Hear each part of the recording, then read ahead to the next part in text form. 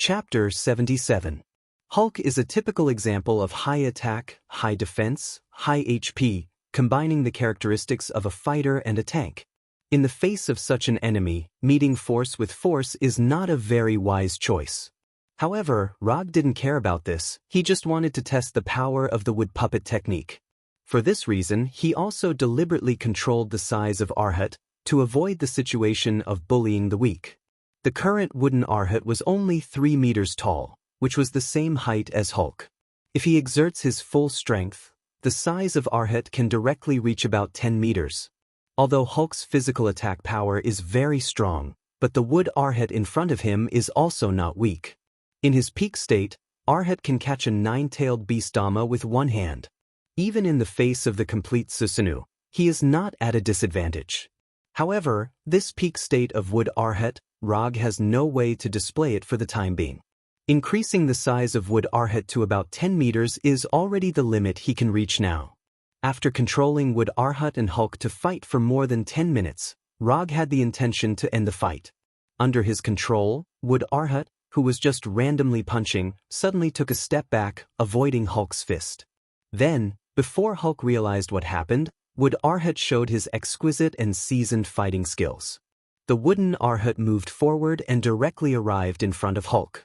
It launched a set of attacks that seemed simple but were extremely powerful. Chest, left shoulder, lower abdomen, right shoulder, head, straight punch, uppercut, left hook, elbow, rushing knee, moving left, piercing punch, hugging knee. Facing the sudden change in attack style and rhythm of wood Arhat, Hulk was like a human sandbag, being constantly repelled by wood Arhat. Boom! Hulk, who was unstable, had no time to make any defense, and was sent flying by wood Arhat. After rolling a few times on the ground, Hulk stood up again. Then he saw wood Arhat, who was clasping his fists and falling from the sky. Wood Arhat is not a real creature, and it is impossible for him to make movements that are too dexterous. But even so, the fighting skills he displayed still made Hulk realize the difference between a professional and an amateur. A few minutes later, the angry and unwilling Hulk once again changed back into Banner. When Hulk disappeared and Banner returned, Rog also stopped controlling wood Arhat, turning the powerful wood Arhat into a lifelike wood carving. The set of fighting style just now was not Rog's own original creation, but he learned it from Purple Potato. However, he was different from the Purple Potato spirit, who was able to knock Hulk unconscious in a few moves. He was still lacking in this aspect. After finishing the wood puppet, he checked the wood chakra, and checked the wood carvings. The wood dragon jutsu and the wood puppet jutsu consumed almost 20 calories of his chakra. The wood dragon technique consumed a little less. After all, it only lasted for a short period of time, so it only used 2 or 3 cal of chakra. The biggest consumption was the wood puppet technique. Just making wood Arhat had already used 2 or 3 cal of chakra, and maintaining wood Arhat's attack used up more than 10 cal of chakra. This was just a 3-meter-tall wood Arhat. If it was the wood Arhat of Hashirama that was dozens of meters tall, then the amount of chakra required would be an extremely terrifying number. Rog now really understood why Hashirama needed chakra. Without a large amount of chakra, wood release would not be able to exert such an amazing effect. Wood release is a Kekkei Genkai with a huge gap between the upper and lower limits. People who are good at it can even play with tailed beasts as pets. People who are not good at it can only do some greenery and study the 3 rooms and 2 halls technique. Change your clothes and go back to the car to sleep, we will set off tomorrow. Although Banner can't fully share Hulk's memories now from those scattered memory fragments, he already knows what kind of person Rog is. This man usually looks kind, but he is crazier than anyone else when it comes to fighting. Banner doesn't know if it's his own illusion, but he feels that Hulk in his body seems to be complaining about something as pitiful as a 1-ton green baby. When Banner changed into new clothes and returned to the car, Rog summoned a shadow clone and let the shadow clone watch Banner, lest he make any wrong decisions on impulse. Then he, Flying Thunder God, went straight home. The hard experience is left to the shadow clone, and the comfortable life is enjoyed by the original body. This is the correct use of the shadow clone. Bathing, eating, playing Berserker's Creed, and then sleeping. Bronski, who received the serum injection, led a team of heavily armed Special Forces soldiers to raid Gabong College in New York under the arrangement of General Ross. They took away Dr. Samuel Stern, who was also known as Mr. Blue, and all the Banner blood samples in his laboratory. Looking at the Banner blood samples in one cabinet after another, a complicated look appeared on Bronsky's face. In a military base in New York. You can't treat me like this. I'm a cell biologist. I want to contact my lawyer. After he was brought to the interrogation room, Dr. Samuel Stern kept repeating his rights. He doesn't look like someone who helped Banner escape. Bronsky, who was outside the interrogation room, looked at the anxious Dr. Stern through the one-sided glass and expressed his opinion. There are a lot of Banner's blood samples in his laboratory. Whether he helped Banner escape or not, he is a person who needs to be locked up. And I have a hunch that he can help us. General Ross said casually, quickly deciding Dr. Stone's fate. As for Dr. Stern's identity as a cell biologist, he didn't care at all.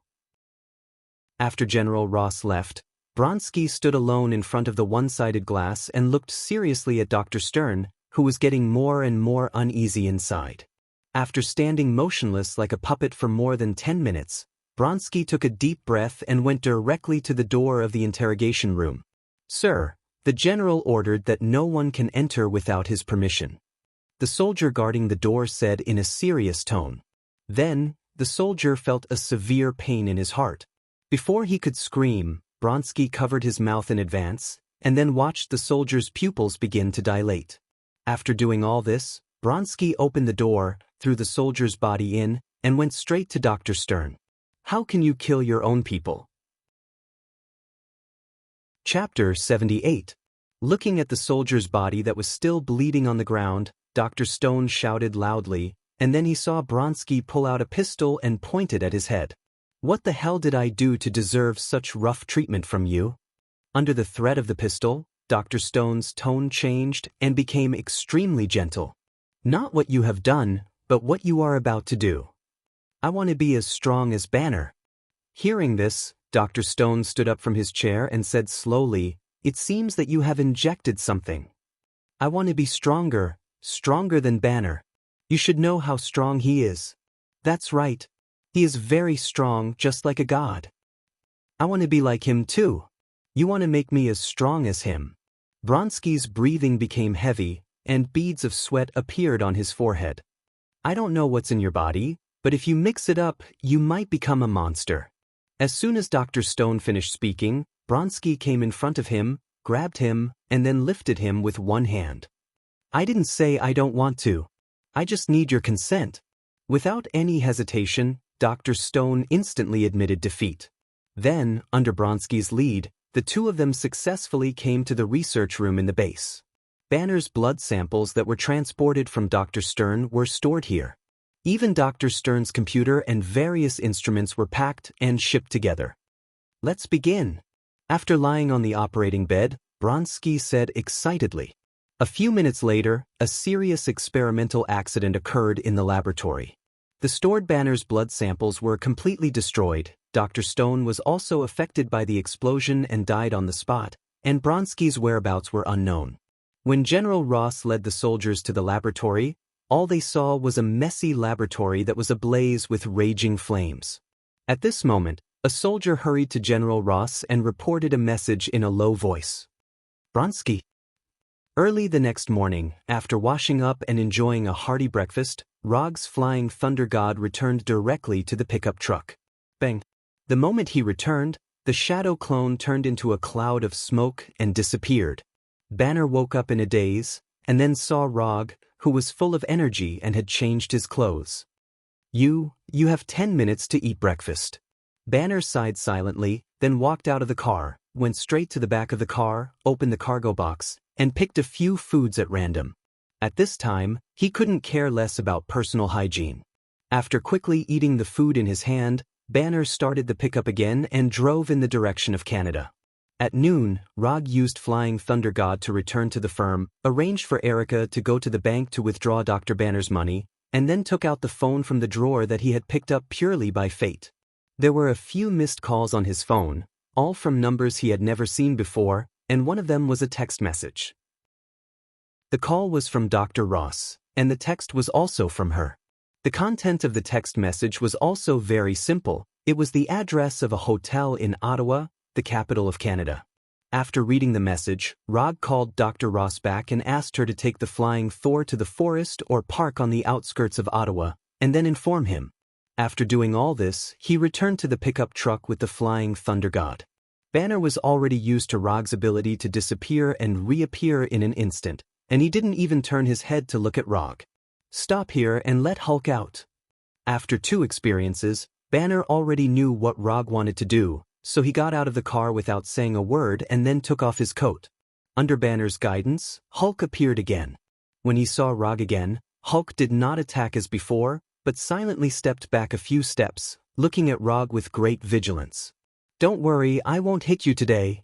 After saying that, Rog went to the container behind the car, filled a large travel bag with fruits and vacuum-packed meat that he had prepared in advance, and then took the Kusanagi sword to a grassland not far from the road and sat down directly.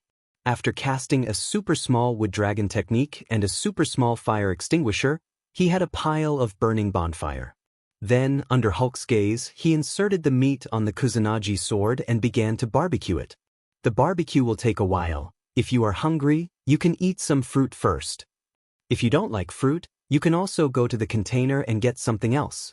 After saying that, Rog didn't care about Hulk anymore, as if all his mind was on the barbecue in front of him. Hulk couldn't figure out what Rog was going to do, but he didn't feel the slightest malice from Rog, so he came to Rog and sat down. After a few minutes of barbecue, Rog handed the Kusanagi sword in his hand to Hulk and said calmly, "Take it, I'll go back and get something." A barbecue without seasoning is a barbecue without a soul. For this reason, he returned to New York with the Flying Thunder God, and then bought a set of family barbecue tools, seasoning, and a large box of cold beer. When he returned here, Hulk was still holding the Kusanagi sword, and the barbecue on it had obvious charred traces. "Give it to me."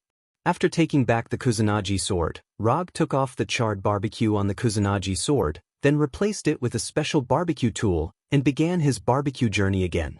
More than 10 minutes later, he handed a grilled beef to Hulk and opened a few bottles of cold beer. "Do you want a bottle?" After hesitating for a few seconds, Hulk took the beer from Rog's hand. Compared to Hulk's huge palm, the beer bottle was as small as a toy used for playing house. "Actually, compared to Banner, I prefer to deal with you." After saying that, Rog tasted the barbecue in his hand, and the taste was not bad. "Banner is too smart, and he is more like a scholar than a warrior." "Of course, you are not a warrior, but at least you are better than Banner. You know how to fight." Although Hulk is not as smart as Banner, he also has his own wisdom, so he fully understands what Rog is talking about. "Hulk, I don't like fighting. Hulk, I just don't want to get hurt. Hulk, you have to protect yourself." Looking at Rog in front of him, Hulk spoke out his thoughts, and at the same time he learned from Rog eating the barbecue in his hand and drinking the beer. If you want to protect yourself, you need to be strong enough. Your body contains a powerful force, but you don't know how to use it. If you want to become stronger, I can teach you. Chapter 79. A moving piece of wood? A blue ball? Hulk put down the barbecue in his hand and used his hand to make a picture of Rog's Otama Rasengan. "Not those, it's more suitable for you, or fighting skills." Even if Rog is willing to teach Hulk would release and Rasengan, Hulk can't learn it because Hulk doesn't have chakra at all. But even if Hulk has chakra, Rog won't teach him would release and Rasengan. Would release is a bloodline limit, and he can't teach it if he wants to. Rasengan requires superb control of chakra, which is also not suitable for Hulk. If Hulk really has chakra, then the most suitable for him is the peak representative of Taijutsu, Hashimen Tanku. Hulk opening the Hashimen Tanku, this picture is very exciting. Taijutsu. Hulk doesn't know what Taijutsu is. Taijutsu is relying on the body to attack directly. Your usual attack style belongs to Taijutsu. Taijutsu is just a name. If you like, you can also call it close combat or fighting. After eating the last piece of barbecue on the barbecue, Rog stood up and came in front of Hulk. At this time, although Hulk is sitting on the ground, he is not much shorter than Rog. Just as he was about to stand up, Rog stopped him. Just sit down. Because of time, I can't show you in person, but I can teach you in another way. Relax your mind, don't resist. As soon as his voice fell, Rog's eyes turned into 3 Tomo Sharingan. After seeing Rog's Sharingan, Hulk recalled some bad memories. I will leave you with an illusionary teaching scene. This illusion will not harm you. When you have time, or when Banner masters the body, you can take the time to learn it. Although Hulk doesn't understand what an illusion teaching scene is, he believes in his intuition at this time. He believes that Rog will not hurt him. With Hulk's active cooperation, Rog smoothly left an illusion teaching scene in his mind. In order to permanently engrave this illusion teaching scene in Hulk's memory, Rog used Sharingan's power to the limit for the first time. The scene created by Genjutsu is permanently engraved in the memory of the target. This is a trick he learned by accident when he recently studied Sharingan Genjutsu. He originally intended to develop a Genjutsu that could make the target permanently trapped in an illusion, but the result failed without suspense. When the power of the Sharingan he left in the target's body is exhausted, the target will get rid of the illusion and their consciousness will return to the real world. Although of the research and development of Genjutsu, of course. This little trick is a small skill is of Genjutsu of Genif of Genjutsu is of Genif of Genif his of him. For this reason, he even gave this little technique, which could not be directly used in battle, a very simple name. Genjutsu. Because there is no need to maintain the illusion all the time, and there is no need to isolate the target's perception of the outside world, the consumption of this Genjutsu is not very large. The only thing to pay attention to is to constantly strengthen this illusion so that the target permanently remembers everything in the illusion, rather than being completely blurred after a period of time like a dream. The illusion that Rog created for Hulk at this time is a ring the size of a football field. There are 2 Hulks fighting in the ring. These 2 Hulks are proficient in boxing, Muay Thai, Sanda, Israeli fighting techniques, Brazilian Jiu-Jitsu, and the SCARS fighting system of the United States Special Forces. They will not be tired or injured, and they will fight over and over again. Simply put, this is like a real-life fighting teaching video created with Hulk as the standard. As for how much Hulk himself can learn from it, it depends on Hulk's own comprehension ability. After permanently engraving this illusion teaching scene in Hulk's memory, Rog's eyes also return to their normal appearance. You should learn this first. If there is a chance in the future, I will teach you a top body technique called Hashimen Tanku. Although he said this, Rog himself still does not know Hashimen Tanku. And more importantly, he does not know how to let Hulk have chakra. Although Hulk does not know what Hashimen Tanku is, his intuition tells him that it must be a very powerful body technique. In the following time, after Rog and Hulk finished all the remaining barbecue and fruit, Rog finally received a call from Dr. Ross. Get up, I will take you to a place. Not long after Hulk stood up, Rog locked onto the flying Thor kunai in Dr. Ross's hand, and then disappeared with Hulk. After hanging up the phone, Dr. Ross held the flying Thor kunai anxiously and constantly turned her head to look around.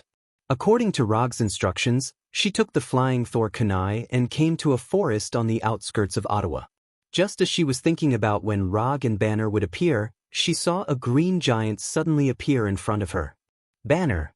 Although Dr. Ross knew that Banner would turn into a green giant after seeing Hulk with her own eyes, she couldn't help but take a few steps back. After bringing Hulk over, Rog did not look at Dr. Ross, but directly opened the system's commission page. Commission content: stop Hulk from destroying New York and send him to Canada. Commission status: completed. Commission reward: 50 ninja coins. Ninja coins not consumed: 74. After confirming that the system's commission had been completed, Rog turned to Hulk and said, "Let Banner come out. If you have time, practice your fighting skills well, and the next time we meet, be stronger." Hulk turned his head and glanced at Rog. Without speaking, he silently returned his body to Banner. When Hulk turned back into Banner, Dr. Ross trotted over and hugged Banner, whose clothes had been completely torn. "The commission is over, you can return the kunai to me." Rog had just taken the flying Thor kunai from Dr. Ross when his cell phone rang. The caller was an unfamiliar number. After connecting, he heard Natasha's voice. "What the hell did you do? Why did another green giant appear? Wait, why are you in Canada? You were just… Rog did not answer Natasha and hung up the phone directly. This is why he doesn't want to carry a mobile phone with him. These electronic products violate his privacy too much.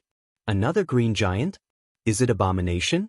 Glancing at Banner and Dr. Ross, who were hugging each other tightly, Rog coughed softly and then said silently, "S.H.I.E.L.D. has located here. If you don't want to be caught again, I suggest you leave here immediately." Chapter 80. After reminding Banner and Dr. Ross, Rog left with the Flying Thunder God. As for what Banner and Dr. Ross will do in the future, it has nothing to do with him. And with Hulk around, they won't be in any danger. Rog first teleported back to the location of the pickup truck, took the Kusanagi sword and several other equipment, and then teleported back to the office in New York.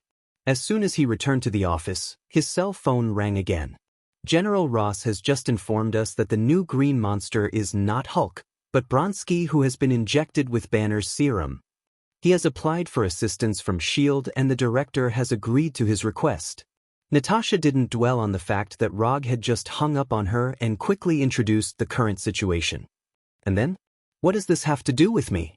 After hearing Rog's answer, Natasha suddenly froze for a moment, and then remembered that Rog was just a private detective who was commissioned, not an agent of S.H.I.E.L.D. We can make a commission, and the price will not be lower than Banner's. Not interested. After that, Rog hung up the phone again. Although the Abomination has appeared, he has no interest in stopping the Abomination. Even if S.H.I.E.L.D. is willing to pay for it, he is not interested. The trouble he caused, he has to solve it himself. After putting the Kusanagi sword and the round fan back into the psychic scroll, he turned on the TV in the office and then turned to the current affairs news channel. After transforming into the Abomination, Bronsky originally planned to destroy the base's laboratory and then leave with Dr. Stone. But because of a small mistake, the laboratory exploded and Dr. Stone was killed on the spot. Bronsky felt a little sorry for Dr. Stone's tragic experience for a second or two, and then he used his own tyrannical strength to force his way out of the base. If Bronsky had left New York, General Ross wouldn't have been able to find him for a while. He didn't know if it was because of the influence of the serum or because of the absolute confidence brought by the sudden increase in strength, but instead of fleeing like Banner, Bronsky took the initiative to show up and unscrupulously vented the powerful strength he had just gained in downtown New York.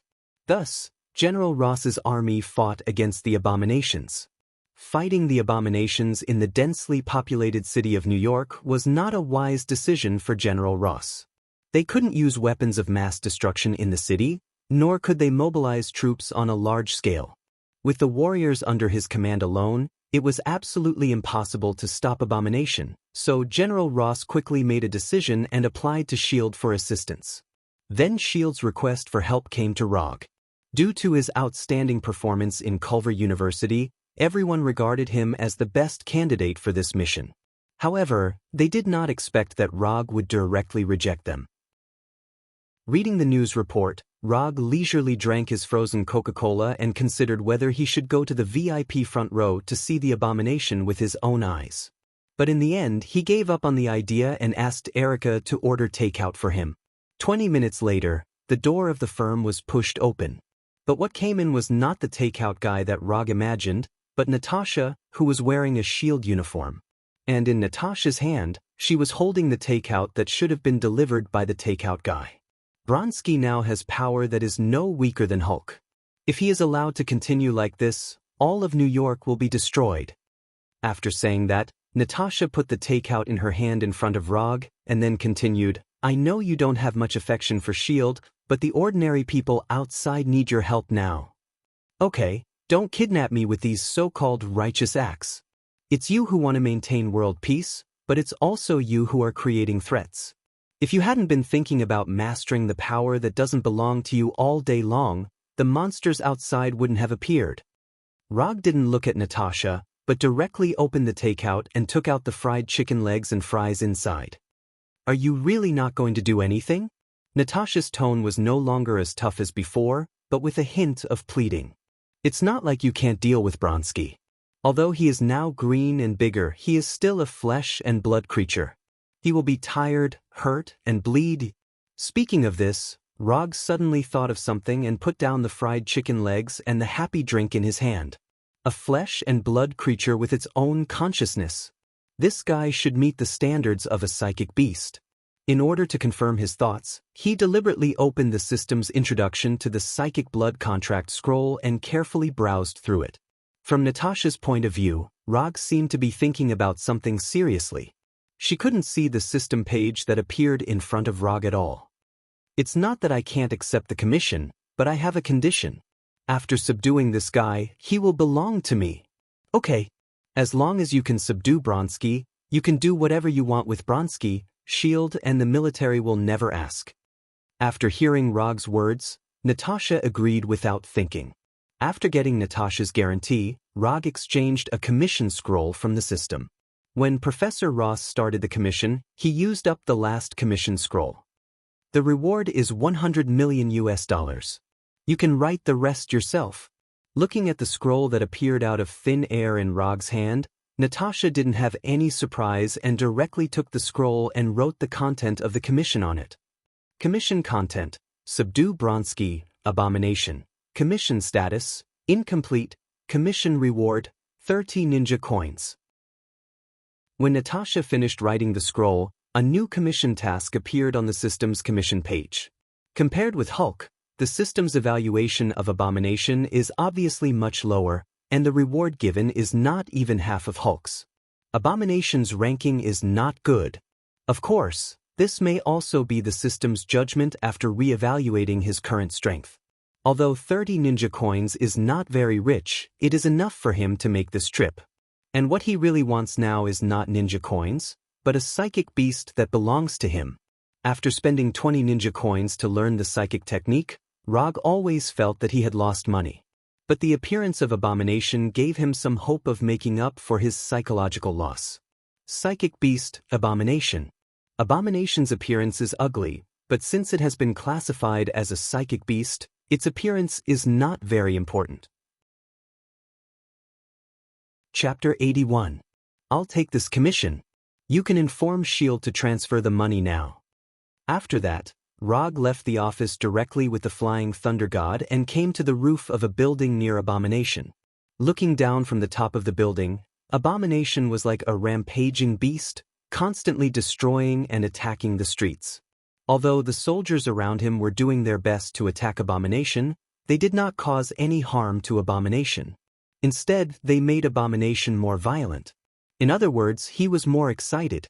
Looking at the pedestrians fleeing around him and the soldiers who were nervous but could not retreat, Abomination couldn't help laughing wildly. This perfect body, this powerful strength, this feeling of dominating everything. This is the future I really want. I'm God. Just as Abomination was fantasizing about the beautiful scene in the future, a liquid bullet hit his right face like lightning, leaving a visible scar on his face. Water release, water iron cannon technique. The one who launched the attack was none other than Rog, who had just jumped from the top of the building. At this time, Rog was only wearing a 3-tomo mask, but Abomination recognized him at a glance. It was this guy who defeated Hulk. After seeing that the attacker was Rog, Abomination did not launch an attack as casually as before, but looked at Rog seriously. This guy defeated Hulk. If I defeat him, it proves that I am stronger than Hulk. I am the strongest. After a series of illogical thoughts, the Abomination was driven by its instincts and sprinted towards Rog. In the eyes of others, Abomination was like a prehistoric behemoth running towards Rog. In Rog's eyes, Abomination was like a green pet dog running to its owner. 10 meters, 5 meters, 3 meters, 1 meter. When Abomination came to a meter in front of him, Rog threw the flying Thor kunai in his hand very casually. Although Abomination knows that Rog has the ability to teleport, at this distance, he has absolute confidence that he can punch Rog into a meat patty. However, things did not develop as he had imagined. Rog disappeared. When his right fist was only a few centimeters away from Rog, Rog disappeared. After sensing Rog's disappearance, the Abomination immediately withdrew its fist and turned around. The scene of Rog hitting Hulk with Odama Rasengan left a very deep impression on Abomination. He didn't want to encounter Hulk's original scene. Abomination was not like Hulk, personally experiencing the power of Odama Rasengan, because Rog did not use Odama Rasengan at all. After turning around, Abomination saw Rog and the flying Thor kunai that had just been thrown out by Rog. Before he could realize what had happened, the scene in front of him changed in an instant. What appeared in front of him was no longer the chaotic street, but a forest he had never seen before. Rog did not intend to solve Abomination in New York City, so he took Abomination directly to one of the forests where he practiced Mokuton. Throwing out the Flying Thor kunai, Flying Thunder God second stage, leaving the Flying Thor technique on Abomination, and then teleporting them here together. Before getting the Immortal body, Rog's mastery of the Flying Thor second stage was not particularly proficient, so he rarely used the Flying Thor second stage in battle. But after getting the Immortal body, he found that his mastery of the Flying Thor second stage had an inexplicable improvement. Now as long as he wants, he can Flying Thunder God second stage anytime and anywhere, and he doesn't have to worry about the possibility of failure. After bringing Abomination to this unknown forest, Rog did not give him any time to think and directly used Mokuton, Wood Dragon technique. A long hook-nosed wood dragon, more than 10 meters long, emerged from the ground and completely entangled Abomination with lightning speed. Like Hulk, Abomination didn't take this wood dragon to heart at first, but he soon found that his thoughts were a little too naive. "Don't struggle unless I'm willing to let you out, you can't break free." After saying that, Rog also let the wood dragon bite Abomination hard. Although this will not cause any harm to Abomination, Rog still did it. For no reason, just to provoke Abomination. His physical strength was rapidly disappearing uncontrollably, and the wood dragon was getting tighter and tighter. It wasn't until this time that Abomination finally understood why S.H.I.E.L.D. had entrusted Rog to capture Hulk. In terms of results, Abomination's speculation was correct. But in terms of the actual situation, Hulk was a little worse than he is now. After all, what Hulk enjoyed at the beginning was not the wood dragon technique, but one Odama Rasengan after another. "I won't talk nonsense with you. I have a contract scroll here. After signing it, you will be my psychic beast. When I need you, I will summon you to come out and fight for me. In return, you will have a certain amount of freedom and will not be hunted down by S.H.I.E.L.D. and General Ross." Rog took out the psychic blood contract scroll that the system gave him last time and opened the side that needed to be signed. "Sign your head." Although Abomination didn't know what a psychic beast meant, he knew very well that this blood contract must not be signed. Signing it would be worse than death. Whether you like it or not, you have to sign it today. As soon as his voice fell, Rog increased his chakra output and accelerated the speed at which the wood dragon absorbed Abomination's physical strength. It didn't take long for Abomination, who was originally active as if injected with stimulants, to become extremely weak, and his whole body exuded a dying aura. When the wood dragon left Abomination, the nearly 4-meter-tall Abomination fell forward uncontrollably, making a low sound of falling to the ground. "I'll ask you again, are you going to sign it or not?" Even though the Abomination couldn't even stand up, he still expressed his opinion clearly. Although Rog can directly control Abomination to sign a contract with Sharingan, this is not a long-term solution after all, and he can't pay attention to Abomination's situation at all times. So he decided to solve all the problems at once. Wood release, wood puppet technique. A 5-meter-tall wood arhat emerged from the ground, and then came in front of Abomination and beat Abomination violently. Time passed little by little. After being deeply touched by Wood Arhat's iron fist of love, Abomination used the fingers of his right hand to touch some of the green blood flowing out of his body, and seriously wrote his name on the blood contract scroll. When Abomination finished writing his name, Rog opened his attribute panel and looked at the column of Psychic Beast. Psychic Beast, Punisher Frank, Edo Tensei State. Abomination Bronski. Chapter 82. Looking at the information displayed in the property panel, Rog nodded with satisfaction, and then said to the Abomination lying on the ground, "From now on, you are my summon beast. Under normal circumstances, I won't restrict your freedom, but you'd better control your temper and don't make trouble everywhere." In addition, when I summon you, you'd better listen to the arrangement. Someone will come to you later, and he is also my man. As for whether you two plan to live together or live separately, it's up to you. Finally, a warm reminder, don't try to escape. If I find out, I'll let you have a good talk with Makyujin and let it correct your wrong ideas. After explaining, Rog returned to his office with the Flying Thunder God, and then informed Punisher to go to the forest to pick up the abomination. The matter with the abomination has come to an end for the time being. As long as S.H.I.E.L.D. sends the reward, the commission will be completely completed. He now has a total of 73 ninja coins unspent. If he adds the 30 ninja coins entrusted to him, his unspent ninja coins has once again returned to the 3-digit level. With the Sage Body and the 2 accompanying would release ninjutsu, his need for ninjutsu has further decreased. Whether it is attack or control, he now has enough means, and for the time being, there is no lack of firepower or control skills. After thinking about it, he opened the exchange page of the system and focused his attention on the basic ninjutsu on the first page of the exchange page. Transformation Jutsu. One of the 3 ninjutsu taught by the ninja school, the basic of the basic ninjutsu. Ninjas who don't know transformation jutsu are not even qualified to graduate from the ninja school. But it is such a basic ninjutsu that Rog has never exchanged. Clone jutsu, he only exchanged for substitute jutsu, and he also studied substitute jutsu to the extent of instinct. He will definitely not exchange for clone jutsu. He already has shadow clone jutsu, and exchanging for clone jutsu is purely a waste of ninja coins. Compared with clone jutsu, transformation jutsu is undoubtedly much more practical, and the future improvement may be greater. When the shapeshifting technique was unleashed to its limits, it could even cause the chakra primogenitor to reveal a flaw in an intense battle. Just as Rog was thinking about whether he should exchange for the shapeshifting technique, he received a transfer message on his phone. It was a transfer of $100 million.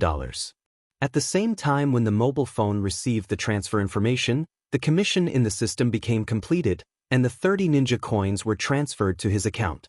Transformation jutsu only costs 30 ninja coins, so he finally exchanged for this ninjutsu that may play a great role in the future.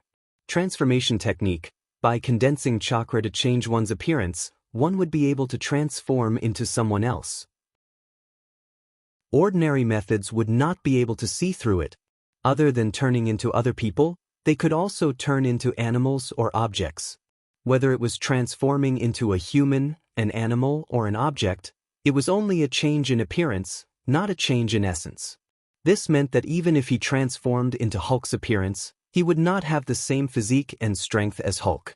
For special agents or spies, the transformation technique could be considered a rare divine skill. But for Rog, who likes to fight head-on, the biggest meaning of the transformation technique is to confuse the enemy. After confirming the chakra operation of the shape-shifting technique, he began his first shape-shifting technique. Bang! When the white smoke dissipated, the person sitting on the chair became Natasha, who Rog had just seen. Just by looking at the appearance, there is no problem. But this jutsu is a bit too weak. The effect of the jutsu will be lifted if I endure a little bit of a violent attack. It is enough to scare people. As for the rest, Rog stopped the messy thoughts in his mind and lifted the effect of the shape-shifting technique. Time flew, and a year passed in the blink of an eye. During this year, Rog continued to receive some commissions from time to time as usual to earn some ninja coins for himself. Most of the time, he spent on the study and mastering of the 2 Kekkei Genkai Sharingan and would release, making these 2 Kekkei Genkai a part of himself. After the end of the day's practice, Rog opened his property panel and looked at his current status. Host, Rog Profession, Ninja Talent, No Seal Technique, 7 Attribute Chakra Kekkei Genkai, 3 Tomo Sharingan, Would Release Physique, Senju Body, Senju Hashirama, Ninjutsu, Substitution Jutsu, Body Flicker Jutsu, Hold Jutsu, Shadow Clone Jutsu, Flying Thunder God, Level 2, Chakra Perception, Rasengan, Self-Taught, Odama Rasengan, Self-Taught, Summoning, Transformation Wood Release, Wood Dragon Technique, Wood Human Technique Lightning Release, Chidori, Chidori Sharp Spear, Chidori Flow Fire.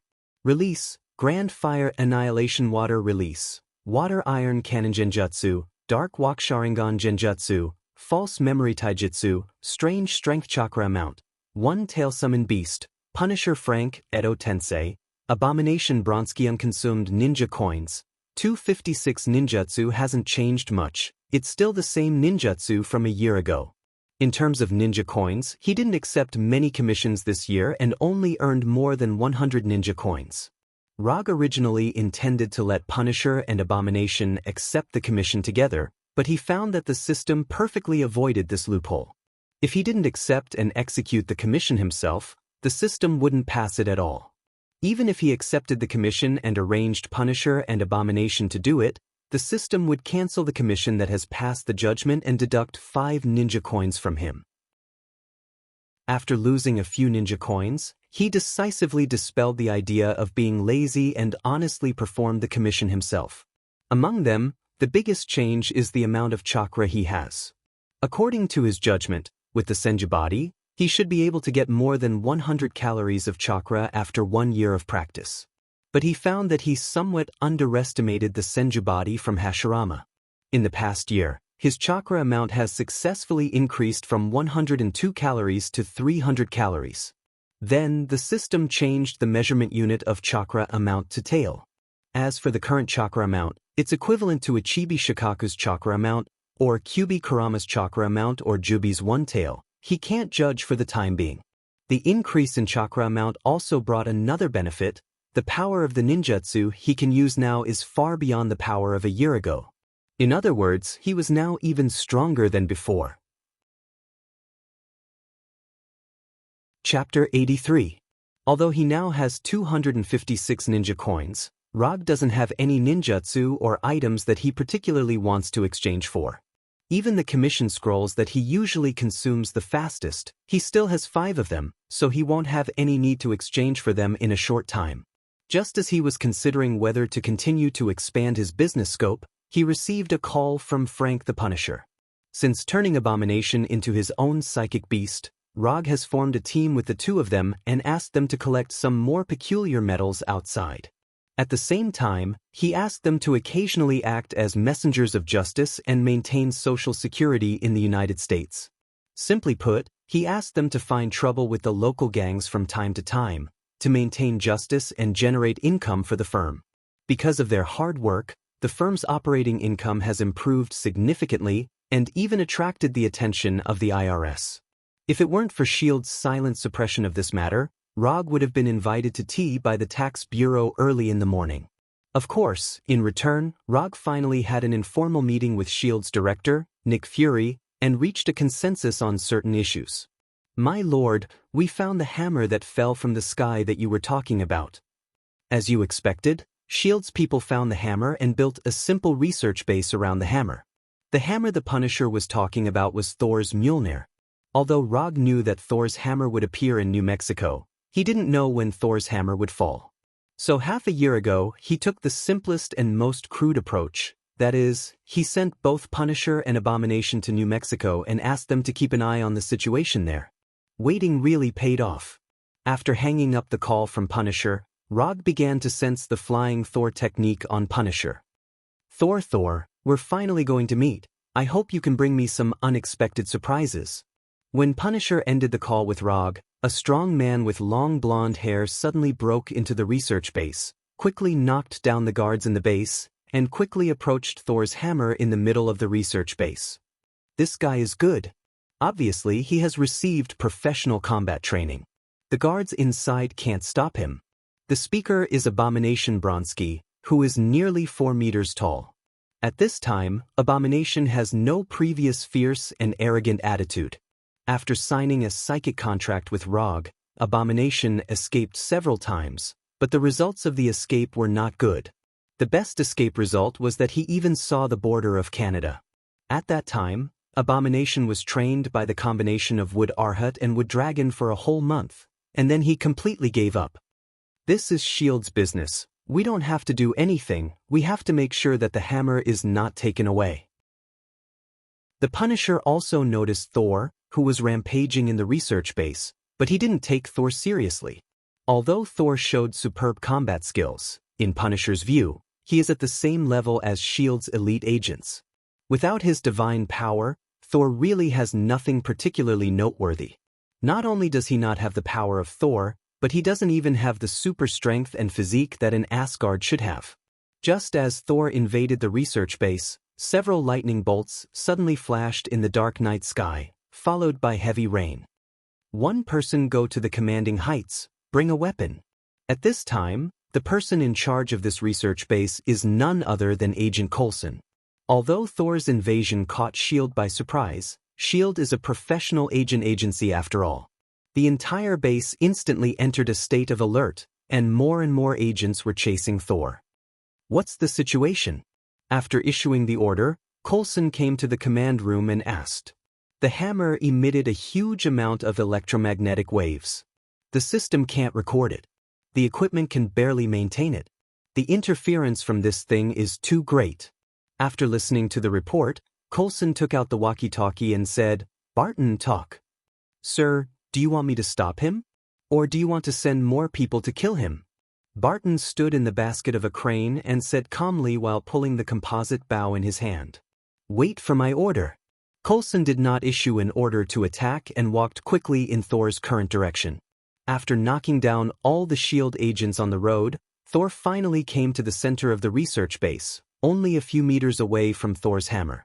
Looking at Thor's hammer, Mjolnir, who has been with him for more than 1,000 years, a gratified smile appeared on Thor's face. As long as I can lift Thor's hammer again, I can regain the power of Thor. I am Asgard's Thor.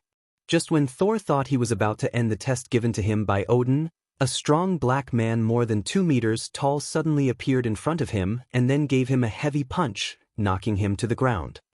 You're quite big. Thor, who was knocked down, quickly stood up and said, But I've knocked down bigger ones. As soon as his voice fell, Thor's right fist hit the big black man in the face and the two instantly fought. While Thor and the big black man were fighting inextricably, Rog also teleported to the front of the two Punishers. Sir, are we going to join the battle too? Abomination immediately asked after seeing Rog appear. Although he had been severely trained by Arhat and Wood Dragon for a month, Abomination was still the same Abomination who was eager to fight. But before the battle, he would ask for Rog's permission. No, I'll take care of things here. You can continue with your previous entertainment activities. The entertainment that Rog mentioned was the work of the Punishers and Abominations to generate income for the firm. For them, this is a job that will make both of them happy. Regarding Rog's arrangement, the Punishers and Abominations had no objection and left immediately. Looking at Thor, who was hugging and rolling with the big black man in the mud, Rog silently used chakra to perceive Thor's state. This seal is ridiculously strong. Thor doesn't seem to have much problem on the surface, but in his body, there is an incredibly powerful seal. This seal not only completely sealed the power of Thor in Thor's body, but it also suppressed his Asgard physique to a very low level. That feeling is like suppressing a heavyweight boxing champion with a height of more than 2 meters to the state of a newborn baby. Just when Rog was shocked by the seal in Thor's body, Thor knocked the big black man to the ground with a beautiful flying kick, and then kicked the big black man hard on the head. After doing all this, Thor, covered in mud, came to Thor's hammer Mjolnir and grabbed the handle of Thor's hammer with a smile on his face. Then there was no then. Tani used both hands and all the strength of his body, but Thor's hammer remained motionless and showed no signs of moving. After trying for dozens of seconds, Tani looked incredulously at the night sky shining with lightning and roared at the sky with incomparable grief and indignation. Whether it was Coulson, Barton, or other S.H.I.E.L.D. agents, they all silently watched Thor kneeling on Thor's hammer at this time. The show is over. Ground units, assault. Looking at Thor, who seemed to have lost his soul, Coulson raised the walkie-talkie and issued new instructions. At this moment, a flying Thor kunai shining with silver-white light flew towards Thor's hammer like lightning. When the flying Thor kunai hit Thor's hammer, Rog appeared in an instant and held the flying Thor kunai. Is this Thor's hammer? Rog ignored Thor next to him, and ignored Coulson, Barton, and others who were condescending, and directly held the handle of Thor's hammer, and then his right hand suddenly exerted force. Gotcha! Thor's hammer, which had not moved since it fell, suddenly moved. Chapter 84. Once again, it was time for the necessary part of every novel that was published. First of all, I would like to thank all the readers for their support. If it wasn't for all of you, this novel wouldn't have been promoted all the way to the top.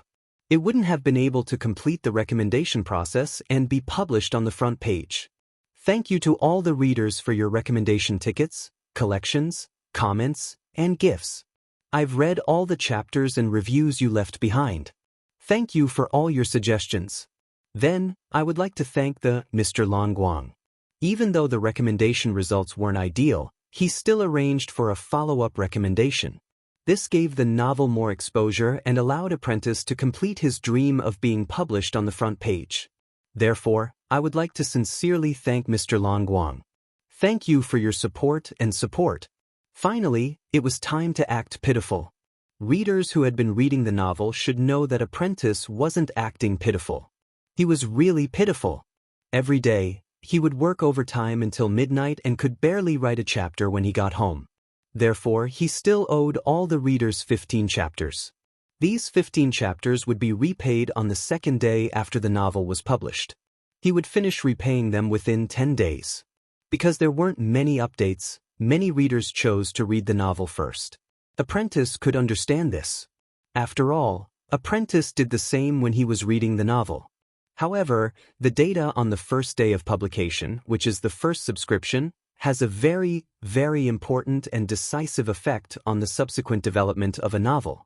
Therefore, the Apprentice is here to plead with the readers, when the novel is published tomorrow, can you subscribe a chapter first? Just one chapter would be enough. Really, just one chapter would be enough. The chapters after that could be taken care of slowly. However, for the first VIP chapter tomorrow, Apprentice hopes that all the readers would subscribe to it. This was very, very important. Please. Due to his hand speed and his stockpile of manuscripts, the Apprentice was unable to release 10 or 100 chapters like other authors. However, he would release at least 5 chapters tomorrow, which was a 10,000-word update. He hoped that the readers would be a little happier after reading it. Currently, the book's collection data was 244. Normally, the subscription ratio would be around 10:1. However, Apprentice wasn't that ambitious. Because there were some parts that weren't written particularly well, Apprentice would be satisfied if the subscription ratio was around 15:1. As long as the average subscription exceeded 1,600, every 100 subscriptions would add a chapter. If the average subscription exceeded 2,000, the daily minimum would increase from 2 to 3 chapters. If the average order could exceed 3,000, which meant that it was a premium product, the minimum daily order would be at least 4 chapters. Although this didn't seem possible, one had to have some dreams. Perhaps this dream would come true like Infinite Tsukuyami. Next was the reward system. For the time being, every division master would be rewarded with 1 chapter, which was 10,000 rewards plus 1 chapter. Finally, I'll sell my misery to the readers. The 24-hour subscription result was very, very, very important. Even the readers who were reading books hoped that they would be able to subscribe tomorrow. This was very, very, very important. Please, everyone. Tomorrow at noon, I'll officially update the VIP chapter. Whether it's a hit or a flop, it all depends on the readers. Chapter 85. Thor's hammer didn't move much, and the sound it made when it moved was very weak. But even so, the movement of Thor's hammer still shocked everyone present. This hammer can actually be picked up. Coulson, Barton, and other S.H.I.E.L.D. agents all showed an incredulous look. After discovering Thor's hammer, they tried various methods to try to move Thor's hammer. But no matter what method they used, Thor's hammer didn't show any signs of movement, as if it was connected to the whole earth. Coulson, Barton, and others just felt incredible, but as the former owner of Thor's hammer, Thor was completely shocked at this time. No one knows Thor's hammer better than him. It is precisely because of this that he was shocked by the scene in front of him. In Thor's memory, except for himself and Odin, no one can lift Thor's hammer. I have really been abandoned, Even Thor's hammer is not willing to recognize me. Thor's hammer would rather be lifted by a stranger than returned to my hands? I really am. Rog didn't know what Thor was thinking in his mind, and he was also in a state of confusion.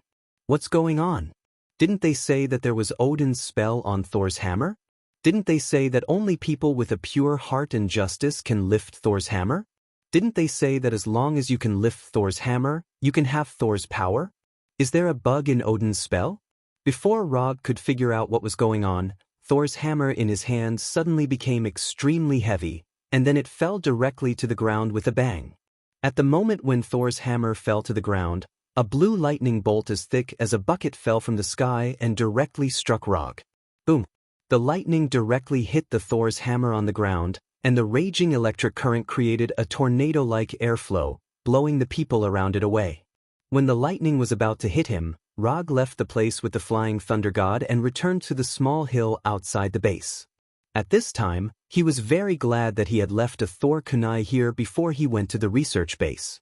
The speed of that bolt of lightning far exceeded his expectations.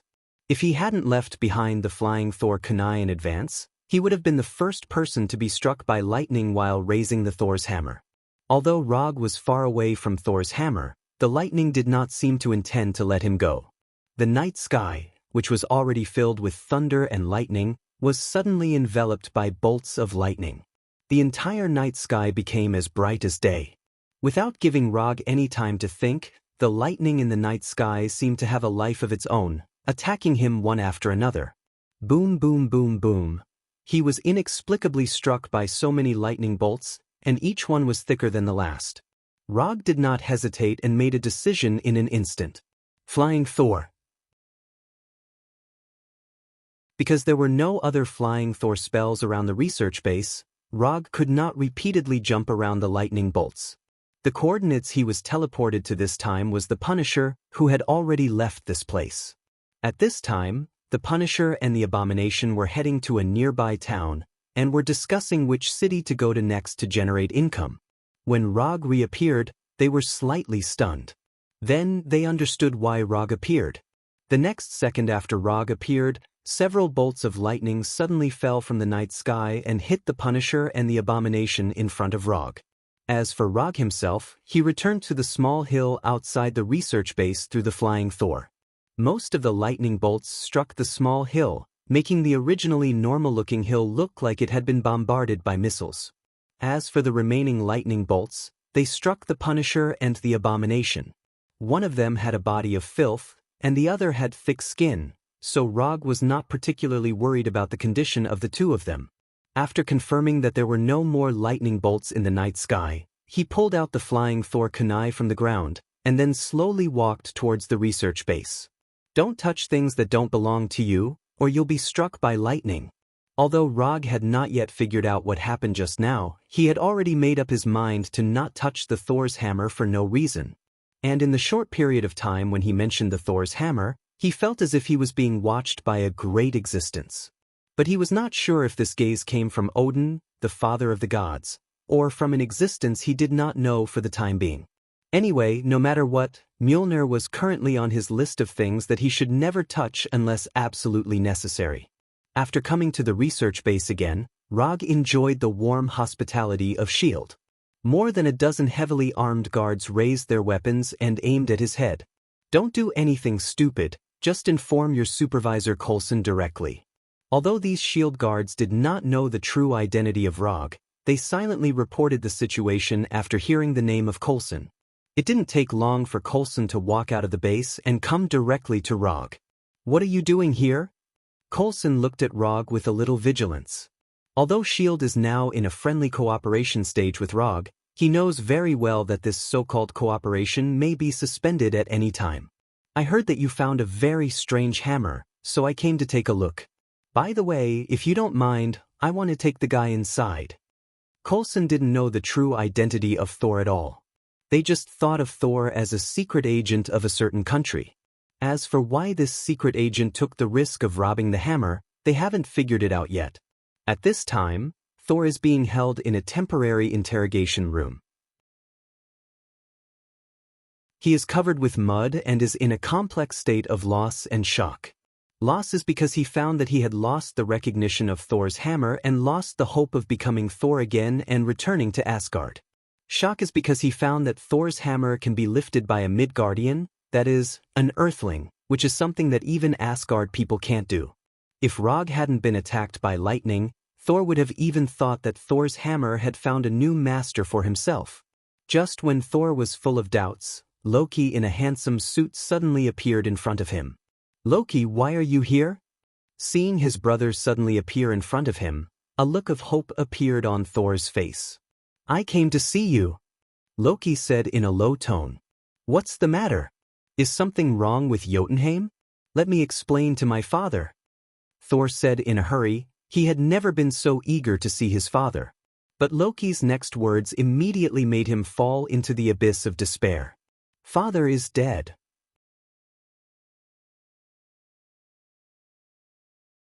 Chapter 86. Loki's words were like a bolt from the blue, striking Saul's body, causing him to be completely stunned. Father is dead? Odin, the father of all gods, is dead?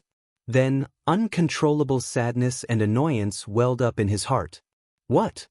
Thor asked in an extremely sad tone. Banishing you, coupled with the threat of war, made him unable to bear it any longer. "Don't blame yourself. I know you love him. I want to tell him, but he won't listen."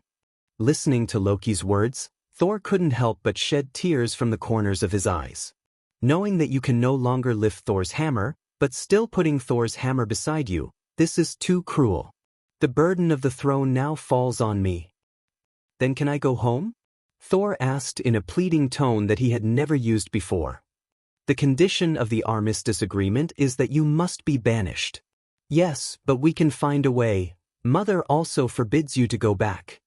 Although they grew up in the same family, it has to be said that in terms of IQ, Thor is suppressed by Loki. But this is also where Loki's talent lies. After all, people with too low IQ can't become the god of trickery. "See you never, brother." "I'm sorry." "No, I'm sorry. Thank you for coming." After completely fooling Thor, Loki left the interrogation room with satisfaction and came to the vicinity of Thor's hammer. After a friendly exchange, Coulson finally agreed to let Rog take Thor away. Just as they were heading to the interrogation room, Rog saw Loki trying to lift Thor's hammer. "That guy is trying to lift Thor's hammer, aren't you going to do anything about it?" At this time, Loki was in a state of magic invisibility, and the surrounding shield staff did not notice his existence at all. "Which guy?" Coulson followed Rog's gaze, but he saw nothing. "It's that guy in a suit with black hair." Although Rog had never seen Loki before, he was 100% sure that the person who was trying to lift Thor's hammer was Loki. "Forget it, there's no point in telling you." After saying that, Rog went straight to the aisle near Thor's hammer and said to Loki below, "You're Thor's brother, right? I think it's better if you don't lift Mjolnir. You'll be struck by lightning if you do." Loki didn't expect that someone would be able to see through his invisibility spell. What surprised him even more was that Rog actually knew about his identity and Thor's hammer. "For you." Loki withdrew his hands and silently put them into his suit jacket, ready to pull out the dagger at any time. "My name is Rog. I'm a ninja." "Ninja? What kind of occupation was this?" Loki thought that Rog was a sorcerer like himself, so he could see through his invisibility spell so easily. In the eyes of Coulson and others, Rog seemed to be talking to the air at this time. But as an experienced agent, Coulson immediately reacted and quietly arranged for S.H.I.E.L.D. staff to scan the environment near Thor's hammer. After looking at Rog carefully, Loki didn't say a word and turned away. A strange guy came out of nowhere, and he didn't look strong at all. He was a low-level existence that didn't need to be cared about at all. Rog didn't stop Loki from leaving, but silently observed the energy around his body that couldn't be detected by the naked eye with Sharingan, and memorized the way this energy worked that he had never seen before. "Is this Asgard's magic? Interesting." When Loki's figure completely disappeared, Rog turned to Coulson and said, "That guy is gone." Next, it was a routine release procedure. The only thing worth noting was that when leaving the research base, Thor silently took a notebook placed on the table. I didn't expect you to have talent in this area. S.H.I.E.L.D's staff didn't notice Thor's little move at all, allowing him to easily take away the notebook that belonged to Dr. Jane Foster. Why can you lift Mjolnir? And why did you come to save me? These questions I'll answer you later. What you need now is to change into clean clothes and solve your food problem by the way. More than an hour later, in a 24-hour chain restaurant in Anticapuant, Rog, Thor, and Dr. Jane Foster looked at each other and maintained a strange silence. "For you." Thor took the lead to break the silence. "My name is Rog. I'm a private detective." Rog didn't say that he was a ninja, because if he said that he was a ninja, he would have to explain what a ninja was later. This would make the topic more complicated. Private detective? Obviously, whether it was a ninja or a private detective, Thor didn't understand either. You can understand it as a person who gets paid and then helps others solve their problems. Rog explained simply. I see, it's similar to mercenaries. Although Asgard didn't have a private detective, there were mercenaries, so Thor quickly understood the profession of a private detective. Strictly speaking, private detectives and mercenaries were two completely different professions. But no one cared about these small details now. Why can you lift Mjolnir? This is not something that Midgard people can do. You're a bit of regional discrimination. Although Asgard has a longer history, Midgard is not a backward place.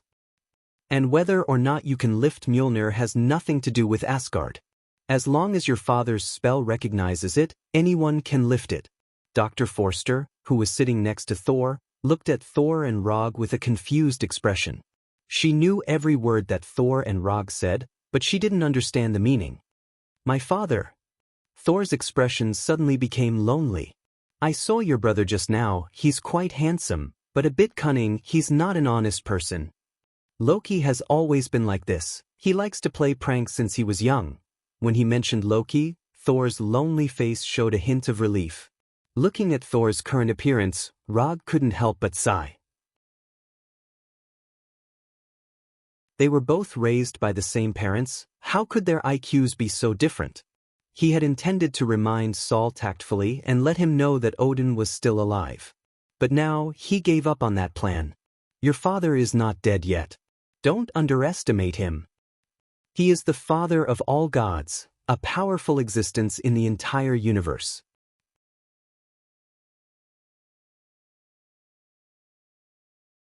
Chapter 87. My father isn't dead? Thor's voice became agitated. Of course. You have to have some faith in your father. The name Father of Gods is not just a title. Without enough strength, the others in the universe will not recognize the title of Father of Gods. Hearing this, Thor calmed down a little and began to think seriously. After eliminating some subjective thoughts, he felt more and more that Rog's words were correct. The main reason was that Loki had too many bad records, so after calming down, Thor quickly noticed the loopholes. Then how can I go back? Thor asked the question he was most concerned about. I don't know. Thor thought that Rog knew how to get him back to Asgard, but Rog's answer instantly extinguished his hope. Actually, I also want to go to Asgard. So if you find your own strength, I hope you can bring me along. The reason why Rog said so much to Thor was purely because he also wanted to go to Asgard and see a world outside of Earth. The universe is so big, I want to see it. In addition, he also wanted to go to Asgard to see a civilization that was completely different from Earth, especially when it came to combat and magic. You want to go to Asgard? That's right. Looking at Rog's serious face, Thor seriously thought about it. Bringing a Midgardian to Asgard was not in line with Asgard's rules, but it was not a particularly serious matter. After thinking seriously for a few minutes, Thor finally made a decision. If I can return to Asgard, I can bring you along. However, I have a condition. I hope you can protect the people here from harm during this period of time. Although Thor was not as smart as Loki, he had lived with Loki for more than 1,000 years after all. So after figuring out some things, he knew what Loki would do next.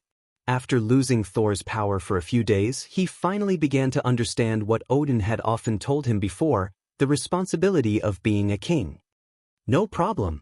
Not to mention just protecting the people here, even if Thor asked him to deal with Loki, he would not refuse. After reaching an agreement with Thor, Rog left the restaurant and booked a room in the town's best hotel and paid the room fee for a week in one lump sum. Rog wanted to book a room for Thor, but after thinking of Thor's Dr. Jane Foster, he silently gave up the idea. With Thor's appearance, even if he was unfamiliar with the place and had no money, he would never live on the streets.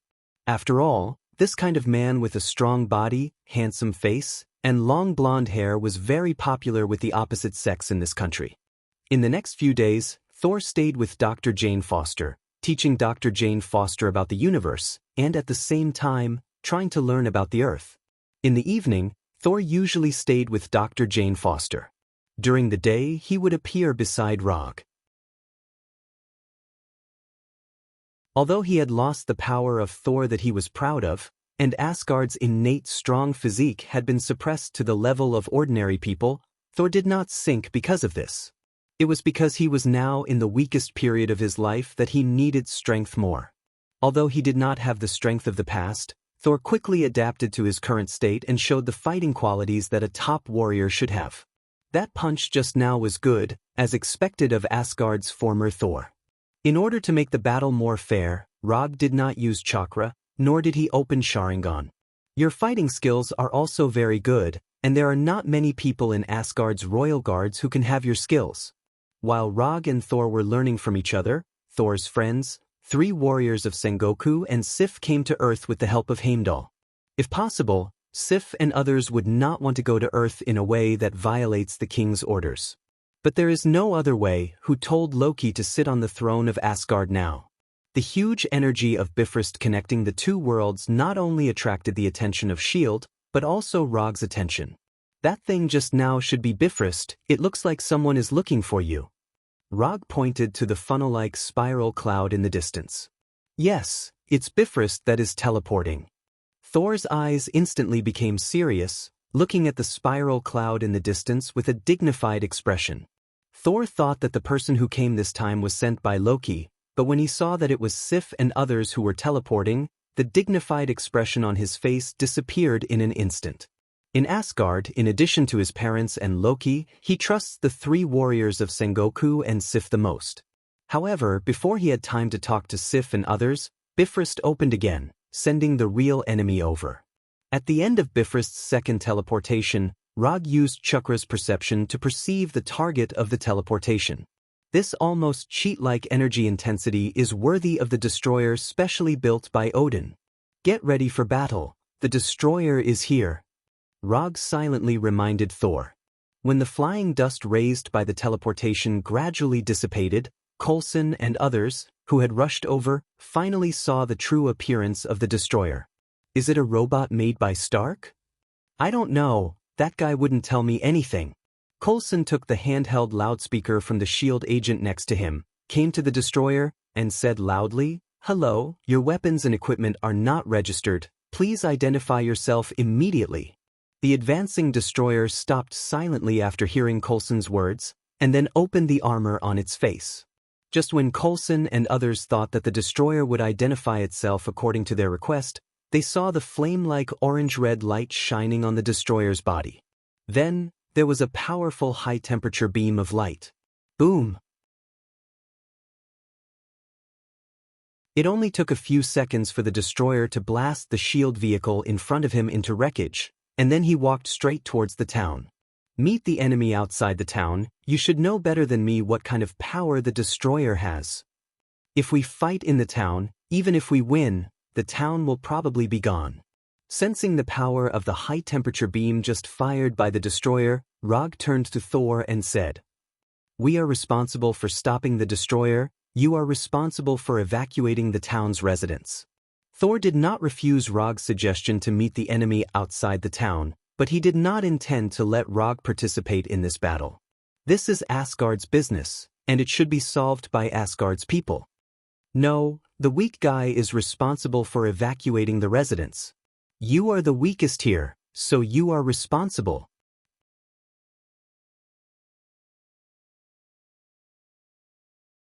Chapter 88. The weakest guy was in charge of evacuating the town's residents? Thor had lived for more than 1,000 years, but this was the first time he had heard someone say this to him. I like this guy, ha. Volstagg, one of the 3 warriors of Sengoku, patted Thor on the shoulder, then put his axe on his shoulder and laughed as he walked out of the town. Being weak is a sin. You can slowly get used to this now. Fandral, one of the 3 warriors of Sengoku, did not laugh like Volstagg, but he turned his head and gave Thor a look that said, "You know what I mean." As for Hogg, he did not say anything. He just sighed silently, then took the warhammer in his hand and followed Volstagg, who was the first to leave. Sif had wanted to fight the destroyer with the 3 warriors of Sengoku, but after seeing Thor's helpless expression, she decided to stay and evacuate the town's residents with Thor. After saying this, Rog used the body flicker technique to leave the town. He was not willing to let go of the opportunity to fight the destroyer. The destroyer was an ultimate weapon personally created by the father of gods, Odin. It was originally created to resist the invasion of Earth by the celestial gods. But after its creation, the most important thing the destroyer did was to guard Asgard's palace treasury. Although the destroyer had not officially fought against the celestial gods, it was enough to make people pay 120% attention to the ultimate weapon that Odin had entrusted with such a heavy responsibility, even if it did not have any dazzling achievements. The destroyer's main material was URU metal, and its energy source was Odin's divine power. This meant that the destroyer not only had an incomparably strong defense, but also had an almost inexhaustible energy. Looking at the destroyer's height of more than 6 meters and its body that was emitting a silver-white light, the first thought that came to Rog's mind was not that the destroyer was very strong, but that it should be very valuable. Just as Rog's mind was filled with thoughts that he should not have had, the destroyer opened its face armor, and then a powerful high-temperature light beam shot out. Boom! The high-temperature beam hit the ground where Rog had just stood, leaving a 3-meter-wide crater in the ground. As for Rog himself, just as the high-temperature beam was about to hit him, he used the body flicker technique to change his position. After dodging the high-temperature beam of the destroyer, Rog bit his right thumb and slapped it directly to the ground. Spirit communication technique. With his right palm as the center, a complicated psychic formation appeared on the ground, followed by 2 clouds of white smoke of different sizes. The Punisher and Abomination were summoned. The Punishers and Abominations were originally attacking a notorious gang and were about to achieve victory.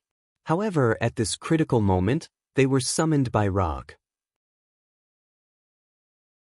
Ever since they became Rog's spiritual beasts, this was the first time they were summoned in battle.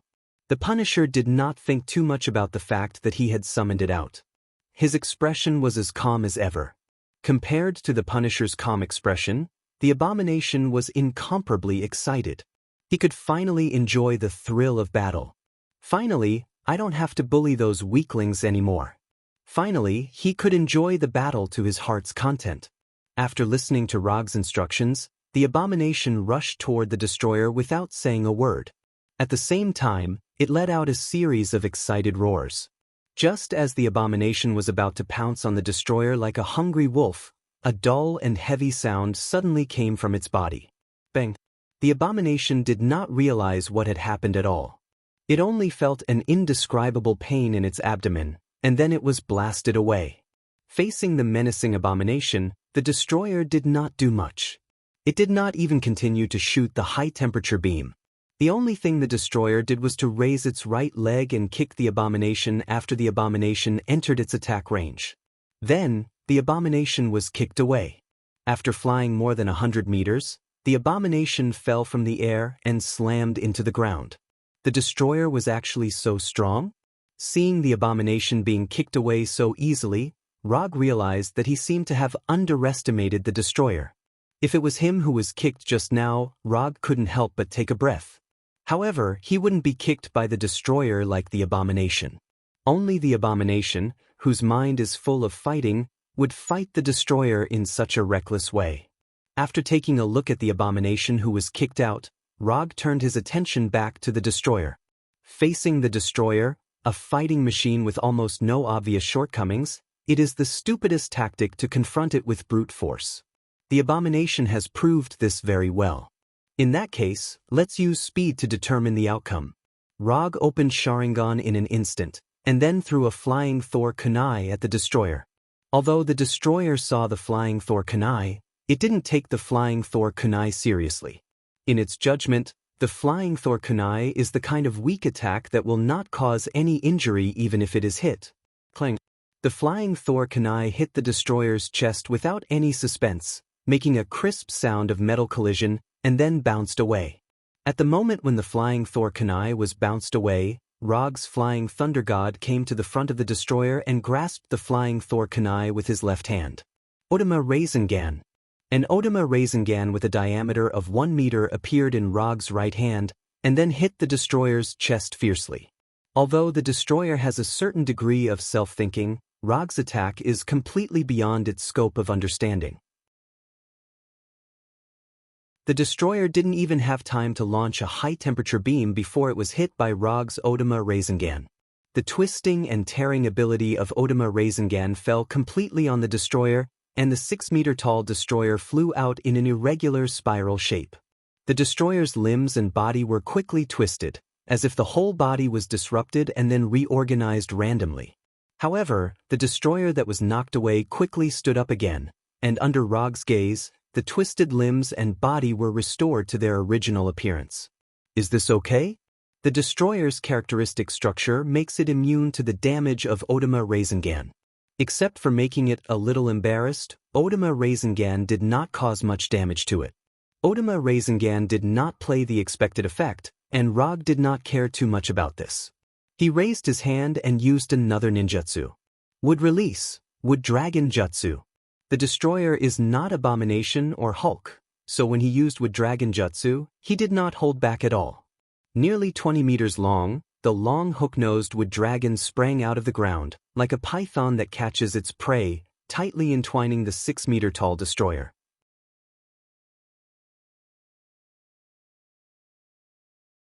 Chapter 89. It was the same entanglement effect, but when the wood dragon entangled the destroyer, it was obviously more strenuous than when it entangled the Hulk and the Abomination. This also caused Rog to have to increase the output of chakra of the wood dragon technique. The destroyer was more difficult to deal with than the Abomination and the Hulk because there was no such thing as physical strength in the destroyer. Therefore, the longer the destroyer was entangled with the Abomination and the Hulk, the less physical strength they had. Although the wood dragon could not absorb physical strength from the destroyer, in addition to absorbing the target's physical strength, the wood dragon could also absorb the energy in the target's body.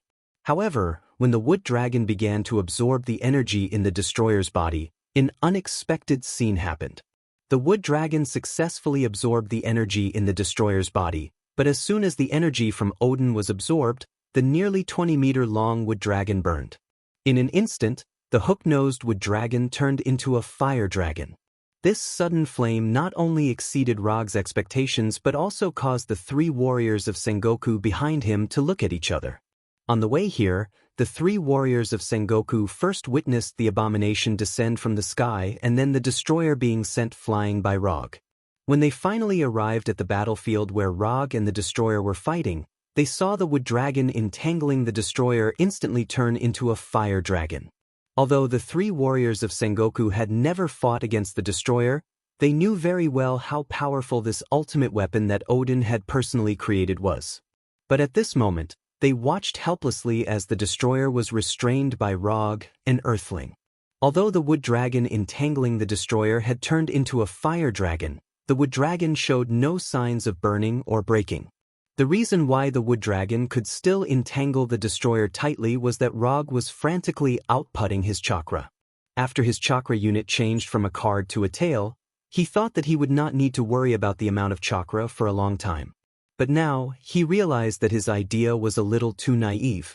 After maintaining it for more than 10 seconds, Rog decisively gave up on maintaining the wood dragon spell.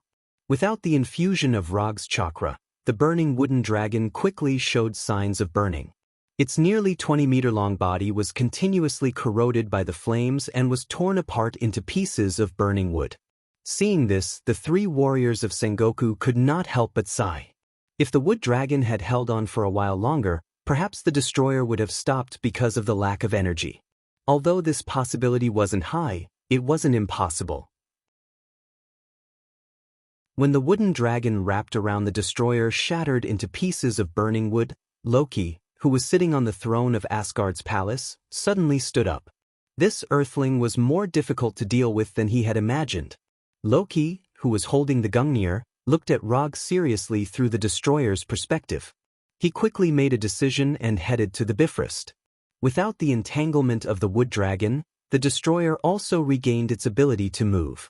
Just as the destroyer was about to use the high-temperature light beam to eliminate Rog, the obstacle, Rog in front of it silently formed a seal. Forming seals was not necessary for Rog. It was just that in order to make the following scene more ritualistic, he decided to add such a link at the last minute. The moment Rog finished forming the seal, a huge wooden figure more than 25 meters tall crawled out of the ground like an ancient beast. Wood puppet technique. Looking at this huge wooden figure that was 4 times its height, the destroyer's self-awareness immediately made an extremely dangerous judgment. Since absorbing the energy in the destroyer's body would cause the wood dragon to catch fire, there was no need to use the wood dragon to absorb energy. If the advantage of the wood dragon spell was to control the target and absorb energy, then the advantage of the wood puppet technique was its extremely strong physical influence. Even if you have a body made of you metal, even if you have Odin's divine power as a source of energy, today I will definitely reform you. With a thought, the godlike wooden figure Arhat raised his fists. Boom boom boom boom boom, F***CK tactics and strategies, and F***CK combat skills. The bigger the fist, is the truth. Under Rog's control, the wooden figure Arhat seemed to have transformed into a bodhisattva praising the Gatling gun of Nanwu. Its fists were like 6 big, clean pipes that were spinning 3,600 times per second. Great compassion to the world. Physical conversion to my Buddha. Da-da-da-da-da. Clearly under the scorching sun, the 3 warriors of Sengoku felt a chill from the bottom of their hearts. Is this guy really human? He must be an evil god that had transmigrated from a different dimension. How could this kind of person appear in Midgard? He should be conquering the universe, not staying in this weak chicken country where the average combat power is less than 5. At this time, Rog did not know what the 3 warriors of Sengoku were thinking. There was only one thought in his mind, and that was to blast the annoying silver-white human-shaped self-propelled armor in front of him into the block form that metal should have. The sound of missiles exploding continued to ring out, and the ground continued to vibrate with palpitating vibrations. Coulson and the others who had first encountered the destroyer also rushed over at this time. Then, like the 3 warriors of Sengoku, they looked at Rog, who was emitting a light blue light all over his body, with a shocked expression.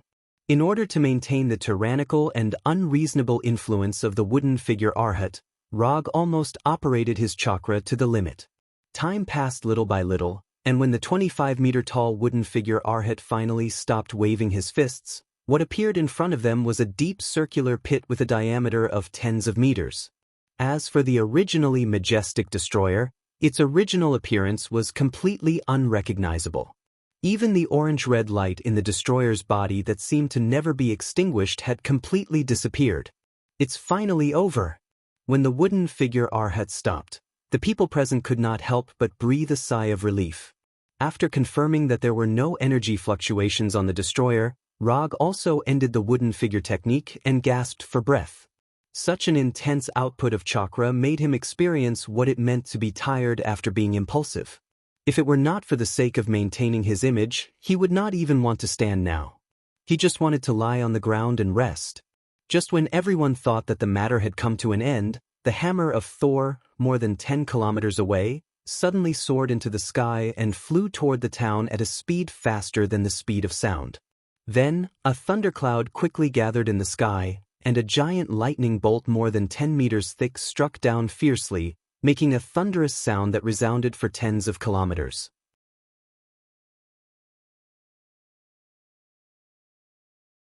Chapter 90. After the giant lightning bolt, a powerful aura instantly enveloped the entire town. Even Rog and the others, who were a few kilometers away from the town, could clearly feel the godlike aura. Thor had returned. Sensing the powerful aura coming from the town, Rog revealed a puzzled expression. How could he retrieve Thor's power just by evacuating the townspeople? He didn't know what had happened, but he was sure that Thor had successfully retrieved Thor's power. He was even stronger than before he lost Thor's power. Thor's right hand gripped Thor's hammer, Mjolnir, and his clothes turned into Thor's armor. His red cloak fluttered even though there was no wind. Blue lightning bolts that were visible to the naked eye were swimming around his body like electric snakes. Sif and Dr. Forster couldn't help but smile when they saw Thor turn back into Thor. Sif was happy because the Thor she knew had returned. The Thor who had led them to defeat one enemy after another had returned. Dr. Forster was happy because she had witnessed Thor's resurrection from the dead. Thor's chest had been pierced, and he had turned back into a mythical figure. After regaining Thor's power, Thor wasn't as excited as he had imagined. Instead, he looked at Loki calmly. "I thought you just wanted to prove that you were stronger than me, but now I realize that I don't know you at all. I can tolerate your usual pranks, and I can also overlook your usual excessive actions. But you shouldn't joke about your father's life, and you shouldn't start a war between Asgard and Jotunheim just to satisfy your desire for the throne. Loki, you've really made a mistake this time." Thor didn't expect his younger brother to appear behind him and pierce his chest with the Gungnir while he was evacuating the townspeople. "I am also the heir to the throne. I can make Asgard the ruler of the 9 realms. I can let the entire universe know of Asgard's power. I will prove to my father that I am the most suitable person to become Asgard's king. It's not my fault, it's the world's." Loki still didn't think there was anything wrong with what he had done. Become Asgard's king, destroy Jotunheim's frost giants, and lead Asgard's army to conquer the 9 realms. Listening to Loki's Chunibu speech, Roger suddenly felt that his usual Chunibu actions were not worth mentioning compared to Loki's. After sensing that Saul had regained the power of the Thunder God, he dragged his tired body back to the town and caught up with Loki's Chunibu speech. "No, you will never become Asgard's king." As soon as his voice fell, the Thor's hammer in Thor's hand flew towards Loki like lightning. Then, it directly pierced through Loki's illusion. "He left a long time ago. He should be there now." Rog pointed outside the town. When Thor looked in the direction of Rog's finger, he saw the unique teleportation beam of Bifrost. As Thor's younger brother, Loki knows Thor's character better than anyone else. So after Thor regained control of Thor's power, he left the town as soon as possible. What Saul and the others saw was nothing more than an illusion he left behind. When he returned to the town, Rog was almost deceived by Loki's illusion. If he didn't open his Sharingan and observe carefully, he wouldn't have been able to see that it was an illusion. The one who controls Bifrost now should still be Heimdall. He can help us return to Asgard.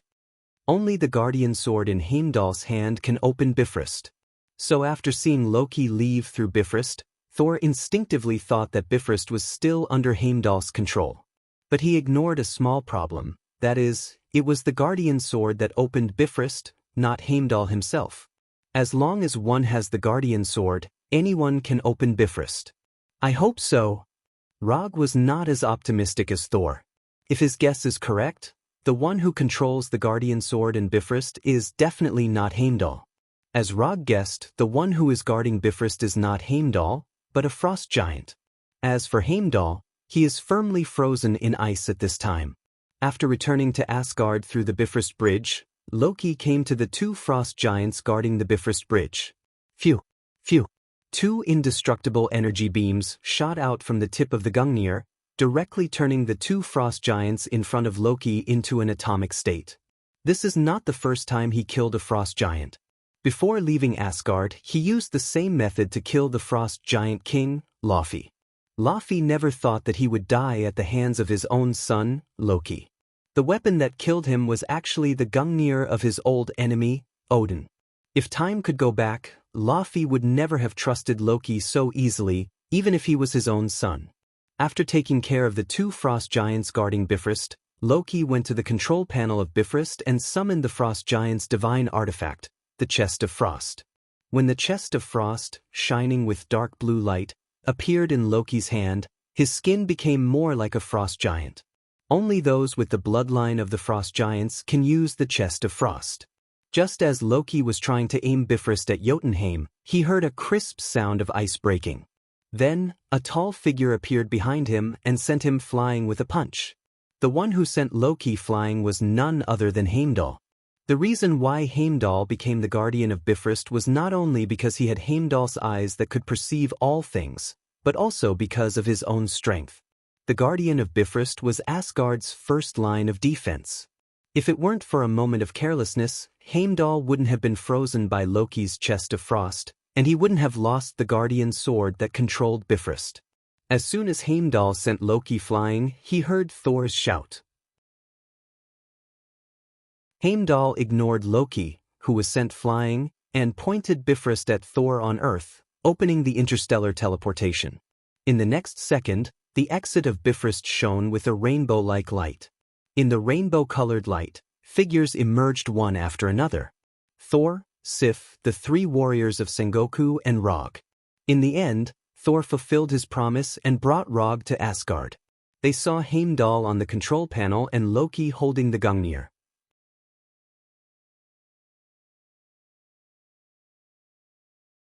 Chapter 91. Seeing Thor, Rog, and the others appear one by one, Loki's mood instantly became as cold as the chest of ice. If it was just Saul, he might not be a match for him. What's more, there was Rog next to Thor, who could defeat the destroyer. At this time, Loki began to regret going to Earth. Why did he stop Thor from evacuating the town's residents? Stopping Thor was one thing, but why did he have to add insult to injury? If he didn't add insult to injury, all of this wouldn't have happened. Loki, surrender. Now that things had developed to this point, Thor was still unwilling to force Loki into a desperate situation. No matter what, Loki was his younger brother, a brother who had accompanied him for thousands of years. Although this brother wasn't very obedient and would turn into a snake to scare him, he still couldn't be ruthless. Surrender? Why should I surrender? I am the evil god, Asgard, and the future king of the 9 lands. As soon as his voice fell, the chest of ice appeared in Loki's left hand. In an instant, Loki's skin turned dark blue like a frost giant, and an extremely cold aura that seemed to be able to freeze the soul gushed out from his body.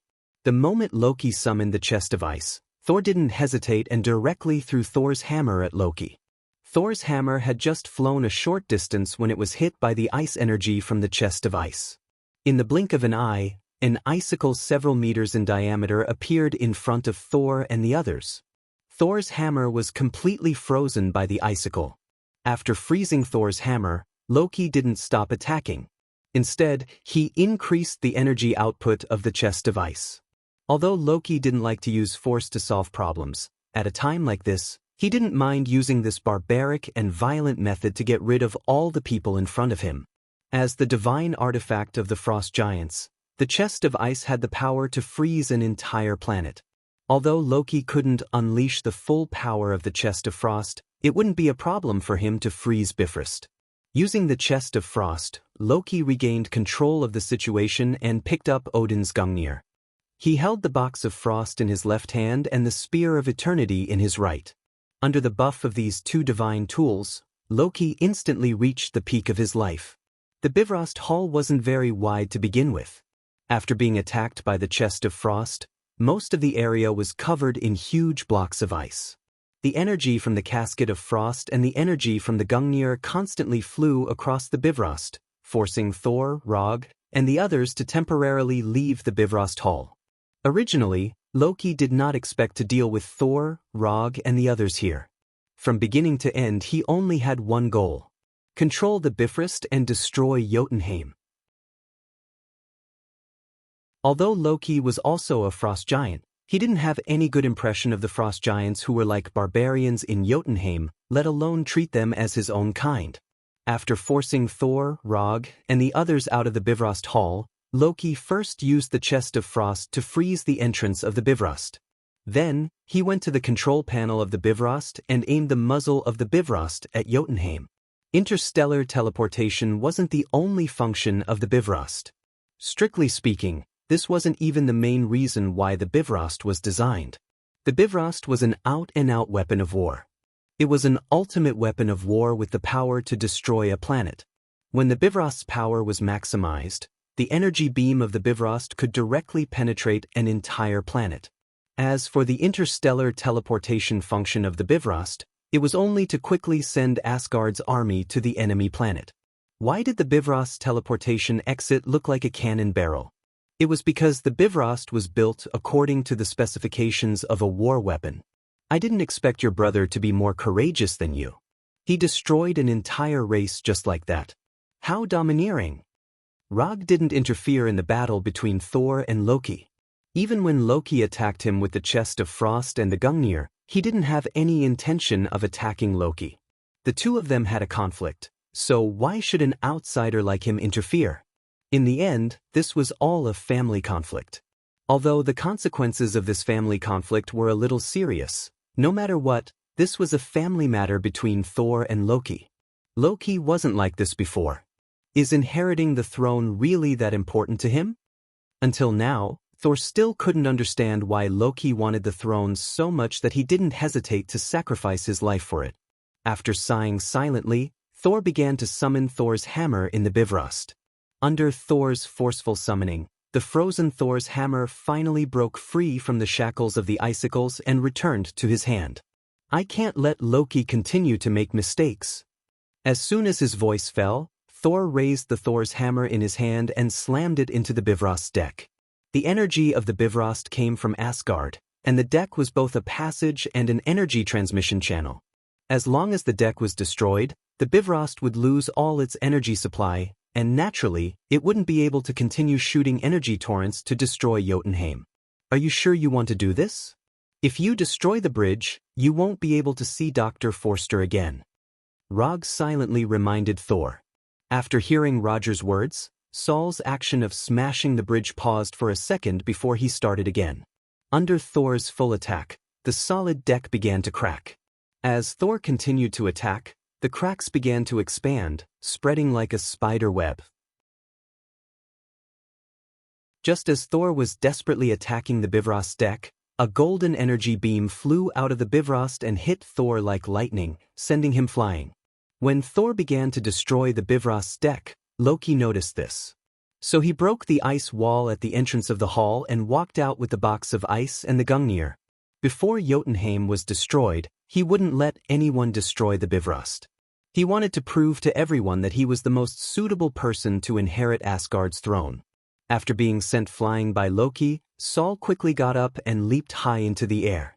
"Forgive me, Loki." Seeing Thor jump and raise the Thor's hammer in his hand, Loki instantly read Thor's thoughts. Thor's hammer finally fell on the Bifrost's deck. Boom! An indescribable explosion of energy sounded, and a powerful energy storm instantly destroyed the Bifrost's deck. The Bifrost was destroyed. The energy storm destroyed the Bifrost hull, causing the Bifrost hull, which was already on the edge of Asgard, to fall directly into the endless starry abyss.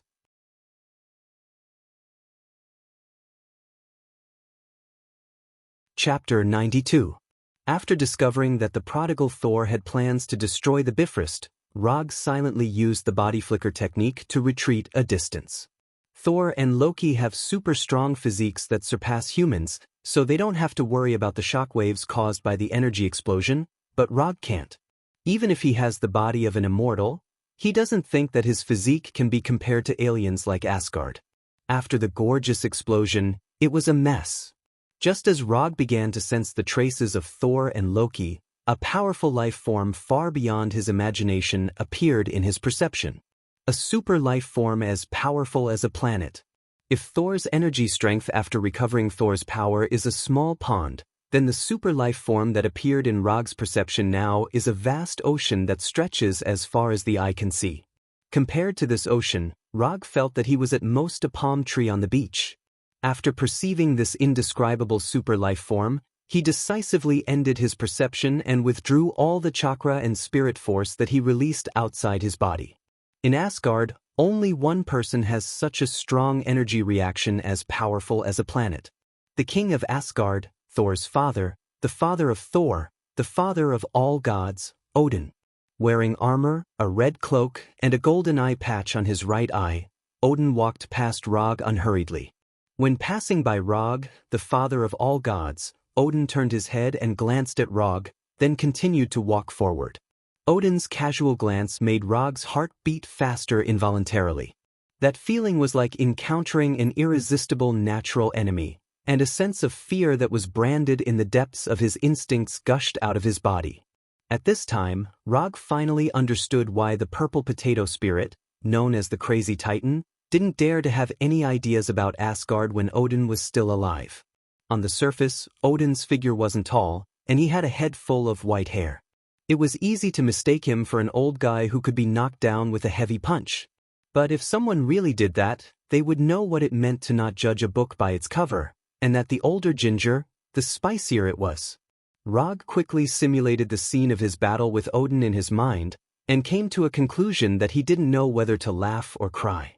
Even if he used all his means, even risking his life, he definitely wouldn't last more than a minute in Odin's hands. This was under the situation where Odin didn't use Gungnir and magic.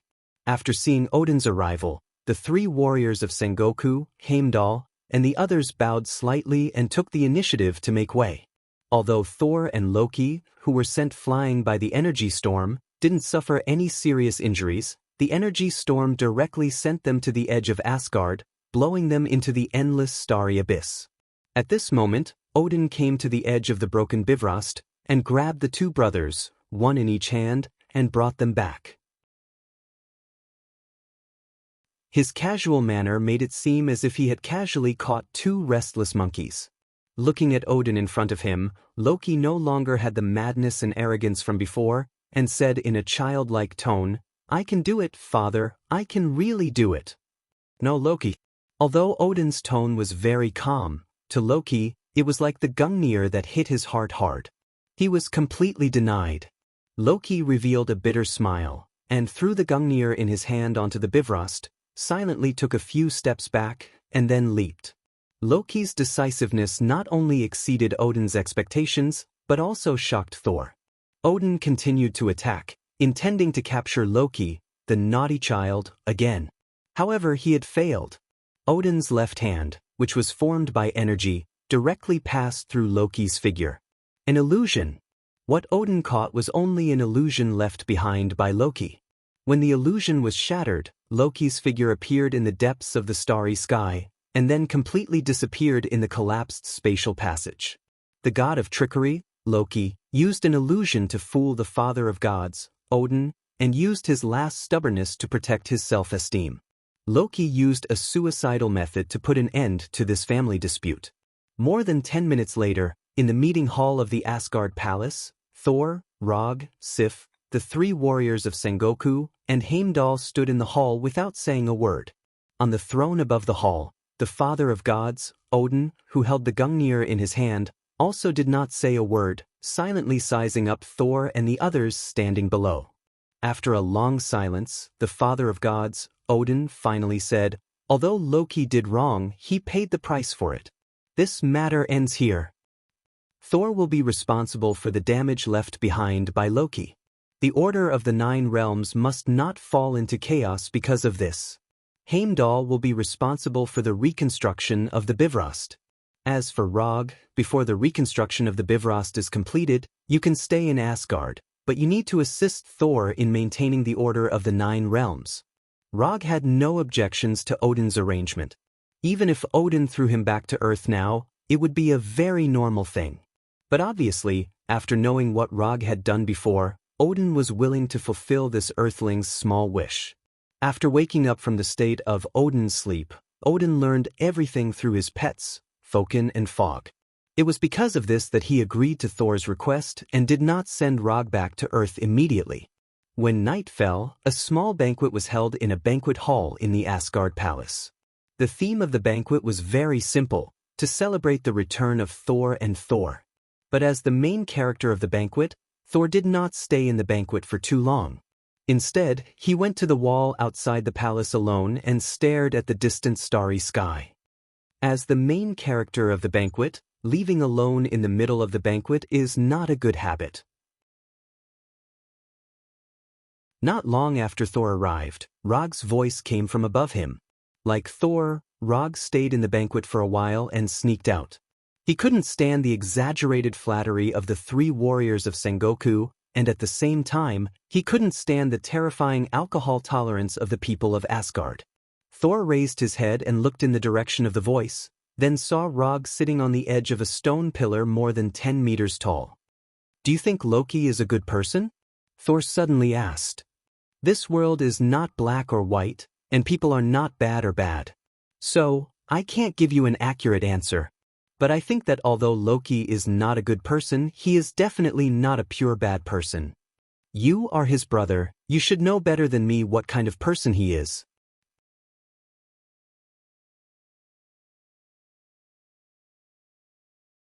Chapter 93. Odin asked Thor to maintain the order of the 9 realms, but in reality, the only thing that needed to be maintained was the order of Warnerheim. As long as Asgard was there, order would never be lost. Jotunheim, the home of the Frost Giants, was the country that suffered the most from this family dispute. However, the Frost Giant King Laufey had just died at the hands of Loki, so even if these Frost Giants had any ideas that they shouldn't have, they lacked the strength to do so. Muspelheim, the country of the Flame Giant Sur, had the possibility of falling into chaos again, but it was only a possibility. Without the eternal fire, Surtur didn't have the strength to threaten Asgard, so he could be ignored for the time being. Midgard, or Earth, was a country blessed by the will of the universe, so it didn't need Asgard's protection. Svartalfheim, the home of the Dark Elves, was now in ruins, so it couldn't fall into chaos even if it wanted to. Alfheim, the Elven Kingdom, was a peaceful elven kingdom. Compared to fighting, the elves who stood aloof from worldly affairs preferred to grow flowers and plants. As long as you didn't provoke them, they wouldn't bother with you. As for Nidavel and Hyre, one was the home of the dwarves, and the other was the kingdom of the dead, so they didn't need to be too concerned. Only Vanaheim, where the Vanaheim gods were located, would have the ambition that they should not have after the Bifrost was destroyed. As Aseri's archenemy, Warner Protoss had the power to contend with Asgard's army. If Asgard hadn't produced 2 wise kings, Bauer and Odin, Warner Protoss wouldn't have been suppressed by Aseri for thousands of years. The destruction of the Bifrost meant that Asgard could no longer send troops to Warnerheim as quickly as before. For Warner Protoss, who had been itching for action, this was simply a super gift from the goddess of luck. On the 3rd day after the destruction of the Bifrost, Warner Protoss began to expel Asgard's troops. The war between Aseri and Warner Protoss reignited in Warnerheim. After receiving the urgent military information from Warnerheim's garrison, Asgard immediately entered a state of combat readiness and was ready to send troops at any time. "Is there a blacksmith with better craftsmanship here, who can enchant? I want to make a set of armor that suits me." According to Thor's instructions, Sif prepared a set of Asgardian armor for Log. However, Rog didn't really like this shiny golden armor with a cape. The design style of the armor had an extremely obvious Asgardian style. It was golden and shiny, bright enough to be eye-catching and flashy enough. But this wasn't to Rog's. As a ninja, how can he wear this kind of armor to the battlefield? This is simply an insult to the ninja profession. The dwarves of Nidavel are the best blacksmiths, but without the Bifrost, we can't go there right away. As for enchantment, this is an ability that only a few high-level blacksmiths have. As far as I know, only the dwarf king Eitri can do it. The father of gods and the queen also have the ability to enchant, but Sif didn't say the second half of the sentence, but Rog knew what she meant. It's better for a small character like you to not have such unrealistic fantasies. Although the father of gods Odin and Queen Freya had the ability to enchant equipment, it wasn't a privilege that everyone could enjoy. Even Sif herself only had a magic longsword enchanted by Odin. The enchantment isn't urgent. I have some strange metals here. If possible, I hope to use these metals to make a set of armor that suits me before we depart. As soon as his voice fell, Rog cast the summoning technique in the room and summoned the vibranium from the summoning scroll. The vibranium that was summoned was part of the 10 tons of vibranium sent by the Wakanda King Shaka last time. I didn't expect you to have vibranium. Sif just glanced at it casually and recognized that these black ores emitting a faint blue light were vibranium. You know about vibranium? Rog asked with some surprise. Before the vibranium meteorite fell to Earth, Asgard already had a complete set of vibranium forging methods. And in the past few hundred years, Asgard went to Wakanda many times to get vibranium. Several times I led the team there. What was called a foundation that had been settled over time. This was it. Compared to the average lifespan of the Asgard people of 5,000 years, the lifespan of the people of Earth was much shorter. Although vibranium is strong enough, it's not the metal of choice for forging equipment. Compared to vibranium, URU metal is more suitable. For example, this gift of the Earth Goddess in my hand is made of URU metal, and it has the enchantment of the Father of Gods. Sif pulled out the long sword hanging at her waist and waved it beautifully in front of Rog. The silver-white blade was gorgeous in design and at the same time guaranteed lethality. Just by looking at it, Rog could tell that this long sword was made by a master. I also know that vibranium's energy conductivity is extremely poor, but I only have this vibranium on hand. Why don't you give me some URU metal? Since they were already in Asgard, it was reasonable to bring back some of Asgard's specialties. After hearing Rog's words, Sif suddenly had the thought of stabbing this guy to death with her sword. Asgard did have a lot of URU metal, but no one would complain about having too much of such a precious metal. Even the palace guards of Asgard had not been completely equipped with URU metal. Only a small number of elite warriors could obtain a piece of equipment made of URU metal. Sif calmed herself down and prepared to reject Rog's sudden request. However, just as she was about to speak, she suddenly remembered something. Rog was about to go to Warnerheim with Thor. If he had better equipment, then the pressure on Thor would be less. After thinking seriously for a few minutes, Sif gave her own reply. It's impossible to give you the URU metal directly, but if you want, I can ask the blacksmith to add some URU metal into your armor. Since Logue wanted to forge a new set of armor, all he had to do was add some URU metal to it. No problem. Rog had just finished his sentence when he summoned a draft of the armor from the mediumship scroll. Are you sure you want to make this kind of armor? Taking the draft from Rog, Sif frowned and asked doubtfully. Yes, it's like this, and the color must be dark red. The armor design sketch that Logue took out wasn't something that he had casually drawn. The armor on the draft was exactly the same as the armor of Uchiha Madara.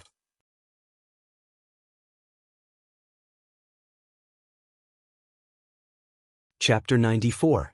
Under Rog's insistence, Sif took away the design sketches of the armor and the unforged vibranium ore. Because of the loss of the Bifrost, it took Asgard 3 days to build the transmission magic array to Warnerheim and complete the final preparations for the expedition. Asgard's army has already been assembled. As long as Odin gives the order, this army, which symbolizes Asgard's strength, will set foot on the land of Warnerheim and put the flag of Asgard on every piece of land in Warnerheim. Half an hour before the army set off, Rog finally got his own armor from Sif. Compared to Asgard's golden armor, which exuded nobility and magnificence everywhere, the armor in Rog's hands could be regarded as extremely simple. Moreover, such a simple set of armor made people wonder how much defensive ability this set of armor had. Although Warner Protoss has been suppressed by Aseri, it doesn't mean that Warner Protoss is weak. Looking at Rog solemnly put on this simple armor that can be made by any craftsman, Sif can't help but begin to doubt Rog's strength. There are only two kinds of people who dare to wear this kind of armor on the battlefield. One is a rookie who doesn't have much combat experience and doesn't know the immensity of heaven and earth. The other is a king of the battlefield who has absolute confidence in his own skills and doesn't worry about being injured at all. Judging from Rog's age, Sif thinks he is more likely to be the former. After wearing the same armor as Madara, Rog opened his 3-tomo Sharingan and summoned the Kusanagi sword and the Thunder Fan. He had blood-red eyes, dark red armor, a Kusanagi sword hanging from his waist, and an unreasonably large thunder fan on his back. Sif doesn't know if it's her illusion, but when Rog put on the armor and took the weapons, she suddenly felt that the man in front of her seems to have such an invincible aura. The process of going to Warnerheim is not noteworthy, and it can even be regarded as a bit boring.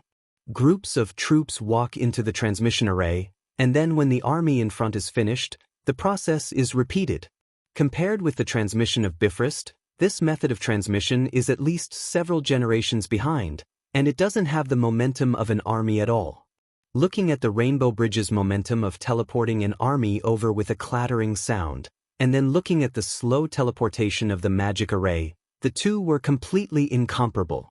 But in any case, Asgard's army set off smoothly.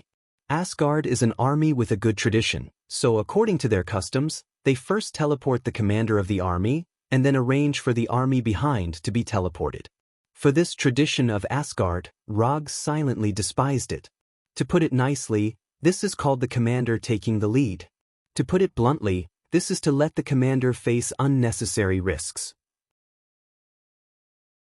If the enemy on the opposite side prepared an ambush in advance, or this transmission is completely a trap, then when all the troops of Asgard are teleported, they will see the cold corpse of the commander.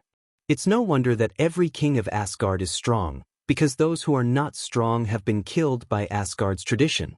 Along with Thor, Rog and the 3 warriors of Sengoku were also teleported. As for Sif, she is not on the list of this expedition. The reason was simple. Queen Frigga had personally struck her name off the list of expeditionary troops. When the colorful transmission light in front of them disappeared, the first thing Rog and the others saw was an Asgard camp that was about to collapse. There are corpses everywhere in the camp, and energy beams and arrows are flying around the camp like headless flies. After seeing Thor's figure, the Asgard officer in charge of the camp immediately greeted him and reported the current situation to Thor. After listening to the officer's report, Thor didn't give any specific orders. He simply said that he understood, then waved Thor's hammer and flew out. The 3 warriors of Sengoku were already used to Thor's actions and immediately rushed out with their weapons. When the Asgard soldiers around him rushed towards the Warner Protoss army like hungry wolves, Rog walked out of the transmission circle unhurriedly. It's finally going to start. At first, Rog's speed was just a normal walking speed, but in a few breaths, his speed began to increase. In the end, the Asgard soldiers only saw a red figure flash by. Rog didn't pull out the Kusanagi sword at his waist, nor did he touch the thunder fan behind him. At this time, he wanted to pay his respects to his idol. One man against an army. Thor in the air was about to swing Thor's hammer and descend from the sky. Then he saw a scene he had never seen before. Thor thought his fighting style was wild enough, but now he knew what it meant to be bold on the battlefield. Rog, like a red lightning, came in front of a Warner Protoss soldier.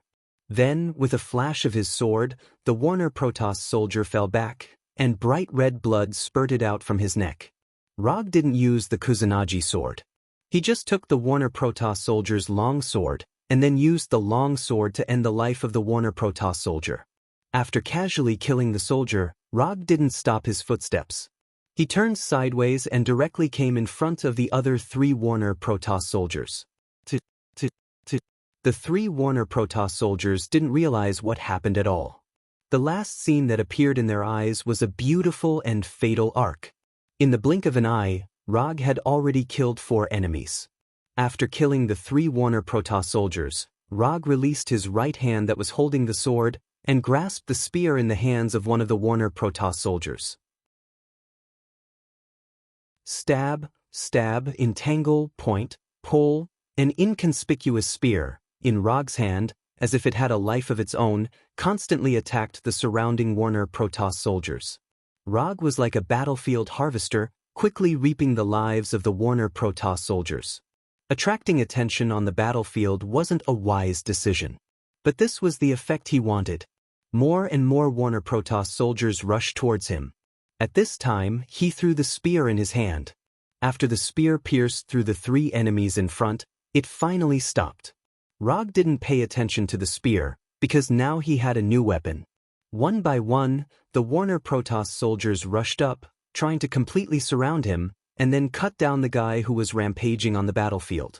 But no matter how many soldiers rushed up, Rog's pace wasn't affected at all. Now he didn't care about the weapon in his hand at all. Whatever weapon in the hands of the Warner Protoss soldiers, he would use that weapon. Sword, axe, hammer, spear. No matter what weapon it was, as long as it was in his hands, it could exert amazing power. As more and more enemies besieged him, his Sharingan also turned faster and faster. The dynamic visual ability of the Sharingan was perfectly displayed at this moment. With a simple glance, he could see all the movements of these soldiers. With a wave of his hand, he could take away the lives of these soldiers. Rog's battlefield rose-bloomed.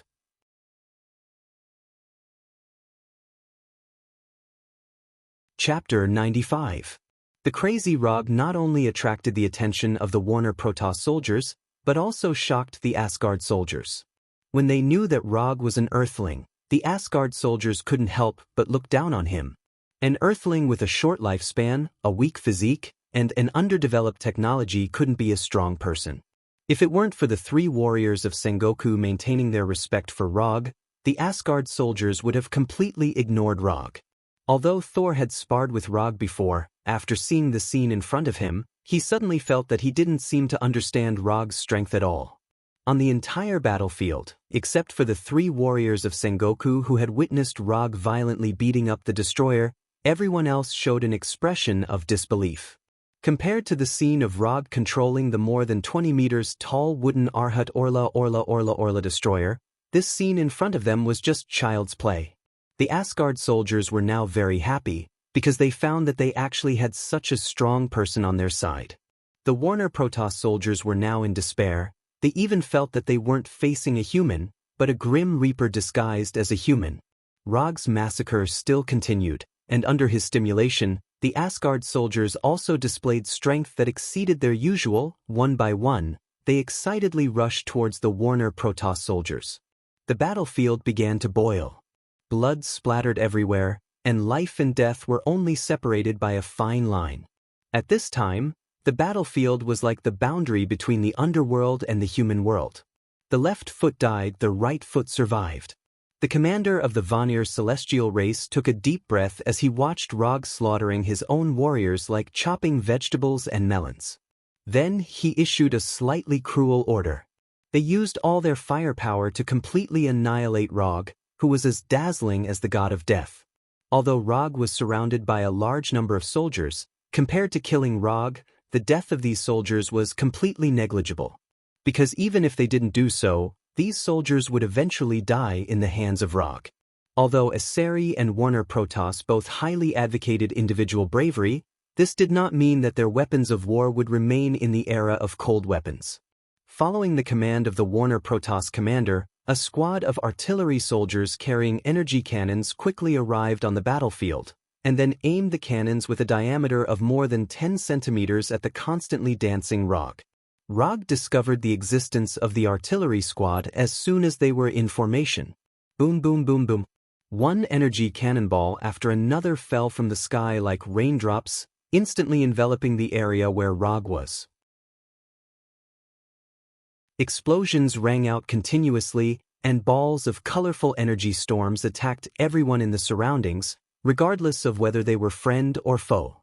The moment these artillery soldiers opened fire, Rog used body flicker to leave the battlefield, avoiding the raindrops of cannonballs. When the dust raised by the explosion dissipated, what appeared in front of everyone was a field of Warner Protoss soldiers falling down like wheat. Since Warner Protoss used energy weapons, Rog naturally wouldn't be polite to them. Rog put his hands together, straightened his thumbs, and formed a hand seal. Fire release, grand fire annihilation. A flame only as thick as a finger spewed out from Rog's mouth. Then, the flame suddenly grew, and instantly expanded into a flame wave like the sea. In the blink of an eye, the flame wave arrived in front of the Warner Protoss army, and completely devoured them like an ancient beast. The flame wave only lasted for less than 10 seconds before completely dissipating. Then the Asgard people, including Thor, saw a scene like a Vici hell. The Warner Protoss soldiers who were attacked by Grand Fire Annihilation still maintained their last movements before death. In the form of charred black corpses, they maintained the appearance of escaping, struggling, unwilling, and suffering. Wherever the flame passed, it was all scorched earth. Those who were attacked by the flame were all dead. Even Thor, who had been on the battlefield for a long time, couldn't help but suck in a breath of cold air after seeing the scene in front of him. The originally noisy battlefield suddenly fell into a strange silence. After increasing the amount of chakra to 1 tael, this was the first time Rog used Grand Fire Annihilation. From the situation on the scene, the increase in chakra not only increased the attack range of Grand Fire Annihilation, but also significantly increased the temperature of the flame. After clearing the Warner Protoss army in front of him, Rog pulled out the Kusanagi sword from his waist and rushed toward the Warner Protoss army on the other side. The first battle of the Asgard army finally ended with Rog's brilliant performance. According to the post-battle statistics, the Warner Divine race had lost 2,000 men in this battle, including 200 of the Warner Divine race's trump card bloodshed warriors. When Rog wiped off the blood on his Kusanagi sword and returned to Asgard's camp, all the Asgard soldiers he met on the way silently took a step back and slightly bowed to him. Who said that Earthlings can't fight? When Earthlings go crazy, they are crazier than Asgard's craziest four-clawed devil beast. With just a simple camp defense battle, Rog established a higher position in the hearts of these Asgard soldiers than the 3 warriors of Sengoku. The bigger the fist not only is the truth, but it is also the best way to gain respect. After arriving at the commander's tent in the middle of the camp, Rog saw Thor with an ugly expression and the 3 warriors of Sengoku who didn't say a word. As for the other commanders, he didn't know any of them. Although Asgard's advance camp was defended, this was the only camp that Asgard still had in Warnerheim. When Asgard was preparing for war, the Warner Protoss almost went all out and captured all of Asgard's camps. This meant that the army in this camp was all of Asgard's troops in Warnerheim. We lost 22 camps, and now the whole of Warnerheim is under the control of Warner Protoss. If we want to restore order here, then not only do we have to recover the lost camps, but we also have to drive Warner Protoss back to their homeland. This means that what is in front of us now is an army of more than 100,000 Warner Protoss. Even with all 23 camps, the total number of Asgard's troops in Warnerheim was just over 50,000. Before leaving, Thor was already mentally prepared for the worst.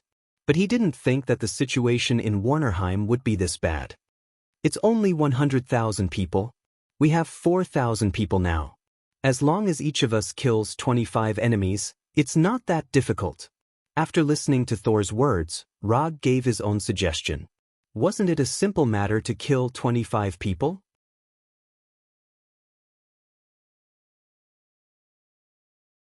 Chapter 96. One person killing 25 people. That's right, that's easy. Easy my ass. If Asgard's soldiers had that kind of strength, Warnerheim would have become Asgard's vassal state long ago, and there wouldn't be so much trouble.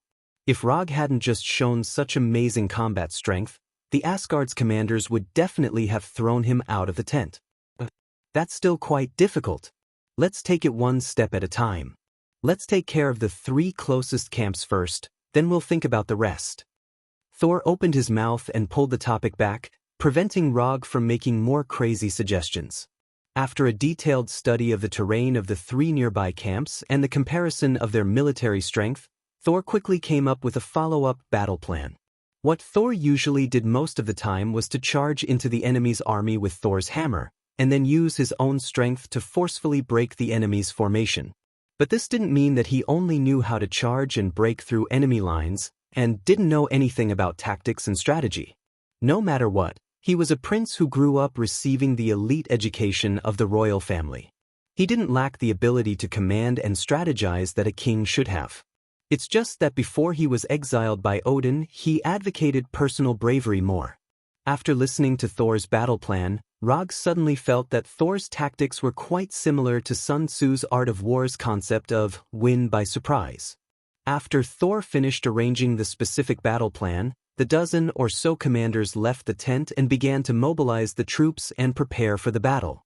When only the 5 of them were left in the tent, Thor, the 3 warriors of Sengoku, and Rog, Thor said to Rog, "Your performance on the battlefield today was very dazzling and amazing. But I hope that you can control the degree of killing a little." Sometimes, it's not a bad idea to directly kill the enemy's commander. From the perspective of defeating the enemy, Thor didn't have any objections to Rog's approach, and would even encourage him to do so. However, the problem was that their expedition this time was to restore the original order of Vanaheim, not to exterminate the Vanaheim gods. So he hoped that Rog could control his actions a little. Defeating the enemy's army was enough, there was no need to kill them all. It was not Asgard's style to be ruthless. You're the commander, you have the final say. On the surface, Roger agreed to Saul's request, but in his heart, he was thinking about something else. Odin grew old and became merciful. If he was young Odin, he would never have taught Thor this philosophy. Wherever the Asgardian army pointed, it was the territory of the king. Asgard's reputation was built on the bones and blood of his enemies. Comparing the style of the goddess of death to Thor's current request, the difference between the two was like the difference between a cold-blooded tyrant and a kind king. Asgard's army in the camp was divided into 3 groups, each heading to their respective target. It was unknown whether it was because Thor trusted Rog's promise or because he didn't want to see, but he did not arrange for Rog to be in the same group as himself.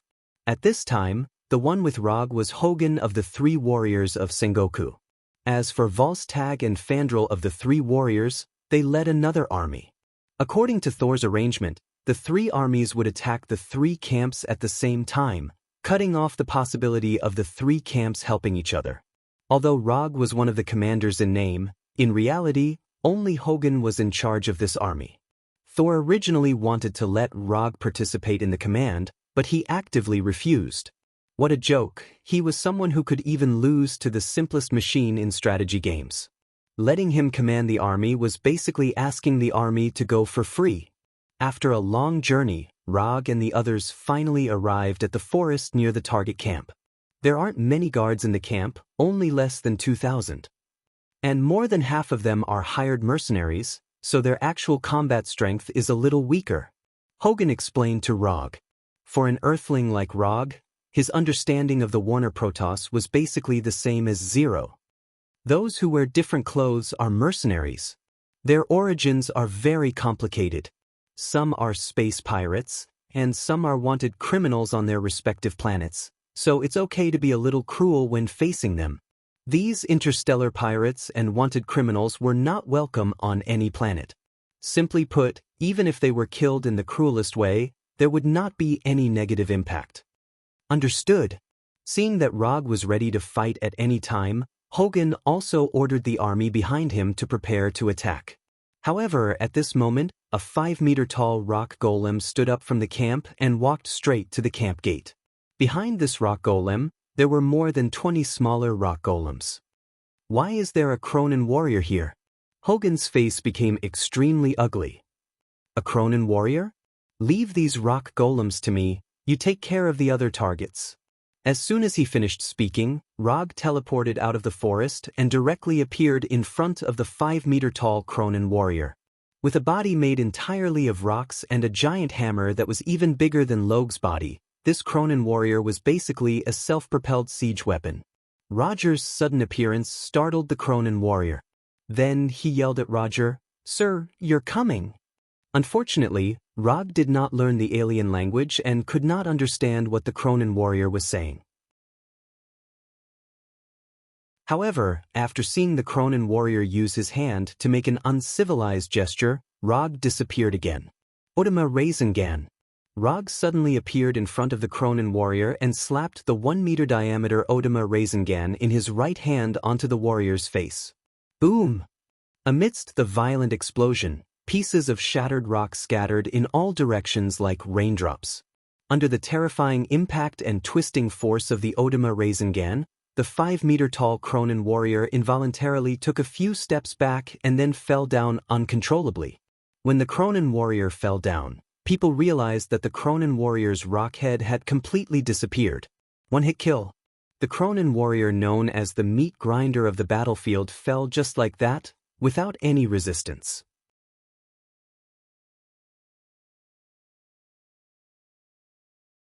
Chapter 97. The Cronin warrior, who was famous for his defense, actually got his head blown off in one hit. And the one who got his head blown off was a Cronin warrior who was more than 5 meters tall and had the potential to become a lord. What happened to the world? Even the experienced and knowledgeable Asgard warriors and Warner Protoss warriors couldn't help but wonder if they were hallucinating after seeing this scene. The ones who were the most shocked were the 20 or so Cronin warriors behind them. For Cronin warriors, there was a simple and brutal standard to judge them. That was, the bigger the body, the stronger the strength.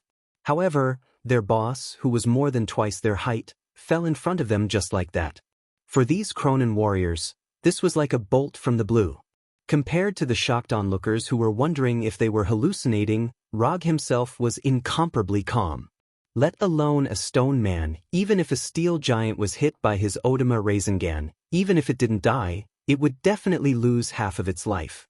What's more, after the Cronin warrior made that obscene gesture, he silently increased the output of chakra.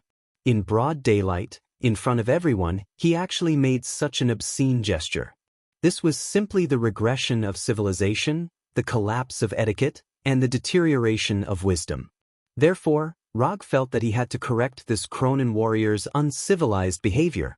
After dealing with the Cronin warrior, Rog's gaze landed on the 20 little Cronin warriors behind. Although they were little Cronin warriors, that was only in comparison to the Cronin warriors that had fallen. These little Cronin warriors were still in a state of shock. Each one of them was more than 2 meters tall and had arms thicker than Rog's thighs. Squeak! While these Cronin warriors were still in shock from the death of their boss, they heard a sound that sounded like 1,000 birds chirping at the same time. Following the sound, they saw Rog holding the Kusanagi sword and the light blue electric current visible to the naked eye. Kusanagi sword, Chidori blade. Rog didn't give these Cronin warriors too much time to react. When these Cronin warriors looked at him, his figures suddenly disappeared. Then, there was the sound of stones cracking one after another. These cracking sounds were crisp, short, and cruel. In front of the Chidori blade that could easily cut through steel, the defense that these Cronin warriors were so proud of was like paper. As the Kusanagi swords continued to slash their bodies, a smooth cut appeared on their rocky bodies. Then, under the influence of gravity, their stone bodies were split in half and fell heavily to the ground. There was no blood splattering everywhere, and no internal organs flowing all over the ground. After being cleanly cut in half by the Kusanagi sword, the dead Cronin warriors turned into pieces of gravel in just a few seconds. Compared to the Cronin warriors, the first Cronin warrior's body's Chidori was the warrior's. Rog didn't know if this was a reflection of strength, or if there was some kind of mutation in the warriors. He only glanced at the warrior's body for a moment, then turned his attention back to the rest of the Cronin warriors. After decapitating the last Cronin warrior, Rog stopped and put the Kusanagi sword back into the scabbard. From when he first appeared to when he put the sword back into the scabbard, less than a minute had passed. When Rog began to turn around and leave, Hogan and the Asgard warriors finally reacted and rushed out of the forest. What followed was an ordinary attack and defense of the camp that couldn't be any more ordinary. After dealing with the Cronin warriors, Rog didn't participate in the next battle. Instead, he went to a big tree and sat down casually. Although Asgard's warriors didn't have as many enemies in the camp, whether it was in terms of equipment or individual strength, the Asgard warriors had the upper hand. Other than the Cronin warriors, the other enemies in the camp couldn't arouse his interest at all. Although the mercenaries all looked different, and the color of their blood was also different, that was all there was to it. Looking at the one-sided battle in the camp, Rog began to feel curious. Was Warner Protoss really qualified to be a Ceres enemy? Whether it was in terms of equipment or individual strength, the Warner Protoss warriors were a level lower than the Aseri warriors. Even the Blood Blade warriors of Warner Protoss were at the same level as the elite warriors of Asgard. But one was an ace and the other was only an elite. But soon, Rog knew why Warner Protoss was a Ceres enemy. Just as he was about to fall asleep, he felt a strong energy wave descend into the camp. He opened his eyes and saw a huge tornado with a diameter of nearly 10 meters. This sudden tornado didn't differentiate between friend and foe and attacked everyone in the camp. Then the entire camp was ravaged into ruins. When the tornado disappeared, Rog saw 3 men wearing light blue armor and green cloaks. Chakra perception. Without any hesitation, Rog decisively used chakra perception and began to sense the 3 enemies that didn't look like ordinary enemies. This energy intensity is very good.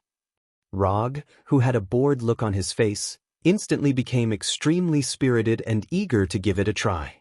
Compared to the ordinary Warner Protoss warriors, these 3 enemies that suddenly appeared not only had stronger strength, but Rog also felt the aura of a storm from them. This kind of aura Rog also felt from Thor. The difference was that Thor's aura was lightning, but what he felt now was the aura of a storm. After the tornado ended, the 3 enemies that suddenly appeared raised the spears in their hands at the same time. The originally clear sky was suddenly shrouded by dark clouds and torrential rain poured down. Along with the torrential rain, there was also a tornado strong enough to blow away Asgard's warriors. If these 3 people didn't appear, Asgard's warriors would be able to completely take over the camp in a short time. But now, Asgard's warriors were constantly blown away by the tornado, and the great situation that they created before was suddenly cleared. Water release. Water iron cannon.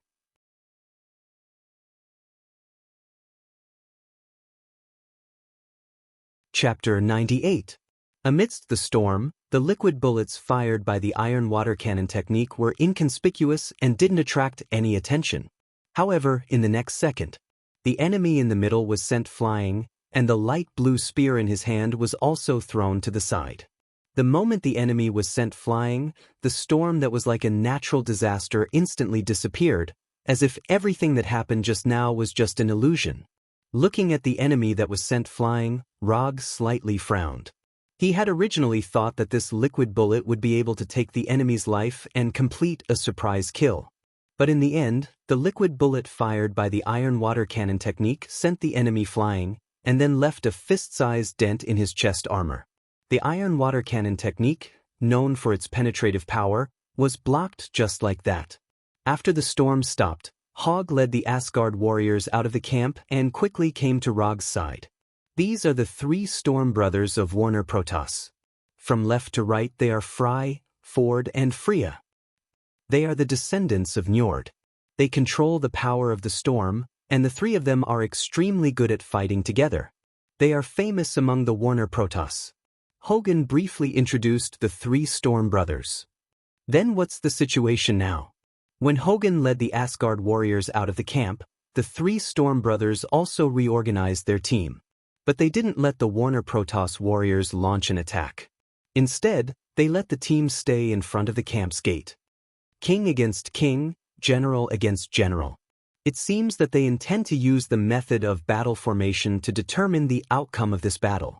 Although Rog didn't experience the so-called battle formation, after seeing the 3 storm brothers take the initiative to walk in front of the battle formation, he immediately understood the meaning of battle formation. Using the result of the battle between the 2 generals to determine the outcome of the battle. This kind of battle formation was not uncommon on Earth. From the development of Earth's civilization, this kind of battle formation might have been passed down to Earth by Asgard. 1 against 3? Go, I'll support you in spirit. After that, Rog silently took a few steps back and made an inviting gesture to Hogan. Since it was a battle between generals, it would definitely be a battle between the commanders of both sides. Hogan was the current commander of this Asgard army. After seeing Rog's "I'm very optimistic about you" expression, Hogan almost couldn't help but smash the warhammer in his hand directly at Rog. What kind of joke was this? They were facing the 3 storm brothers.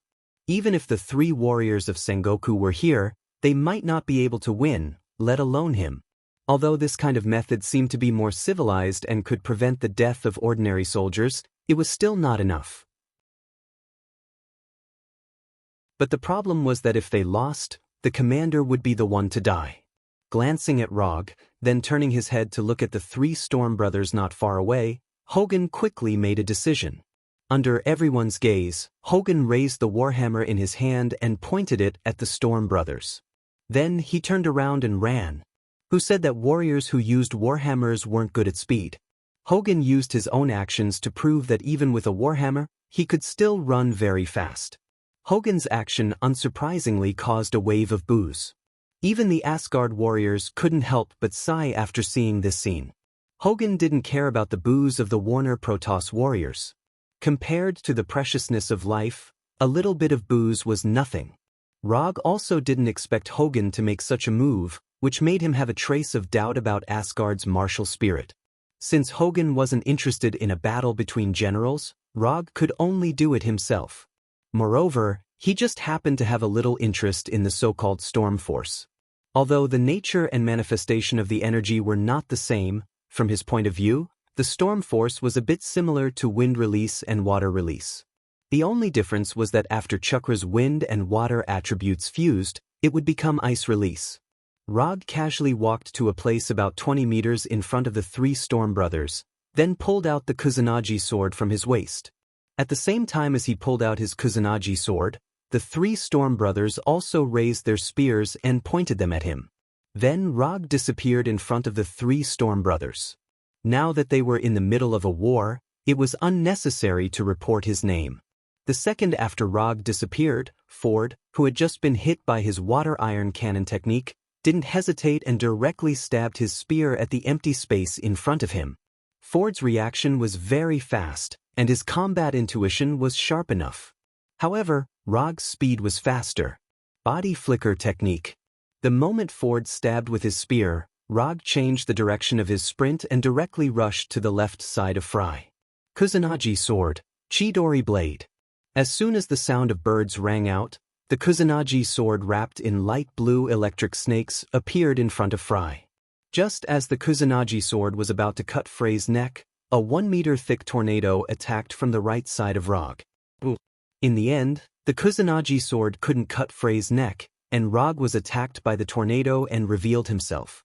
The one who summoned the tornado wasn't Ford, who was standing in the middle, but Freya, who was on the right. Until now, Rog finally understood the true meaning of Hogan's words that the Storm Brothers were very good at fighting together. From the moment he launched his attack to the moment he was forced to reveal himself, it had only been less than 2 seconds. However, in these short 2 seconds, the three Storm Brothers displayed a tacit understanding, directly interrupting Rog's rapid attack. When he was forced to reveal himself, Ford and Fry did not hesitate and immediately rushed forward to entangle him. Dang dang dang dang dang dang. The sound of metal clashing continued as Log's Kusanagi sword clashed with the Storm Brothers' spears. Rog originally thought that the Storm Brothers were more proficient in magic attacks, but judging from the current situation, they were more proficient in close combat. The attacks of the three Storm Brothers were incomparably fierce. The three spears continuously stabbed towards Rog from different directions. Whether it was the power and speed of the attack, or the angle and timing of the attack, they were all impeccable. Even Thor had no choice but to retreat in the face of the Storm Brothers' joint attack. But Rog is not Thor, and he has the Sharingan. Relying on the dynamic vision of the Sharingan, Rog blocked every attack of the Storm Brothers. Don't underestimate people too much. 1 against 3, Rog not only did not choose to retreat, but also took the time to counterattack. As if they felt that Rog was difficult to deal with, the Storm Brothers suddenly accelerated their attack rhythm. The three of them moved forward at the same time, further reducing Rog's area of activity. Finally willing to come in? Although the actions of the Storm Brothers reduced Rog's area of activity, it also gave him an excellent opportunity to counterattack. Lightning release, Chidori.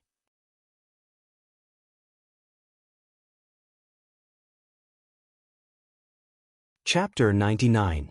What are you supposed to do when 3 adult men with bad intentions approach you with a stick in their hands? The answer is simple: electrocute them. Visible electric currents instantly covered Rog's body. Without needing to control them, the electric currents were like poisonous snakes hunting their prey, suddenly pouncing on the 3 Storm Brothers. Boom! In the blink of an eye, the 3 Storm Brothers were sent flying and then heavily hit the ground. Never get close to a man who can electrocute people, especially one who has a sword in his hand. After using Chidori to send the 3 Storm Brothers flying, Rog did not hesitate and directly attacked Ford, who was closest to him. The Kusanagi sword wrapped in electric currents came in front of Fry, and then it was blocked by Frey's spear. Even in a situation where he could not move, Ford still made a defensive posture at the last moment, using the spear in his hand to block the Kusanagi sword that was about to cut his neck. Relying on his battle instincts honed over the years, Ford fought for a precious chance to survive. As for the rest, he just needed to leave it to Fry and Freya. Just as Ford predicted, after discovering that he was attacked, Fry and Freya raised the spears in their hands, and 2 tornadoes gushed out from the tip of the spears, directly attacking Rog's back. Fry and Freya's attack was just right before Rog's second attack. If he continued to attack Ford, he would also be hit by the tornadoes behind him. Should he finish him off, or should he leave? The answer was to leave. The 2 tornadoes swept past Rog's position like lightning, then dissipated into the air. After teleporting away, Rog did not continue to attack the Storm Brothers. Instead, he allowed the 3 of them to gather together. You are very strong, but you are not a match for the 3 of us. If you want to blame someone, blame yourself for being alone. Fry, who was standing in the middle, said to Rog. At the same time, he raised the spear in his hand, ready to attack at any time. To be able to remain unscathed under the joint attack of the 3 brothers and even launch 2 extremely threatening attacks, such an opponent was worthy of them going all out. Are you bullying me with numbers? Since that's the case, I'll show you what a real 1 versus 3 is. As soon as he finished speaking, Rog used the shadow clone technique. Bang bang bang bang bang. After 8 clouds of white smoke, 8 identical shadow clones appeared beside the main body. What kind of spell was this? Looking at the 8 shadow clones around Rog, the 3 Storm Brothers couldn't help but stare blankly. This was not an illusion, but a physical clone. After discovering that the shadow clones beside Rog were not illusions, the Storm Brothers silently gripped the spears in their hands. 1 Rog was hard enough to deal with, and now there were 8 more. Can this world still be good? Compared to the vigilant faces of the 3 Storm Brothers, Hogan had an indifferent expression. Ever since he saw Rog's wood puppet technique and wood dragon technique, his evaluation of Rog had increased explosively. Even if Rog now turned into Sif's appearance, he wouldn't be surprised. When the shadow clones appeared, Asgard's soldiers were silent for a few seconds, and then burst into loud cheers. The second round begins now. As soon as Rog finished speaking, he and the 8 shadow clones disappeared from everyone's sight. In the next second, they appeared around the 3 Storm Brothers. 9 Kusanagi swords surrounded by lightning snakes stabbed towards the 3 Storm Brothers at the same time. Although the Kusanagi swords in the hands of the shadow clones can't be compared to the real Kusanagi swords, but if they were stabbed, they would still die. The Storm Brothers didn't dare to have the slightest carelessness. The 3 of them stood back to back and waved the spears in their hands. After the fight just now, Rog also grasped some information about the Storm Brothers. The Storm Brothers can indeed summon hurricanes and storms, but they can't do it in close combat. This also meant that the 3 Storm Brothers could only choose between long-range damage and melee combat. As long as the attack is fast enough, the Storm Brothers won't have the chance to release the power of the storm. And speed is what Rog is best at. Originally, the scene of the 3 Storm Brothers besieging Rog has now turned into a scene of 9 Rog besieging the 3 Storm Brothers. Rog and the Shadow Clone's attack speed is getting faster and faster. Not long after, it has exceeded the limit that can be seen by the naked eye.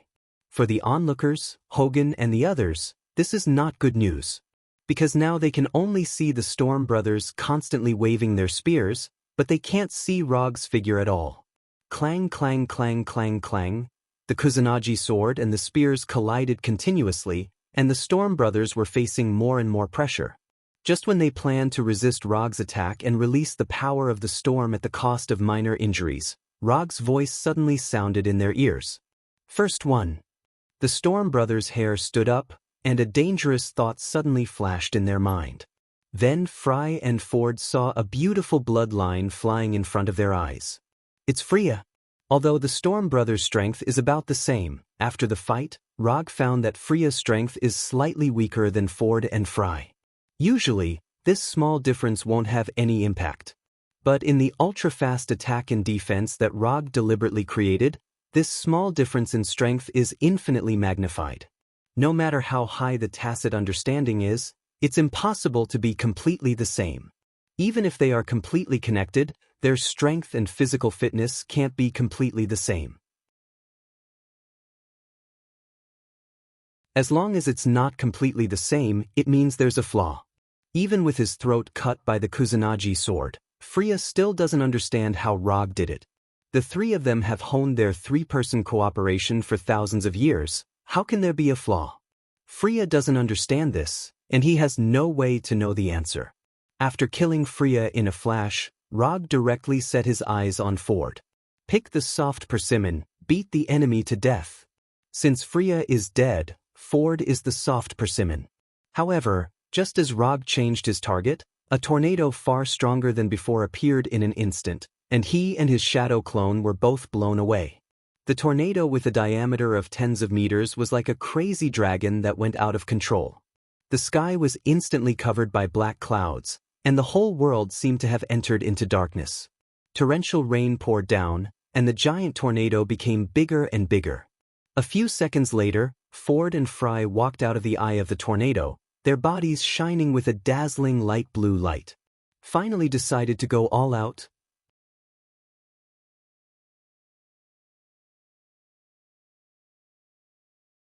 Chapter 100. Just by looking at it, one could tell that Fry and Ford were going to fight to the death. How domineering! No, that's not right, it's energy leaking. The light blue light shining from their bodies was not a visual effect, but a real, almost solid energy. In the apocalyptic scene, two men with spears in their hands walked out, their bodies glowing. As long as one's IQ wasn't blown away by the hurricane, even a fool could tell that they were angry, and very, very angry. Therefore, after seeing Fry and Ford showing such a domineering aura, Hogan didn't hesitate and immediately ordered the Asgard soldiers to retreat. As for Rog, Hogan felt that he didn't need to be reminded. Rog wasn't surprised by Fry and Ford's violent reaction. Although he didn't know how long the three Storm brothers had been together, from their age, he guessed that they had been together for at least a few hundred years. Not to mention the death of their brothers, even if it was their pet dog that had accompanied them for hundreds of years, they would still go crazy. This kind of example was not rare even on Earth. Rog remembered very clearly that there was a man named John who killed a total of 377 people because his dog was killed. Among them, there was no lack of inhumane killings with pencils. The incident this time was a tragedy caused by a famous dog. Freya was obviously not a dog, and Fry and Ford were not John. But in any case, it was normal for Fry and Ford to have some violent reactions. Ford's wasteful energy leakage, although it seemed very irrational, was the best choice they could make at the moment. With the three of them working together, they couldn't defeat Rog in close combat. What's more, they were now one less person, so after Freya's death, Fry and Ford completely gave up the idea of fighting Rog in close combat. The rain was like a full moon, accompanied by the hurricane that could blow people away. The original hot-blooded battle instantly became miserable and sad. In order to not be blown away by the hurricane, Rog gathered chakra at his feet to make himself stand firmly on the ground, and then put away the Kusanagi sword in his hand. Since the enemy has started to use their big move, he naturally has to use a big move to repay the enemy. Mokutan, wood puppet technique. The ground under Rog's feet began to roll, and a 20-meter-tall wood arhat climbed out of the ground, like a messenger of death crawling out of the abyss.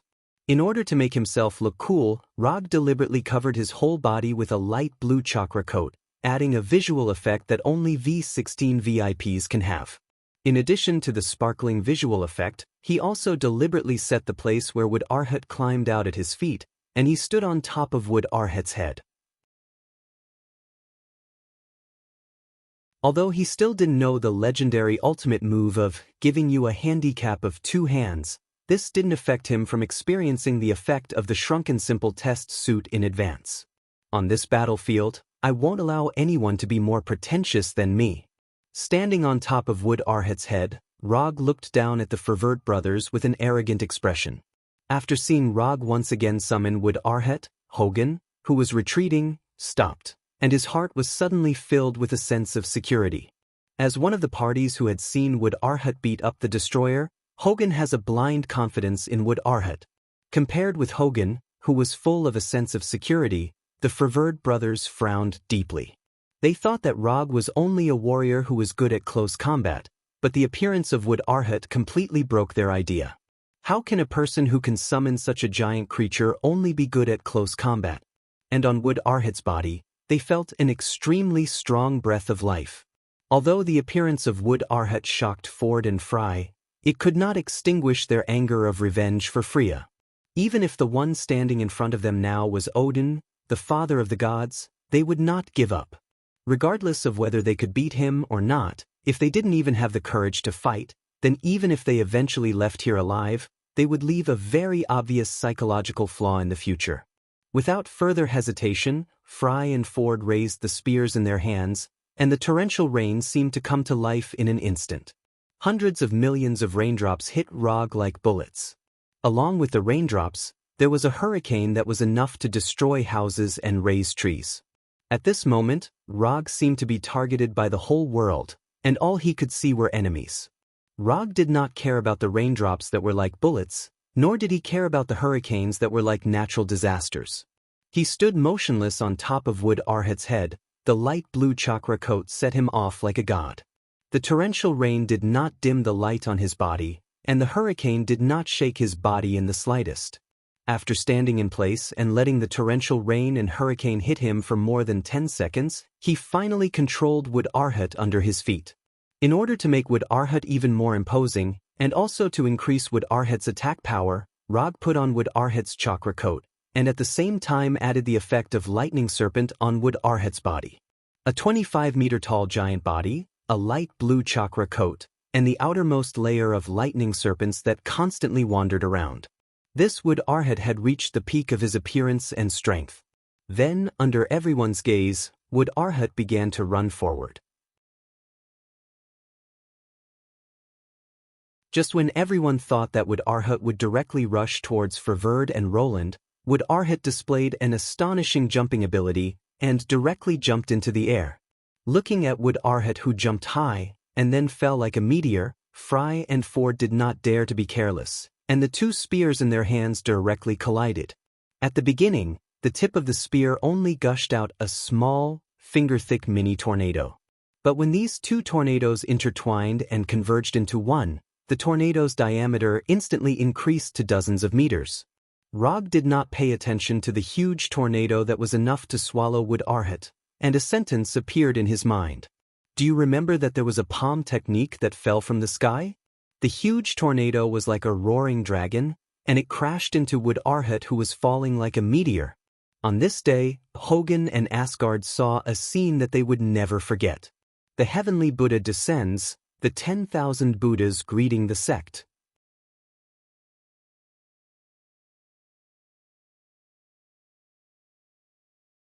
Chapter 101. Although the warriors of Asgard and Warner Protoss didn't know what a Buddha was, it didn't affect their shock at the scene in front of them. A 20-meter-tall behemoth broke through the obstruction and attack of the giant tornado and descended from the sky in a domineering manner. Relying on gravity and Rog's burst of chakra, Wood Arhat emitted a blue light and had electric snakes coiling around it. He stretched out his right hand and pressed down on Ford and Fry with his huge palm. Boom! A huge sound like a nuclear bomb exploding suddenly rang out, and the entire ground shook violently. When the shockwave from the explosion completely dissipated, Hogan and the others could finally see the scene in front of them clearly.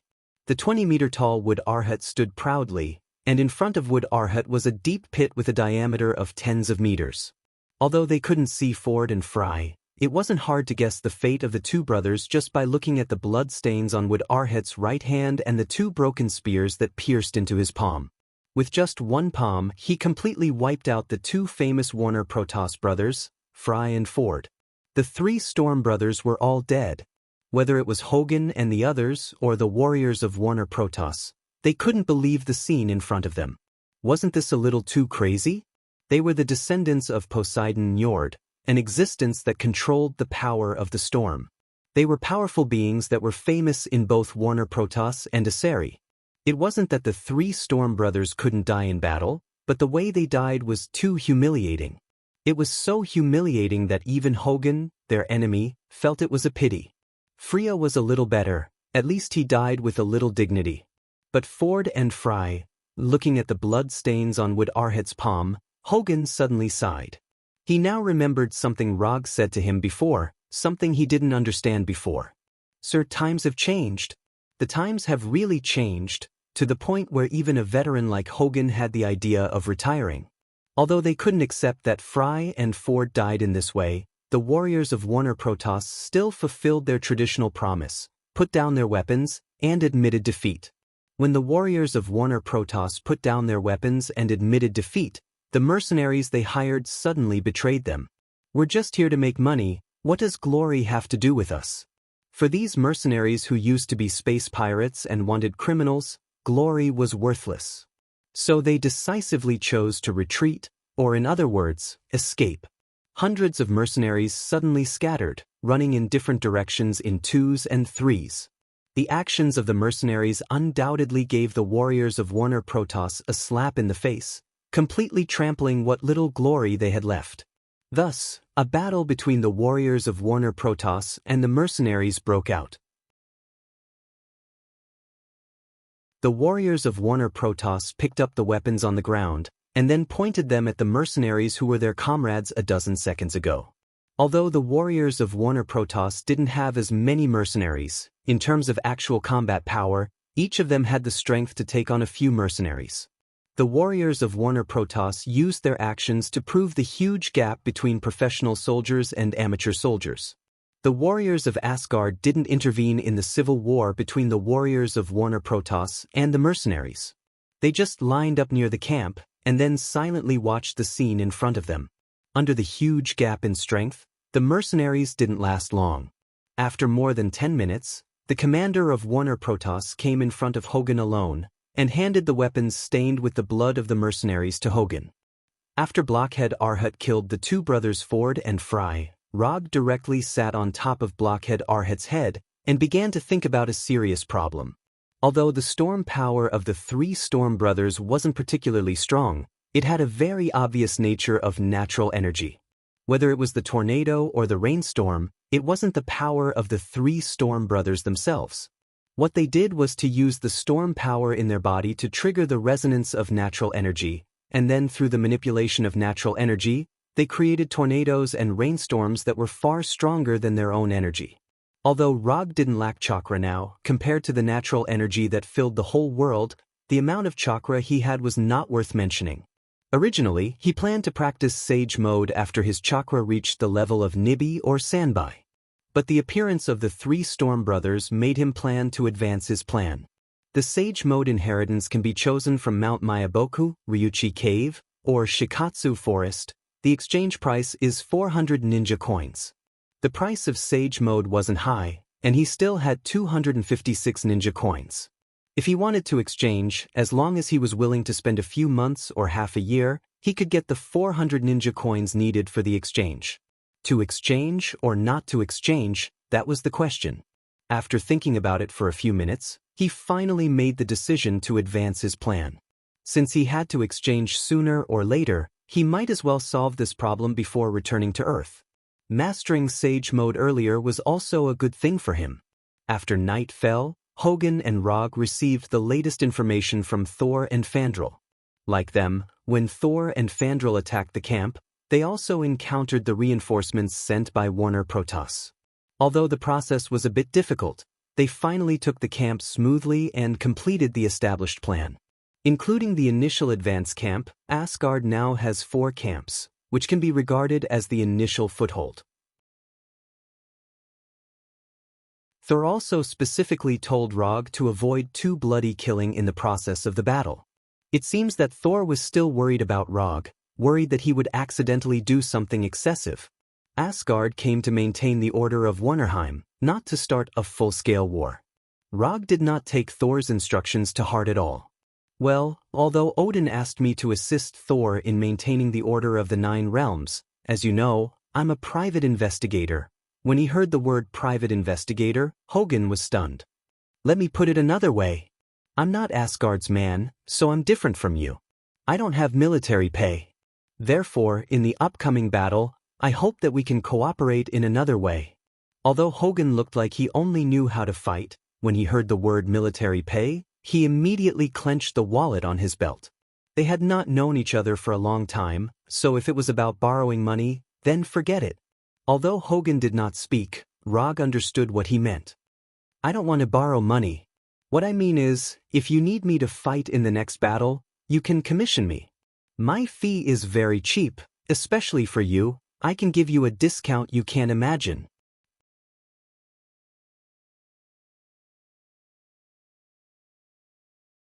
Chapter 102. Mission? Are you planning to be a mercenary? Hogun, who was originally vigilant, suddenly looked distressed after hearing Rog's words. Are you betraying the warrior's honor? How can you be a mercenary? You're degenerating yourself. You won't be able to go to the Hall of Valhalla after you die like this. Before Rog could speak, Hogun had already started persuading him with righteous words. It's just that Hogun's persuasion skills are a bit difficult to explain in a few words.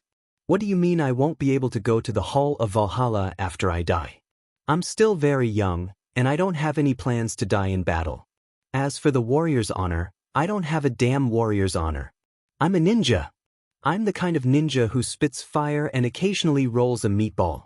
Although that's what he thought, Rog still said, strictly speaking, I'm still a little different from a mercenary. A mercenary's main job is to kill and set fires, but I'm different. I can accept other kinds of missions besides killing and setting fires. For example, do you have any unfulfilled wishes? Or do you have a sister who's been missing for many years? Even if you want to see your ex-girlfriend whom you've broken up with for many years, that's also possible. After listening to Rog's explanation, Hogun shook his head fiercely, obviously unable to accept Rog's words. Either you give me the military pay I deserve based on my current strength, or you give me the military pay I deserve. Or, you can accept the form of commission that I propose. Choose one, there's no other choice. I'm an earthling, I have no obligation to fight for Asgard. Looking at Rog's serious and irrefutable expression, Hogun seriously considered the huge amount of salary that matched Rog's combat strength. In the end, he still agreed to use the form of a commission in exchange for Rog's help. If it's a commission, it should be reimbursed, right? After resting in the camp for 3 days, Hogun and Rog went to the next target according to Thor's plan.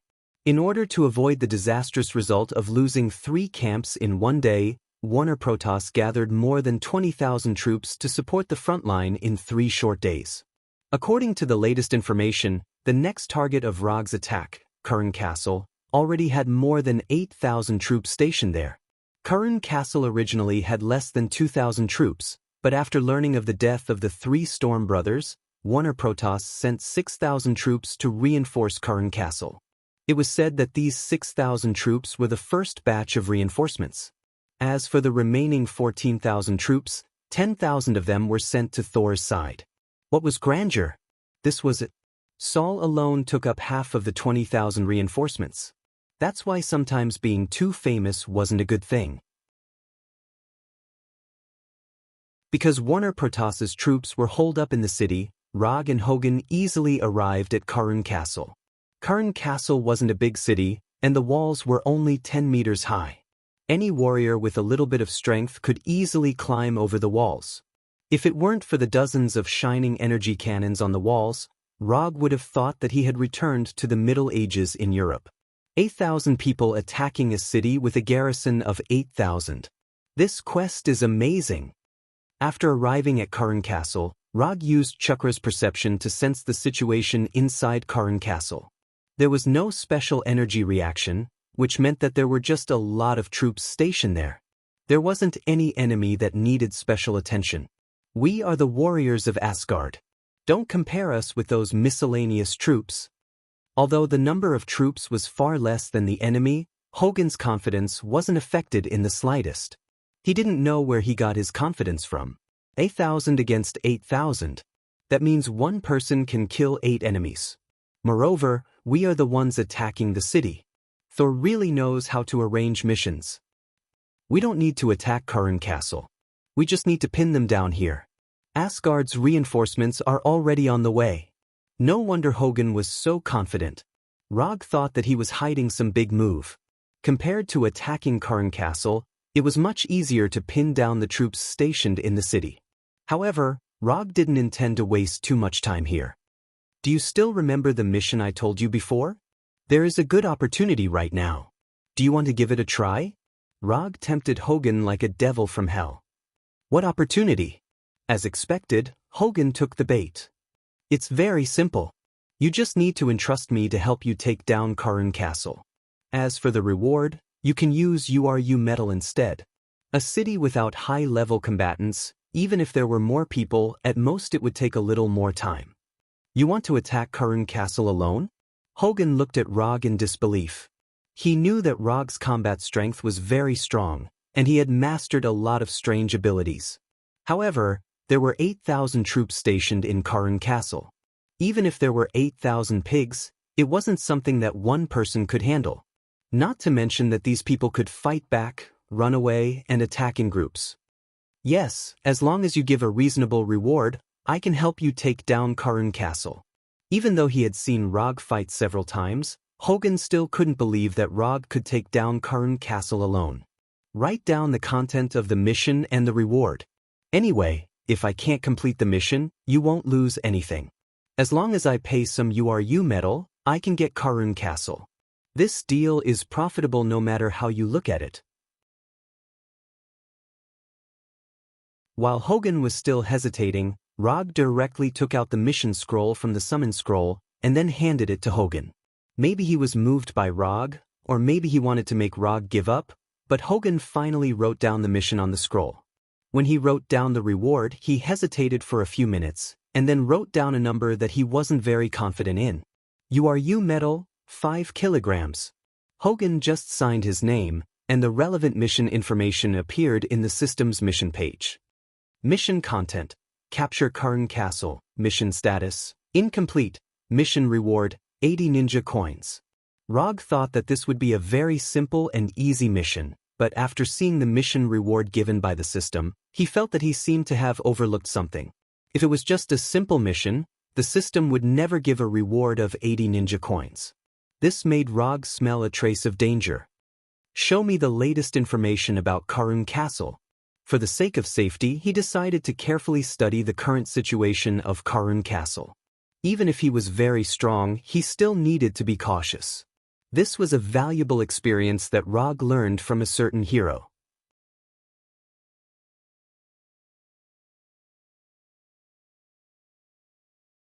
Chapter 103. Map of the city, garrison forces, weapons and equipment. Although Rog didn't know where Hogun got all this information, but the information was so detailed that it was easy to make people think that there was a mole in the enemy's garrison, which helped him a lot. After carefully skimming through it a few times, Rog handed the several pages of information back to Hogun. But from the current information, he still didn't understand why the system gave him 80 ninja coins as a commission reward. But since he couldn't figure it out, he didn't want to think about it for the time being. You can go and prepare the URU metal now. I hope that when I come back, I can see those little guys with charming luster. After saying that, Rog walked out of the tent and went directly to the Karun Castle's gate. Kusanagi sword, thunder fan, plus Madara's armor, Rog felt that his current preparations were enough. The garrison of Karun Castle discovered the arrival of Rog and the others early in the morning, but they didn't have the slightest intention to take the initiative to attack. Going out to meet the enemy is cool, but people will die. Especially after knowing the news of the death of the 3 Storm brothers, the commander of Karun Castle completely cut off the idea of taking the initiative to attack. The commander of Karun Castle was very satisfied with the feeling of security now that he had the absolute advantage in terms of military strength and the protection of the city walls. However, after seeing Rog coming towards the gate, he suddenly felt a sense of danger in his heart. He didn't know why he had such intuition, but he decisively ordered the energy cannons on the city walls to aim at Rog. Being aimed at by more than a dozen shimmering cannons is not a very pleasant thing, because you don't know if these guys who are controlling the energy cannons will suddenly tremble. When he came to a place about 300 meters away from the gate, Rog stopped, held the handle of the thunder fan with his right hand, and took it from his back. Mission execute. After muttering in his heart, Rog used the body flicker technique and disappeared from everyone's sight. He rushed directly to the city gate like lightning. With the body flicker technique, he only needed 2 to 3 seconds to cover the distance of 300 meters. While the garrisons on the city wall were still searching for him, he had already crossed the city wall and arrived in front of the garrisons with the thunderclap fan in hand. Ever since Rog obtained the thunderclap round fan, he had always used it as a defensive equipment. But after fighting with the 3 Storm Brothers, he felt that he could slightly change the purpose of the thunderous fan. The troops stationed in Karn Castle had no idea how he had appeared. The only thing they could see now was the thunder fan that was flashing with blue lightning. Boom! Boom! Boom! 4 to 5 arm-thick bolts of blue lightning struck the garrison on the city wall like lightning serpents, instantly wiping out the garrison on Rog's right. Rog didn't use any ninjutsu, he just injected the thunder attribute chakra into the thunderclap round fan and then released it. Although this way of using it was simple and crude, it was very effective. With the sound of these lightning bolts, the siege of Karun Castle officially began. The huge gap in strength often means the birth of a tragedy. When Rog came to the city wall of Karun Castle, his personal performance began. In the face of these garrisons who were far weaker than him, Rog was like a hungry wolf rushing into a flock of sheep. Although the garrisons of Karun Castle tried to stop Rog, they soon found that it was completely impossible. No matter how many of them went up, Rog could always break through their encirclement in the first time and then give them several lightning bolts. What made them even more desperate was that with the passage of time, Rog's speed seemed to be getting faster and faster. They were now completely unable to see Rog's figure. All they could see now was one lightning bolt after another, and an unreasonably large fan. It wasn't until today that the garrisons of Karun Castle learned that the fan can also kill people. Looking at Rog slaughtering the garrisons on the city wall like cutting vegetables and melons, the commander of Karun Castle had a tangled look on his face. As long as one's eyes weren't blind, it was very clear that there was a huge gap in strength between the garrisons and Rog. Although he was the commander of Karun Castle, he had to admit that his men were no different from ants in front of Rog. In an extraordinary world, without high-end combat power, this was the result of the scene in front of him. Thinking of this, the commander of Karun Castle couldn't help but curse in his heart. After those bastards in the military knew that the 3 Storm Brothers had died in battle, they refused to send high-end combat power over. To save their reputation, they had to put high-end combat power on a more suitable battlefield. After struggling for a few minutes, the commander of Karun Castle finally made a decision. Go to the dark dungeon and bring Owl here. Tell him that as long as he can defeat one person, we will return his sister to him. Sir, this is not good. Owl is. Do as I say, I will take responsibility if there is a problem. More than 10 minutes later, Rog, who was on a killing spree on the city wall, saw the so-called Owl. He didn't know if it was because his killing just now was too brutal, or because Owl's reputation was too great, but when Owl appeared on the city wall, the garrisons quickly retreated as if they had seen the devil, and the entire city wall became empty in an instant. The moment Owl appeared, Rog used chakra to perceive his situation, and then he got a result that surprised him. There was no energy reaction in his body, and his vitality was at a normal level. Other than being over 2 meters tall and having muscles that were comparable to a bodybuilding champion, the shirtless Owl didn't look special at all. This guy, there's nothing special about him? Just when Rog identified Owl as an ordinary person, an amazing scene happened.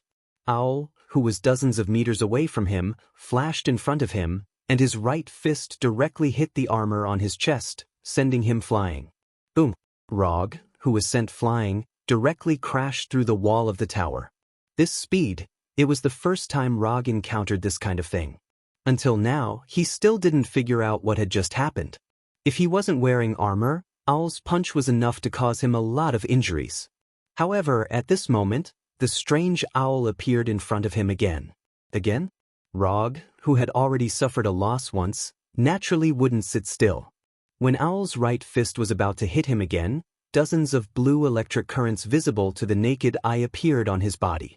Lightning release, 1,000 birds. Boom. Rog was once again sent flying by Owl, but this time, Owl who attacked him also flew out upside down. Although he looked a little disheveled, Rog did not suffer any particularly serious injuries. Thank you Vibranium, thank you URU Metal, thank you 1,000 birds. After returning to the city wall, Rog didn't dare to have the slightest carelessness. He put the Thunder Round fan back on his back and took out the Flying Thor kunai. It was faster than his body flicker technique and surpassed the dynamic visual ability of Sharingan. Rog, who is good at speed, met an enemy who is also good at speed for the first time.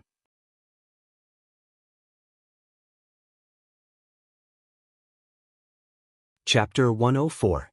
What was going on with this guy? If a person possessed unimaginable super speed, then generally speaking, there were only two possibilities. One was to master the extraordinary power related to speed, and the other was a superpower born from the genetic mutation of the body. But at this time, Owl was obviously neither of the two situations. There was no energy in his body, and his life force was at a normal level. There were no signs of genetic mutation. Owl, who had attacked Rog twice in a row, did not stop there. When the numbness caused by the 1,000-bird flow slightly eased, he launched a third attack on Rog. It was still a straightforward attack. Although Owl had incredible speed, his attack method was so simple that it made people speechless. Relying on speed to come in front of the enemy, and then using his fist to attack the enemy. Rog, who had suffered twice, naturally would not be hit by such a simple attack again. At the moment when Owl's figure disappeared, he also used the blink technique to leave the place. Even so, Owl still kept up with his speed. Just when Owl's right fist was about to hit his head, his figure suddenly disappeared in front of Owl. Flying Thor. Rog returned to his previous position and picked up the Flying Thor kunai that he deliberately left in place. What kind of experience was it to fight with an enemy with super speed? This question had always been answered by Rog's enemy. And now, he could finally answer this question himself. The answer was only one word: aggrieved. To be precise, it was extremely aggrieved. Unable to see the enemy's trace, unable to dodge the enemy's attack, unable to keep up with the enemy's movements, no matter what the situation was, it was enough to make people feel extremely aggrieved. What was more troublesome was that behind this aggrieved feeling, death followed closely. The blink technique was definitely out of the question. Owl's speed had obviously exceeded the blink technique's speed. This also meant that Rog only had one last choice left: the Flying Thor technique. Rog did not expect that there would be a day when he would use the Flying Thor to compete with someone in speed, and it was with a strange man who had super speed for some unknown reason. Were they trying to determine who was the fastest man? Rog didn't have a problem with the word fastest, nor did he have a problem with the word man. It was just that he had an instinctive repulsion when he put the fastest time with a man. Just when Rog was still thinking about it, Owl recovered from his doubts and no longer cared about how Rog disappeared just now. In this regard, Owl was very similar to Rog. Since he couldn't figure it out, he wouldn't think about it anymore. Before Owl launched an attack, Rog took the initiative to throw the Flying Thor kunai in his hand to Owl. After throwing out the Flying Thor kunai, he didn't care whether the kunai hit Owl or not. Instead, he used the body flicker technique to leave the place, and then took out another Flying Thor kunai. Although the speed of the Flying Thor kunai is very fast, it is obviously not impossible to hit Owl. Owl just tilted his body slightly and avoided the Flying Thor kunai flying towards his head. But just when he had just avoided the first Flying Thor kunai, the second Flying Thor kunai also came in front of him. Then the third, the fourth, the fifth. It wasn't until after throwing out 8 Flying Thor kunai that Rog stopped this seemingly meaningless attack. Because each time the Flying Thor kunai was thrown from a different angle, these Flying Thor kunai that Owl dodged were inserted in different positions on the city wall. If you carefully observe the landing point of these Flying Thor kunai, you will find that these Flying Thor kunai seem to be thrown out randomly, but in fact, each Flying Thor kunai presents a similar angle. The preliminary work has been prepared, then it's time to perform. Rog threw the Flying Thor kunai in his hand, and then disappeared with the kunai in an instant. Although Owl didn't know what Rog was going to do, at the moment when Rog disappeared, he also entered an incredible state of speed. From the perspective of a bystander, Rog and Owl seemed to have completely disappeared, and the entire city wall became empty in an instant. So, an awkward scene happened. Whether it was the garrison on the Karun castle or the Asgard soldiers outside the city, they could only silently stare at the empty city wall like fools, and then pray for the appearance of Rog and Owl. If it weren't for Rog and Owl's figures occasionally appearing on the city wall, they would even suspect that Rog and Owl had already left the Karun castle. Rog repeatedly jumped between the flying Thor kunai, and Owl would also appear in front of him at the moment when he finished teleporting. Then he would jump again, and Owl would start to chase again. The whole process seemed to be very harmonious. After all, no one could touch each other, and naturally, there would be no so-called battle. Owl was like a hound that would never be tired, constantly chasing Rog, the prey. Although Rog could stop and counterattack, he didn't have such an idea at all. Before figuring out why Owl had such incredible speed, he would not have the intention to attack Owl. Until now, he finally understood why the system gave 80 ninja coins as a commission reward. An enemy with super speed is more difficult to deal with than an enemy with super physique. On the surface, Rog was just using the flying Thor to constantly teleport to avoid being hit by Owl. But in fact, he was silently perceiving everything in Owl's body through chakra perception. This was the first time he was perceiving an enemy so seriously. Almost after chakra perception's perception ability was exerted to the limit, he finally perceived a trace of abnormality in Owl's body. Every time Owl entered super speed, a mysterious force would appear in his body. This force would only appear for a short few milliseconds, and then completely disappear. It was this mysterious force that only existed for a few milliseconds that gave Owl unreasonable super speed. After figuring this out, Rog immediately came up with a new battle plan in his mind. If Owl's super speed was his own ability, then Rog could only have a real speed competition with him. But since this speed was given to Owl by the mysterious force, then things became a lot simpler. After all, the power that doesn't belong to oneself is unreliable. Rog intended to let Owl experience what is called his own power.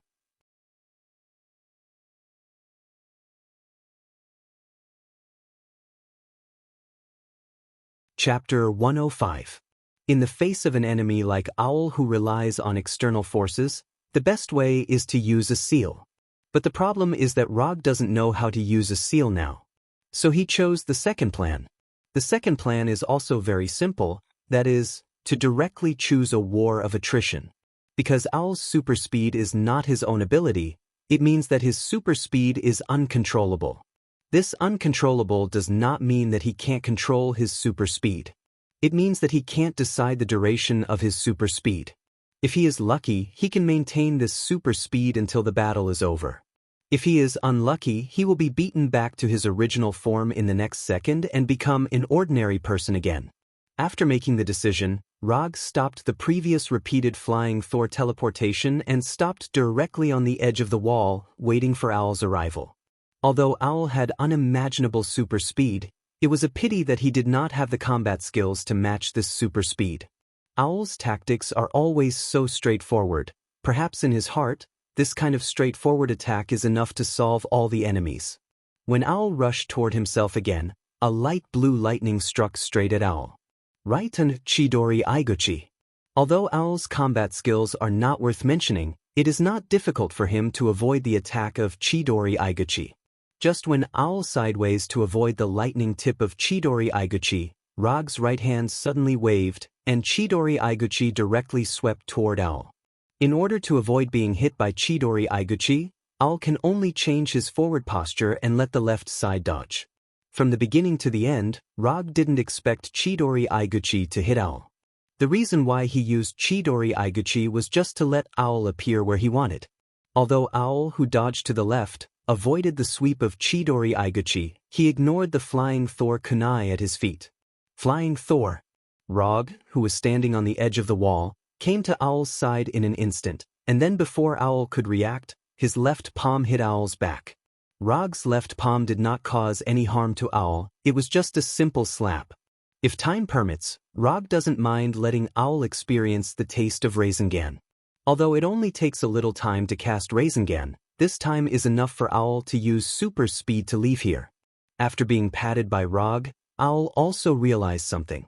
But at this moment, it was meaningless. Flying Thor. If it wasn't for the Flying Thor spell on Owl's body, Rog wouldn't be interested in touching a male's body. The outcome of this battle had been decided. Relying on the super speed granted by the mysterious power in its body, Owl continued to jump for more than 10 minutes. In the end, when the mysterious force did not continue to appear, Rog used the Flying Thor kunai in his hand to cut across Owl's neck, completely ending his life. Without Owl's restraint, Rog once again began his one-man siege. At the moment when Owl's body fell to the ground, in the mind of the commander of Karun Castle, the picture of the fall of Karun Castle involuntarily emerged. Although there were still 7,000 or 8,000 troops stationed in Karun Castle, and a large number of specially prepared defensive equipment, but this did not change the fate of Karun Castle. After killing Owl, Rog did not continue to attack the ordinary soldiers, but began a purposeful beheading operation. With the help of the Flying Thor, all the defenses of Karun Castle were useless to him. No matter how many guards there were around these commanders, the last thing they saw was the Kusanagi sword with lightning wrapped around it. One commander after another was killed, and the command system of Karun Castle quickly collapsed. It didn't take long for the garrison of Karun Castle to be in a mess. They didn't know what to do now, whether to continue to hold their posts, or to pursue Rog who was alive and kicking in the city, or to choose to retreat directly. Death and chaos quickly shrouded the entire Karun Castle. When most of the commanders of Karun Castle were killed by Rog, the remaining commanders finally made a decision. Give up Karun Castle, preserve the strength, and prepare for a future counterattack. Half an hour later, the west gate of Karun Castle was opened, and the garrison of Karun Castle began to retreat. Looking at the mighty 5,000 or 6,000 people, Hogan seriously thought for a moment, and finally made the decision to pursue. Although it was impossible to wipe out the enemy, but it was not a problem to add some trouble to the enemy.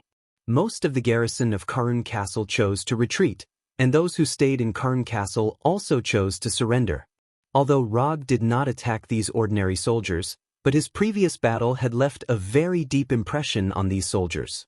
So after the main force retreated, they decisively put down their weapons and expressed their willingness to surrender. Anyway, it was not the first time they surrendered, and losing to Asgard was not a disgrace. In terms of treatment of prisoners of war, Asgard's reputation had always been very good, and this also unknowingly dispelled some of the worries of the garrison of Karun Castle. Until now, these soldiers still thought that Rog was from Asgard, because in their minds, only a powerful country like Asgard could produce a strong person like Rog. A few hours later, Hogan led the Asgard soldiers to officially take over Karun Castle. Whether it was Hogan or the other Asgard soldiers, they did not expect that this siege of Karun Castle would turn into a one-man show by Rog. Except for the loss of some soldiers when pursuing the garrison of Karun Castle, Asgard took over Karun Castle without any losses. Well, the URU medal you want may be given to you later. It will take a few days for the logistics team to arrive. They should have some URU metal in their hands. After all, they are the only ones who have army craftsmen. Hogan said to Rog with some embarrassment. The mission was completed, but he could not pay the reward. This was even more embarrassing for him than losing the battle. That's not urgent. I have a question now. Rog told Hogan about the special characteristics of Owl in detail, hoping to get some information from Hogan. If I'm not wrong, the energy on Owl's body should be the awakened divine power. But under normal circumstances, awakened divine power will exist forever and will not disappear like this. Hogan said with uncertainty. Awakened divine power? What is that? Rog continued to ask. The reason why Asari and Warner Protoss are called the Protoss is because we have a kind of energy called divine power. But not everyone can awaken divine power. Only the best of a race can awaken their own divine power. The power of Odin, the power of Heimdall, the power of omniscience, and the power of the storm of the three storm brothers are all awakened divine powers.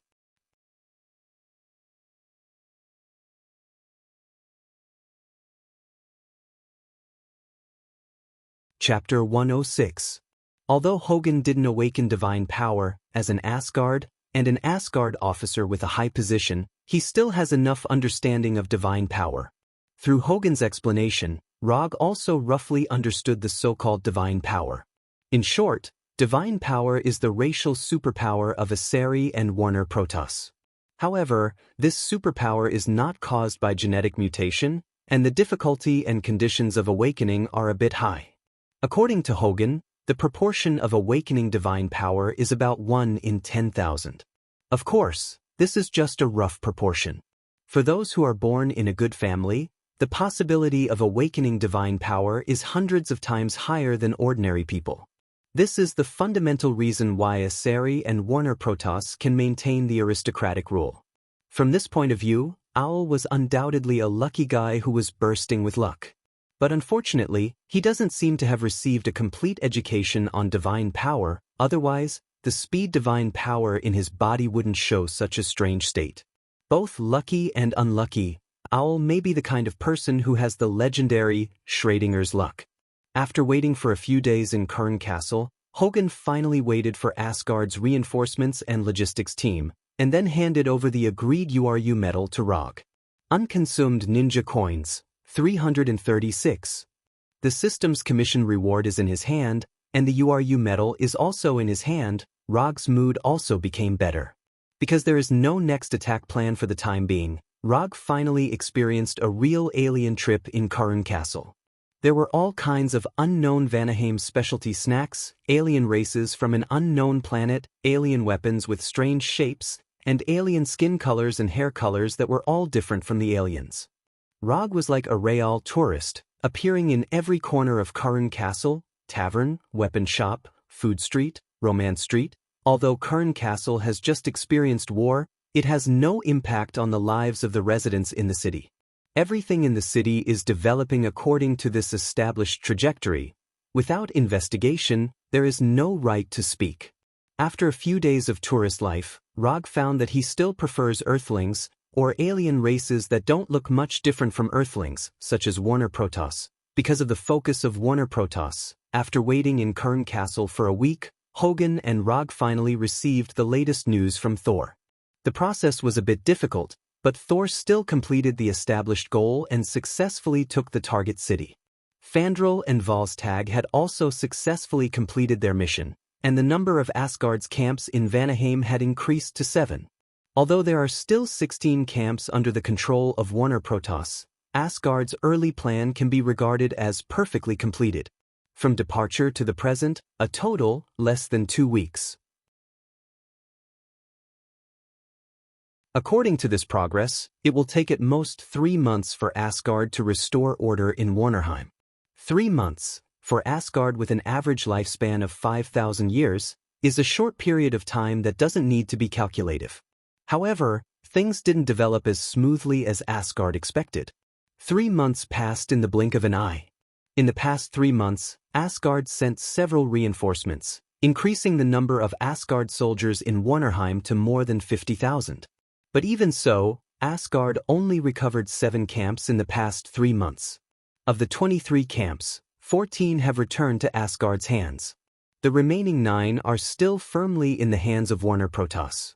In the process of Asgard recovering the camps, Rog didn't stay idle. He accepted several commissions from Thor and the 3 warriors of Sengoku. But he doesn't know if the system did it on purpose, but most of the commissions from Thor and the 3 warriors of Sengoku didn't pass the system's judgment. The few commissions that passed the judgment didn't give a high reward. Unconsumed ninja coins, 385. After 3 months, Rog's unconsumed ninja coins increased from 336 to 385. He only needed 15 ninja coins to get the Sage Mode inheritance, which is worth 400 ninja coins. After 3 months of serious consideration, Rog finally decided on which Sacred Grounds Immortal technique inheritance he wanted to learn. In fact, he didn't need to think for so long. With the wood release and Hashirama Sage mode, he only has one choice, and that is the Shikatsu Forest Sage mode inheritance. The Toad Senjutsu of Mount Myaboku is only suitable for people like Prince Ming. Even a fierce person like Jiraiya only got an incomplete Sage mode after decades of learning. As for the Ryuchi Cave, Rog only thought for a second and refused. No matter what era it is, stay away from men who play with snakes. Their spirit is a bit. He doesn't know if the system will pack a summon contract of a living slug after redeeming the Sage mode inheritance. Just when Rog started to imagine some beautiful things, Thor came to him with Thor's hammer. Sif came with Thor. Sif finally appeared on Asgard's list.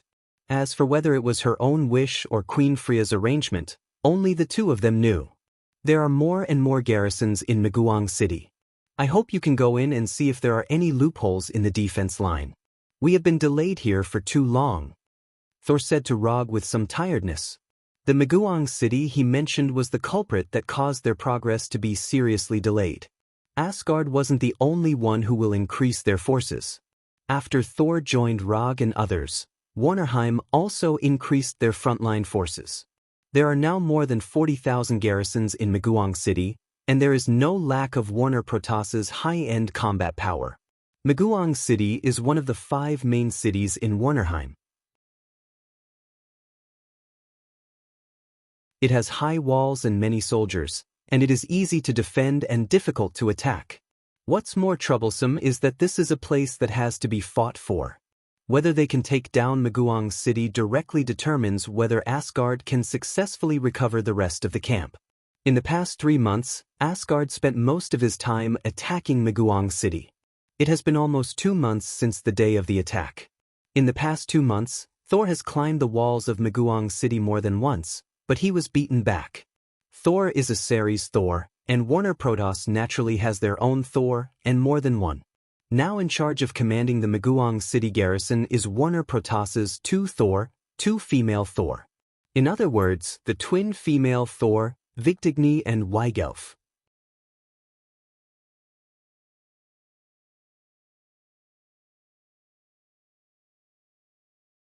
Chapter 107. Unlike Thor, who currently needs Thor's hammer to control his own thunder power, Vigdigni and Weigelf can already use their own thunder power without any external help. Just by looking at this point, Saul had already fallen behind the 2 female thunder gods on the opposite side. If it weren't for Thor, the current situation would not be Asgard's soldiers besieging Maguang City, but Maguang City's garrison chasing after Asgard's soldiers. Old rules, you know. As soon as the voice fell, Rog summoned a commission scroll and threw it directly to Thor. Although most of the tasks entrusted by Thor did not pass the system's judgment, in general, Rog still made some money from them. You may make a profit, but I will never lose. Commission content. Sneak into Maguang City to inquire about the defense line intelligence. Commission status. Incomplete. Commission reward. 10 ninja coins. When Thor finished writing the commission content, a new commission appeared on the system's commission page. Glancing at the information on the system page, Rog frowned slightly. The difficulty of the commission is not high, but the commission reward is a bit low. Even if this commission is completed, there are still 5 ninja coins left from the 400 ninja coins needed to exchange for the Immortal art inheritance. On purpose. The system is definitely on purpose. Although the commission reward is a bit lower than what I expected, but no matter how small the mosquito leg is, it's still meat. Saving ninja coins, isn't this the same thing? Before leaving, Rog glanced at the reward on the scroll. 10 kilograms of URU metal. It's not too much, not too little, it's enough. Since accepting commissions, Rog has asked for URU metal as the commission reward every time. This also led to a bit of an awkward situation. Those precious weapons that originally needed to be repaired with URU metal have not been repaired because of Rog. Those who can use URU metal weapons are basically famous in the army, so in addition to Thor and the 3 warriors of Sengoku, those officers with damaged weapons have a lot of complaints about Rog. If it weren't for Rog's strength far beyond them, maybe these officers would sneak into his tent in the middle of the night, and then, after throwing the commission scroll into the summon scroll, Rog left the tent and walked in the direction of Maguang City. As a ninja, sneaking is the foundation of the foundation. This was especially true for Logue, as infiltration was his specialty. What is the perfect sneak? As long as the witnesses are killed, it is a perfect sneak, said a certain assassin who didn't want to reveal his name. Said confidently.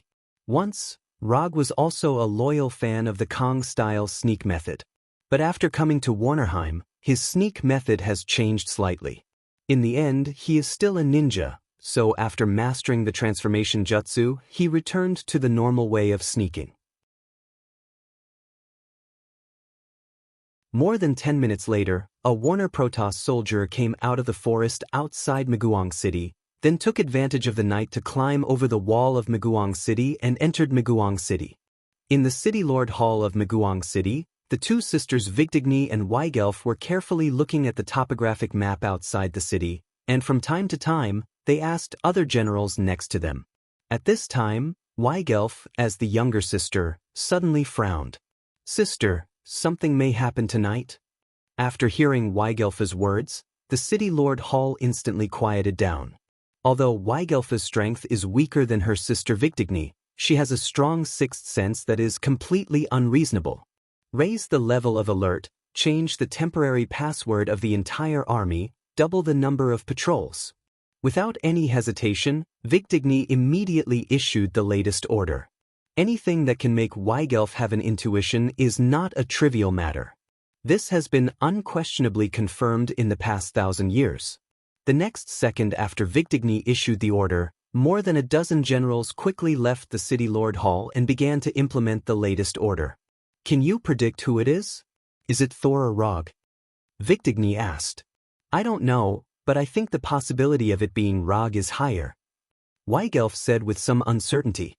After hearing Rog's name, Vigdigny's face became extremely cold, like an iceberg that has not melted for thousands of years. If you want to pick the person in the opposite Asgard army that she wants to kill the most, then Vigdigny will always have only one answer, and that is Rog. Even Asgard's commander, Thor, has to be ranked behind Rog. The reason why Vigdigny hates Rog so much is purely Thor's fault. A month ago, Thor gave him a commission to go to Maguang City's database to get a copy of Maguang City's construction log. It was a very simple commission, and it didn't require fighting and killing as long as he got the information. Originally, this commission was indeed very simple. But Thor and Rog did not expect that someone would fall asleep in the database. And this person was not someone else, but the highest commander of Maguang City. As a commander, it was normal for him to learn about the defense of the city in the database. Because he was too tired, it was also normal for him to fall asleep in the database. The only abnormal thing was that the book that Vigdigny pressed under her hand happened to be the Maguang City's construction log that Rog wanted to steal. The next thing was very simple. Rog and Vigdigny fought in the database, and the final result was that Rog smoothly took away the city's construction log. It's just that when he picked up the city's construction log, he was a little disgusted. The construction log that was covered with saliva on the cover was something that anyone would dislike. Moreover, before the Flying Thunder God left the database, he said a very normal sentence, but it completely ignited Vigdigny's anger.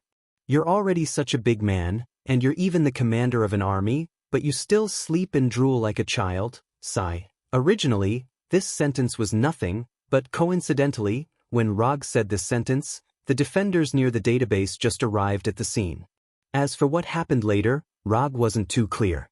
The only thing he could be sure of was that from the next day onwards, as long as he appeared on the battlefield, Vigdigny would chase him crazily with the two-handed greatsword that was not much smaller than his round fan.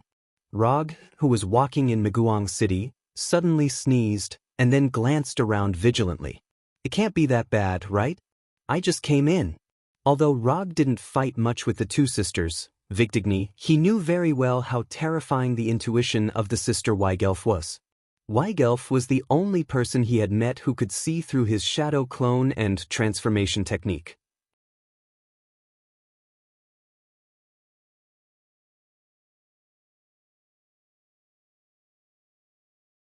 Chapter 108. To be precise, she didn't see through it, but she used her incredible sixth sense to directly distinguish between the original body and the avatar. As for the transformation technique, it was the same.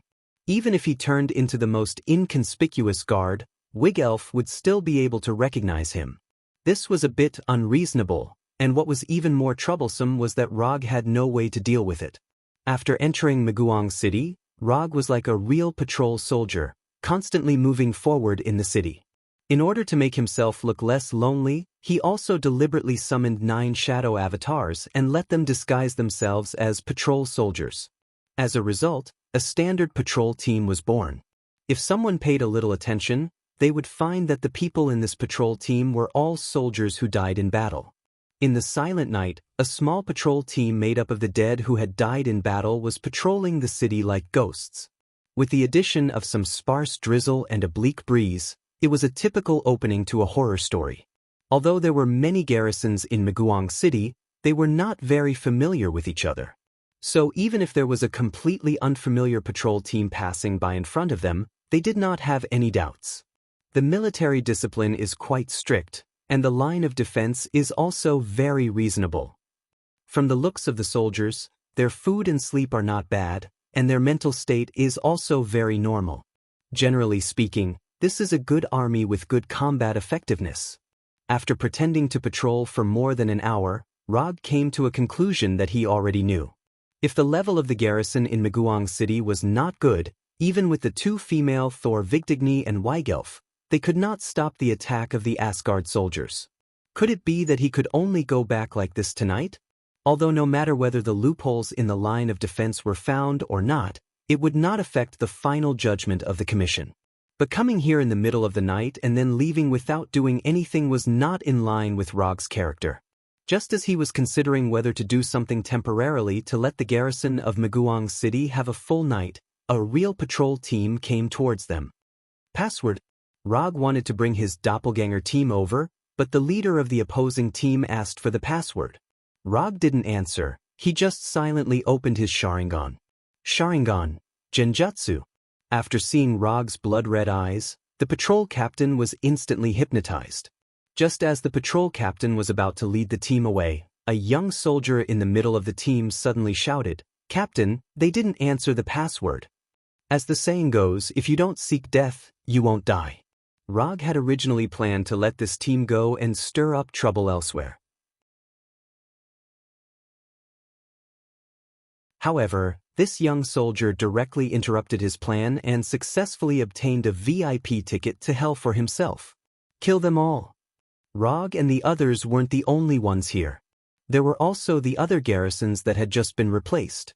The 9 doppelgangers shot at the same time, more than 40 garrisons, including the patrol team, only lasted for less than a minute before all of them turned into corpses. When the doppelganger killed all the surrounding witnesses, Rog removed the doppelganger and quickly left. Although the garrisons didn't have time to send out an alarm signal, their bodies would be found sooner or later, so Rog didn't bother to continue to disguise himself and directly rushed to the more valuable targets. If you want to quickly destroy the morale of an army, there are 2 ways. One is to carry out a decapitation operation and directly destroy the command system of the army. This is Rog's preferred method, but here, the difficulty of the decapitation operation is a bit high, so he directly abandoned this plan. As for the second method, it is to destroy the logistical support system of the army, that is, burn the military food. This kind of thing, Rog just did it once half a month ago, and he can be regarded as a skilled technician. Under the cover of the night, Rog moved forward quickly like a ghost. Although he still didn't know where the rations were hidden, it wasn't a difficult task for him to find them. Intimidation, threats, torture, hypnosis. After several efficient inquiries, Rog successfully learned the location of Maguang City's military food storage from a few unlucky guys. Because of his attack half a month ago, Maguang City no longer concentrated all the military food in one place, but stored it in 5 different warehouses. They have become cautious. The amount of military food stored in the 5 warehouses varied. Rog directly excluded the warehouse with the most military food and planned to go to the warehouse with the second most military food. Just as he took a few steps, he suddenly remembered something, and then took out an Asgard gold coin from his pocket. He saw him throw the gold coin, and then after confirming the front and back, he repeated this action 3 times. After these rounds of random selection, he finally determined the final goal. The goal: the warehouse with the 4th most military food storage. The reason why he used the method of throwing the gold coin to determine the target was purely because Weigelfa's strong 6th sense left a deep impression on him. He didn't want to fall into an ambush prepared by the enemy because of a random choice he made. After determining the target warehouse, Rog didn't go immediately, but summoned 4 shadow clones. In the face of an enemy like Weigelf, no matter how cautious he is, it is not too much. The main body went to the 4th warehouse, and the 4 shadow clones went to the other 4 warehouses. In this way, even if he bumped into Weigelf in the 4th warehouse, he could directly go to the other warehouses through the Thor. This is not fear, this is necessary caution, the caution of a ninja. After confirming that there is no problem, Rog began to go to the 4th warehouse. Although there are a lot of soldiers guarding, it is still normal. There is no particularly strong energy fluctuation around. This should not be a trap. After coming to the 4th military food warehouse, Rog first used chakra perception to perceive the surrounding environment, and then rushed to the warehouse like lightning. Fire release, grand fire annihilation. The blazing flames rushed to the warehouse like a huge wave, and then under Rog's gaze, it was blocked. A wall-like energy barrier appeared out of thin air, blocking all the blazing flames of the grand fire annihilation. At the same time, a hemispherical barrier with a diameter of several kilometers was instantly formed. When the energy barrier appeared, Rog established a link with the flying thunder god on the shadow clones, and planned to directly leave here with the flying Thor. However, the appearance of the hemispherical barrier completely shattered his hope. The flying Thor technique disappeared.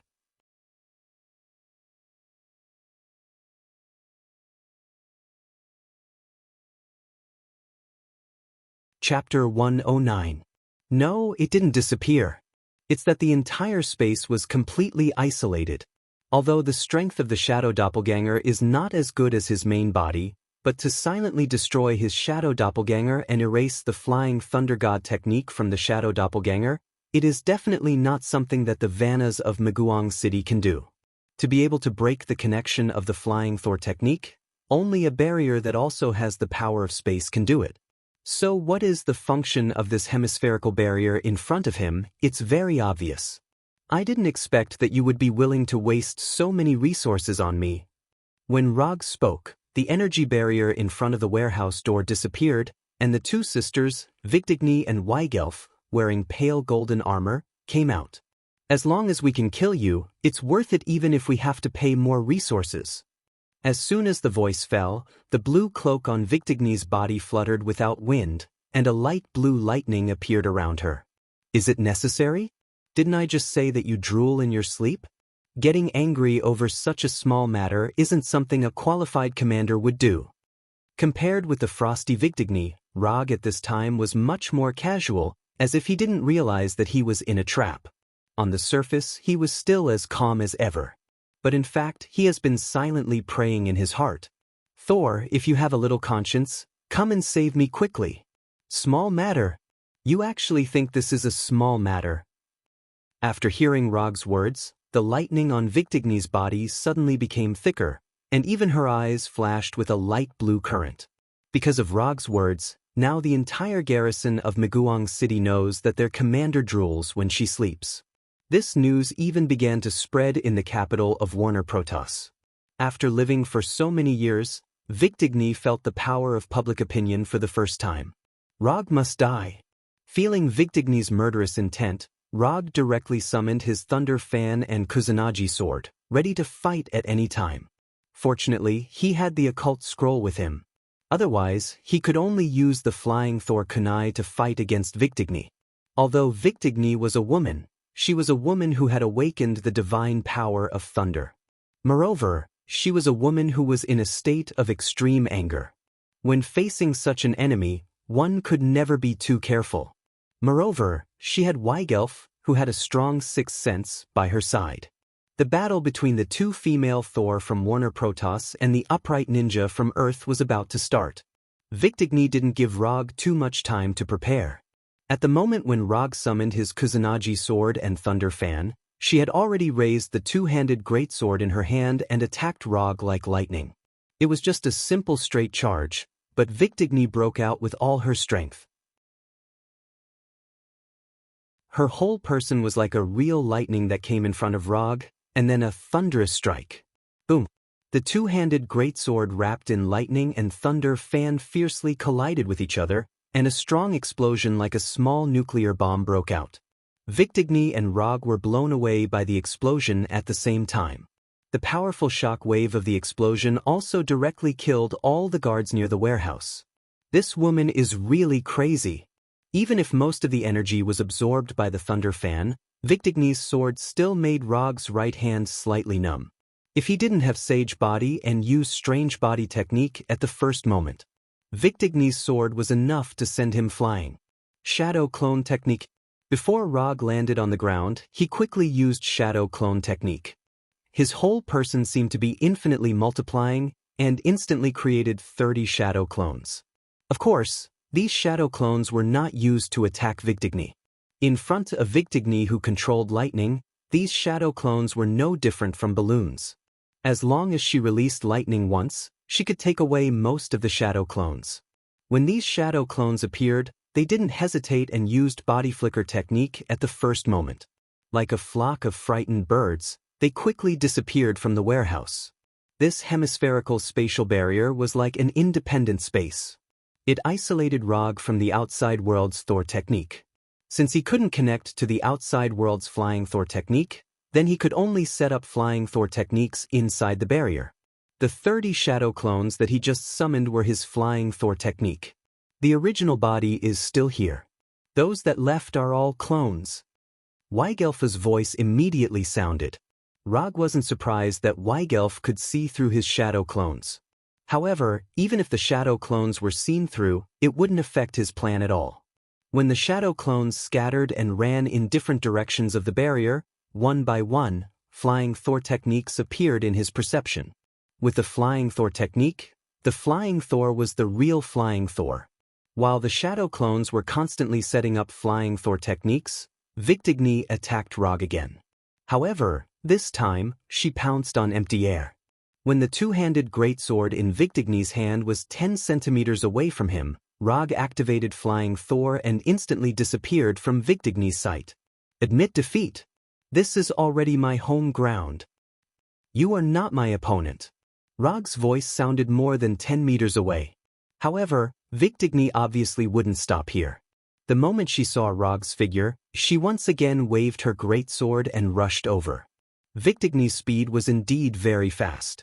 However, for Rog, who already had enough coordinates to teleport, this speed was still too slow. Boom! A 10-meter deep pit appeared on the ground where Rog was standing.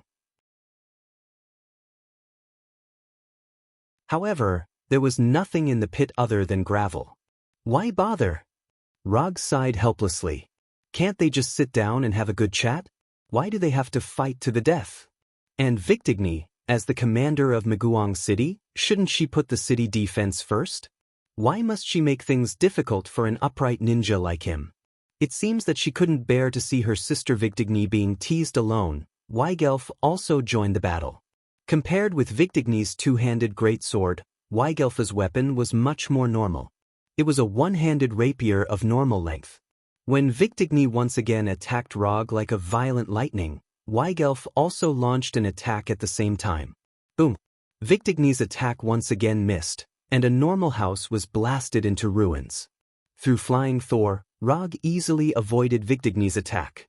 But at the moment when he had just completed the teleportation, a strong intuition of danger emerged in his mind, prompting him to instinctively use Flying Thor again. Before teleporting away, he saw a rapier shining with electric light appear in front of him.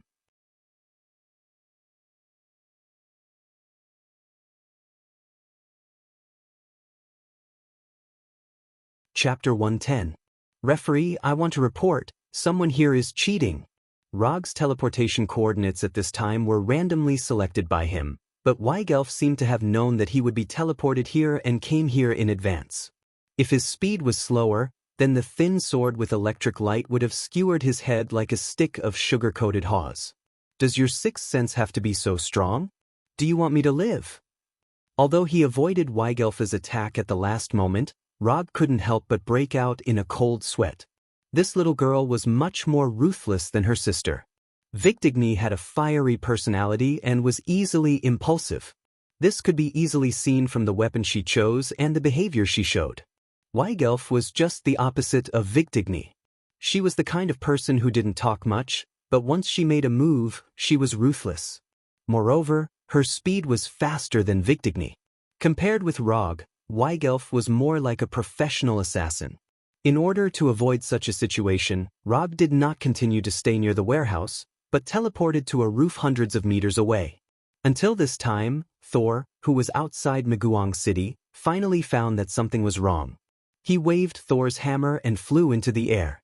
He saw a space barrier with a diameter of several kilometers suddenly covering an area of Maguang City, exuding a moonlight-like light. This kind of large-scale barrier consumed a lot of energy every second. Even if Maguang City had sufficient energy supply, this was an extremely extravagant and wasteful behavior. Thor silently looked at the space barrier, and a thought involuntarily emerged in his mind. Did Rog really just go to inquire about the defensive line of Maguang City tonight? Could it be that although he didn't know what Rog had done, as the commander of an army, Thor knew what he had to do now. The warriors of Asgard quickly mobilized, and a siege battle that was not part of the plan began. When Thor led the Asgard warriors to attack Maguang City, Rog was also thinking about the next tactic. Now, there were only two paths in front of him. The first method was to use the flying Thor to constantly change his position until the spatial barrier ran out of energy. This method was also the most stable one at the moment. Other than being a little cowardly, there were no other shortcomings. The second option was to defeat the Victigny sisters, or use brute force to forcefully destroy the spatial barrier. If it was a one-on-one fight, whether it was Victigny or Weigelf, he had the confidence to win. But if it was 1 against 2, he didn't have much confidence. After all, neither of them were ordinary women. Even Thor, who was also good at discharging electricity, could not gain the upper hand when facing the two of them, let alone him, an earthling with a weaker body. As for relying on brute force to destroy the spatial barrier, this kind of thing was just a dream. If he had such strength, he wouldn't have been forced to dodge everywhere like he was now. Do you want to be a coward for a lifetime? Or do you want to be a hero, even if it's only for a few minutes? He didn't know why, but this sentence suddenly appeared in his mind. This sudden sentence caused him, who was originally flashing away, to be slightly stunned. He was actually distracted in the battle. In the next second, Weigelf's 2-finger-wide thin sword came in front of him. Clang. The tip of the sword flashing with electricity failed to stab Rog in the end, but it was blocked by the thunderous round fan. Seeing that her attack did not hit the target, Wiggle quickly retreated. Just at the moment when Weigelf had just made space, Victigny's 2-handed giant sword followed and slashed at Rog. Boom! The raging electric current was like an out-of-control dragon, attacking everything around it. The violent energy did not differentiate between friend and foe, attacking everything around it. Victigny took advantage of the situation and retreated, avoiding the violent energy storm. In the middle of the energy storm, Rog, who was holding the round fan, was motionless like a wooden man. If it wasn't for the strong chakra light shining on his body, Victigny would even suspect that Rog had directly lost consciousness, so he stayed in the energy storm stupidly. At this time, Rog was very awake. It could even be said that he was very awake. Although there was the protection of chakra, the electric current in the energy storm still gave him an incomparable stimulation.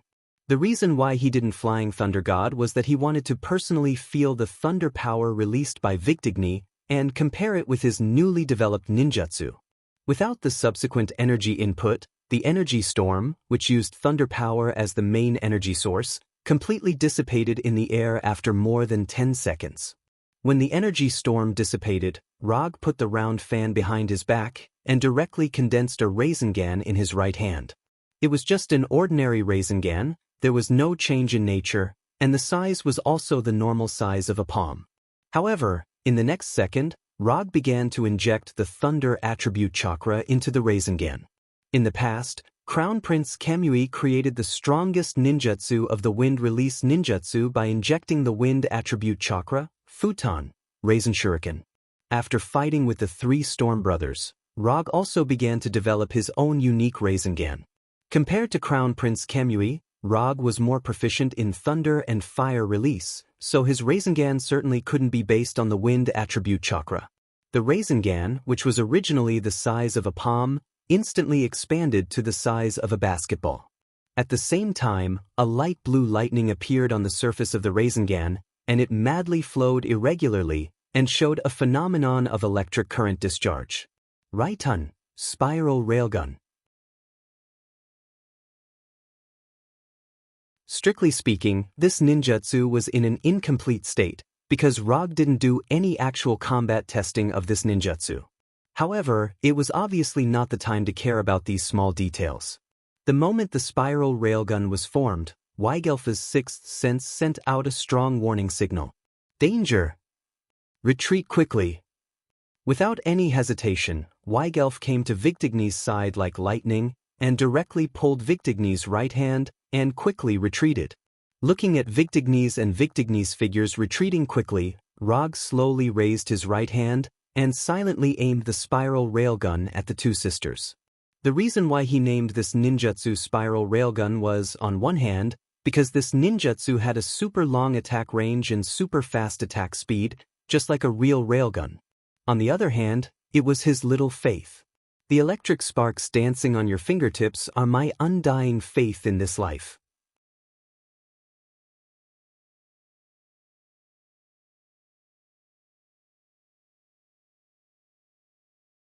Chapter 111.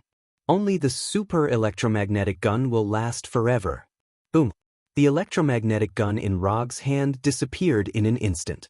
A light blue beam of light entwined with an electric snake emerged out of thin air and crossed the entire Miguang city. The electromagnetic gun first hit the two sisters, Victigny, and then it penetrated all the obstacles in the attack path without any reduction in power.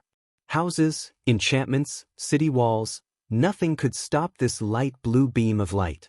It wasn't until it hit a small mountain more than 10 kilometers away from the city that the beam of light finally stopped. The next second, an orange-red fireball soared into the sky like the sun.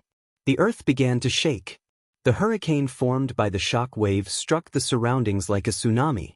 Wherever it passed, it was a mess. When the flames of the explosion dissipated, when everything began to return to calm, the hill that originally stood outside Miguang City had completely disappeared.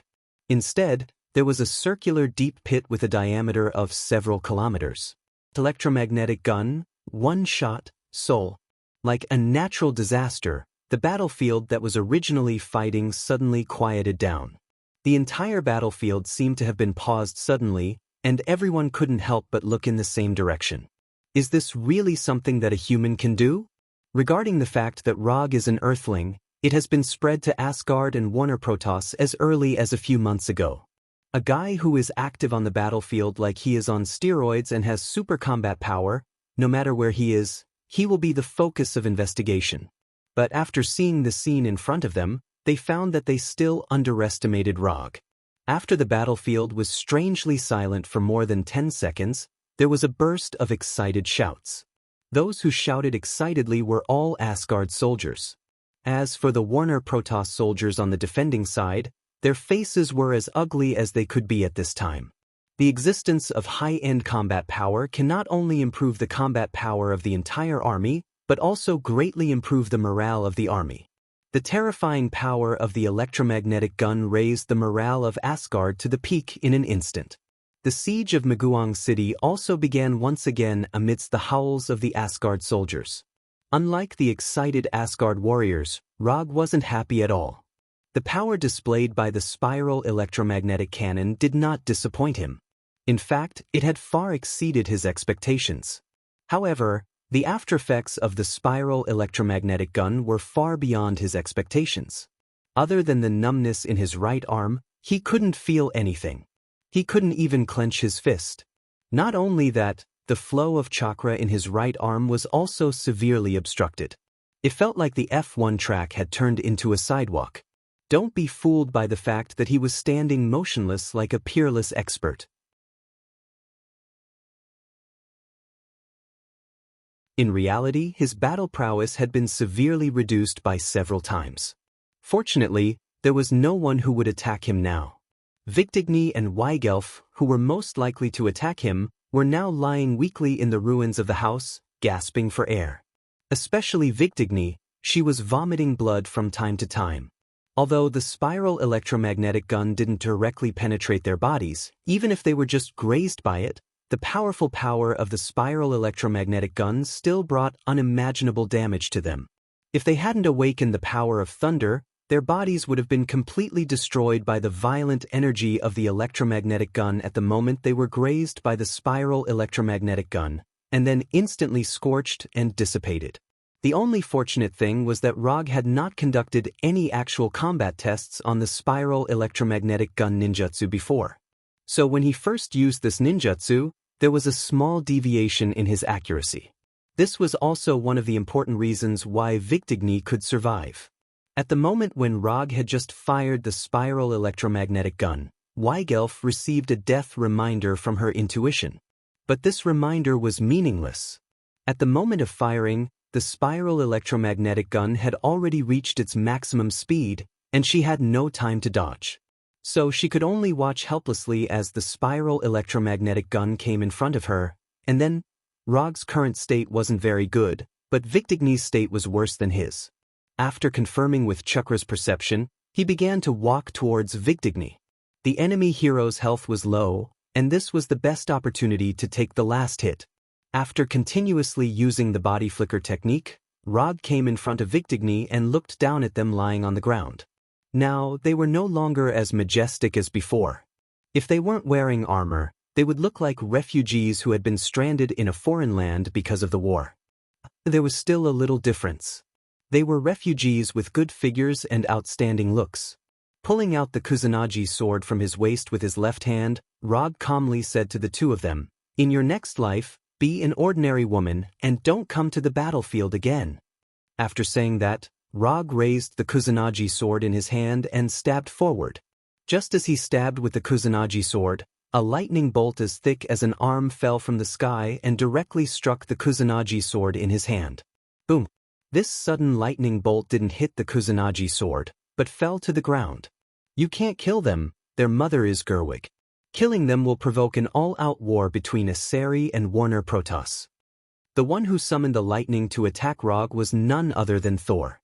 After flying in front of Rog, he briefly explained the reason. "You're the commander, you have the final say." Since Thor said so, Rog could only put away the Kusanagi sword and ignore Victigny and Sora.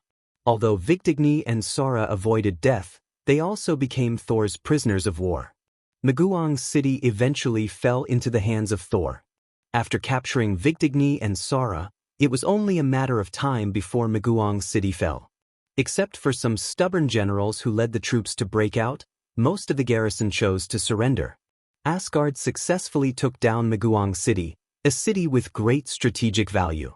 According to the post-war statistics, Maguang City had more than 40,000 garrison troops. Nearly 5,000 people died in the siege, 30,000 people surrendered, and nearly 8,000 people successfully escaped. Asgard, as the side that attacked the city, also paid the price of more than 6,000 people. Although Asgard's total force in Warnerheim was more than 50,000 people, more than 10,000 of them were garrisoned in 7 camps, so the troops that really followed Thor to fight were less than 40,000 people. The army of less than 40,000 people had to watch over 30,000 prisoners, and at the same time, they had to defend Maguang City and guard against the counterattack of Warner Protoss. Thor was having a headache now, but he wasn't the one with the biggest headache because Rog was having a bigger headache than him. "My right hand won't be wasted like this, right?"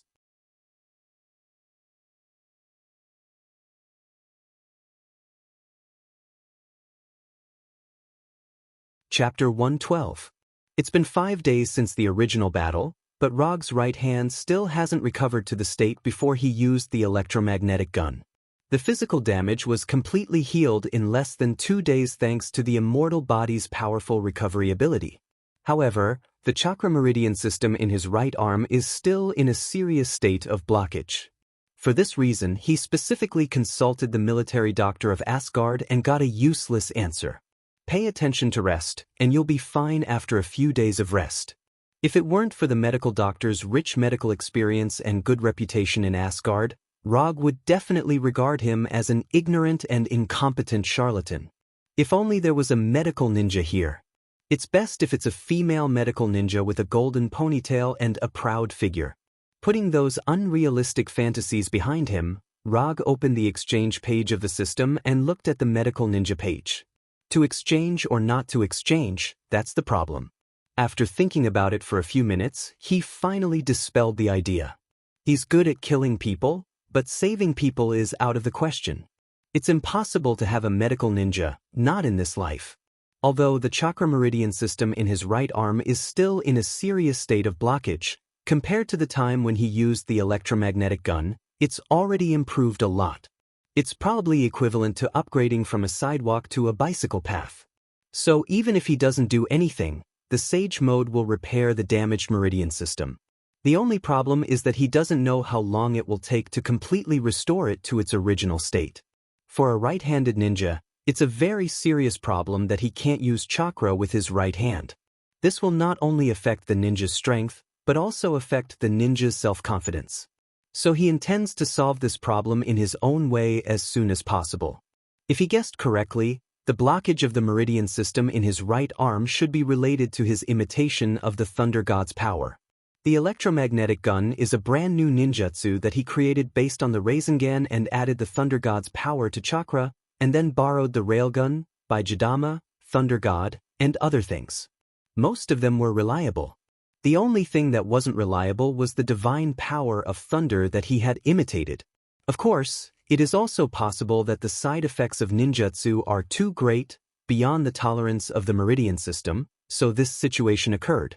However, no matter what the reason was, he could not allow anything to happen to the golden right hand. He doesn't know any medical ninjutsu, and there is no way to quickly improve his sage body, so he intends to use a simple and violent method with high success rate to solve this problem by force. Since chakra couldn't solve the problem, he would use the immortal technique chakra to solve it.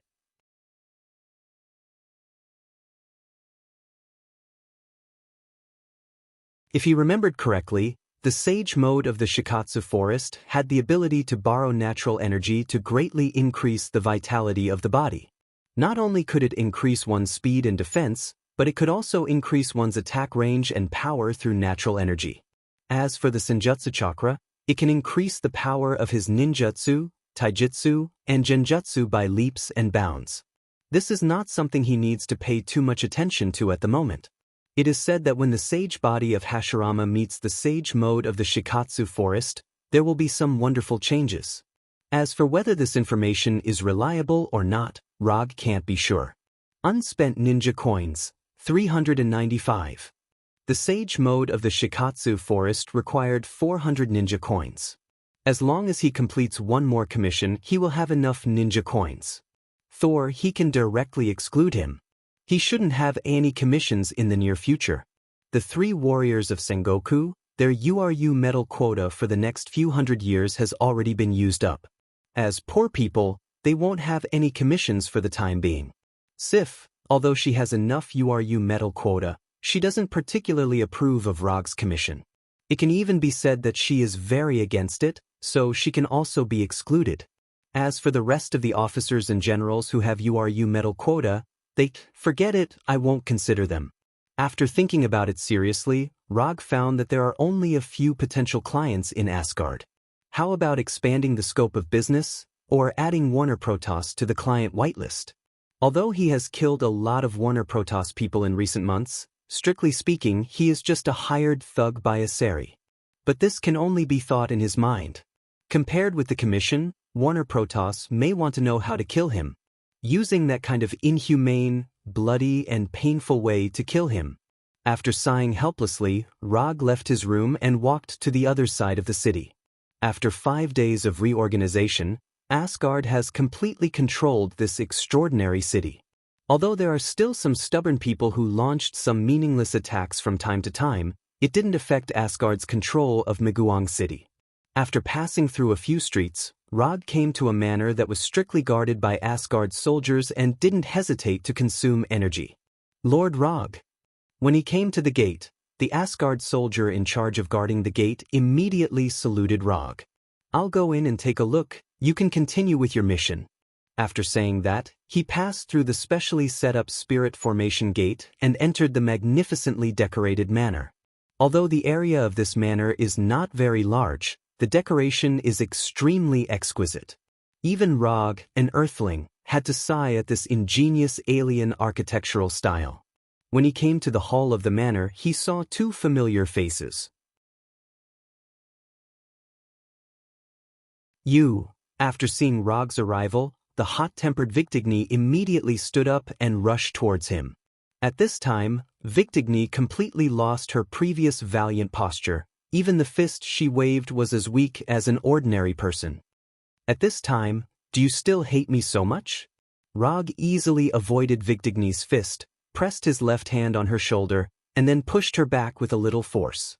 Although Rog only pushed her slightly, Victigny stepped back more than 10 steps before finally stabilizing her body. "Give up, you can't be my opponent now." After speaking, Rog ignored the angry Victigny and found a seat to sit down and poured himself a cup of tea. "What do you want to do?" Weigelf, who was sitting opposite him, asked. "Nothing, I just want to know if you have any unfulfilled wishes?"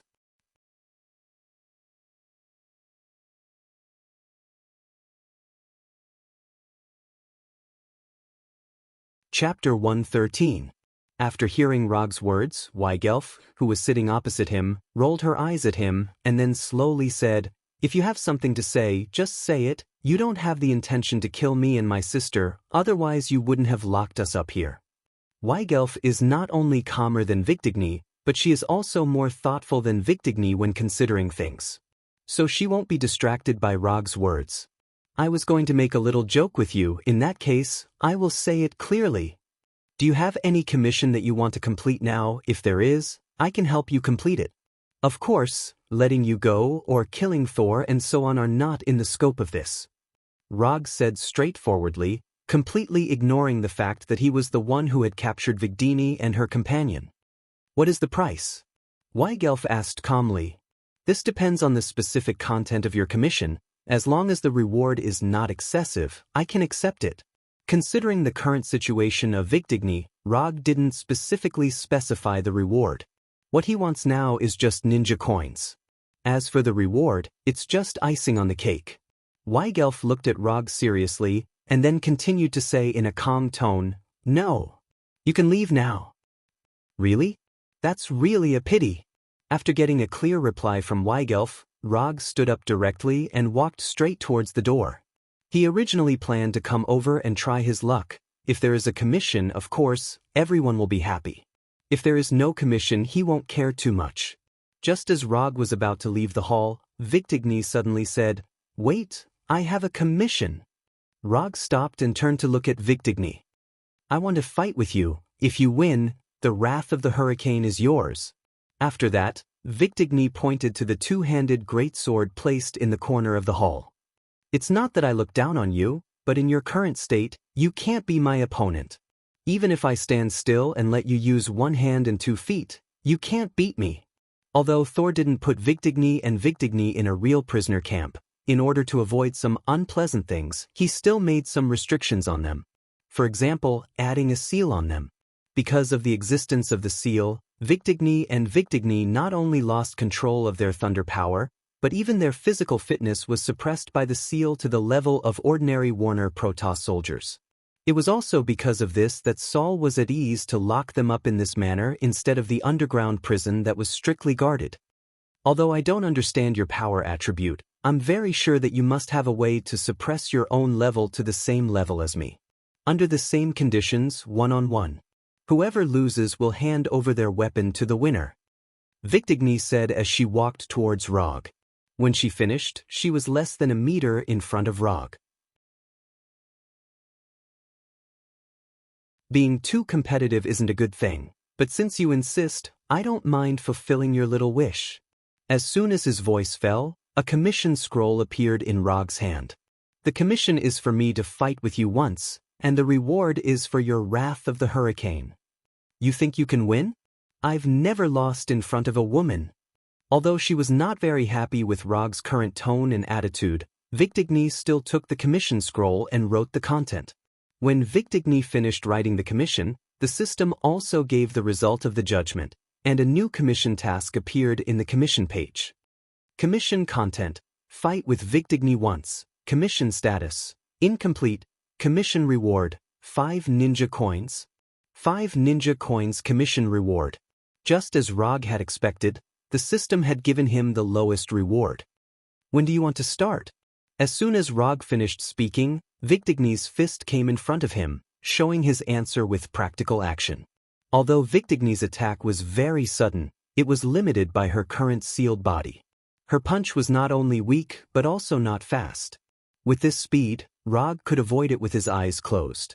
But at this time, not only did he not avoid the punch, but he also took the initiative to stretch out his right hand, letting his right palm take the initiative to appear in front of Victigny's fist. It turned out to be this level of strength. After blocking it with his right palm, or after feeling Victigny's current strength, he took a step back and took the initiative to open the distance. Obviously, Victigny did not think too much about it. When she noticed that Rog had retreated, she immediately rushed forward and launched a series of quick attacks. Rog didn't resist Victigny's fist like before, but kept retreating, and at the same time silently remembered Victigny's current speed, attack speed and reaction speed. After getting enough information, he suddenly accelerated his retreat, and instantly opened a distance of 4 or 5 meters from Victigny. You cheated, Victigny said discontentedly. Let me correct you, I didn't cheat just now, I just wanted to confirm what level you are now. Next, it's the official battle. Even if he didn't use chakra, Rog's physical strength was far beyond the sealed Victigny. So in order to make Victigny accept her loss, he still needed to deliberately control his strength and speed to maintain his level as much as possible to be on the same level as Victigny. After saying that, Rog took a starting position that Victigny had never seen before, and said very seriously, Wing Chun Rog. Although Victigny didn't know what Wing Chun was, looking at Rog's current appearance, she knew that Rog was finally serious. Next, Rog and Victigny staged an informal martial arts competition between Earth's martial arts and Warner Protoss fighting skills in this hall.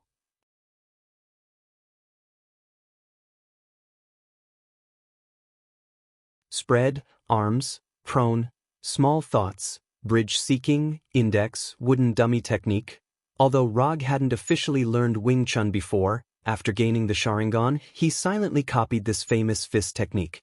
This was the first time he used Wing Chun in a battle, and from the current situation, the effect was pretty good.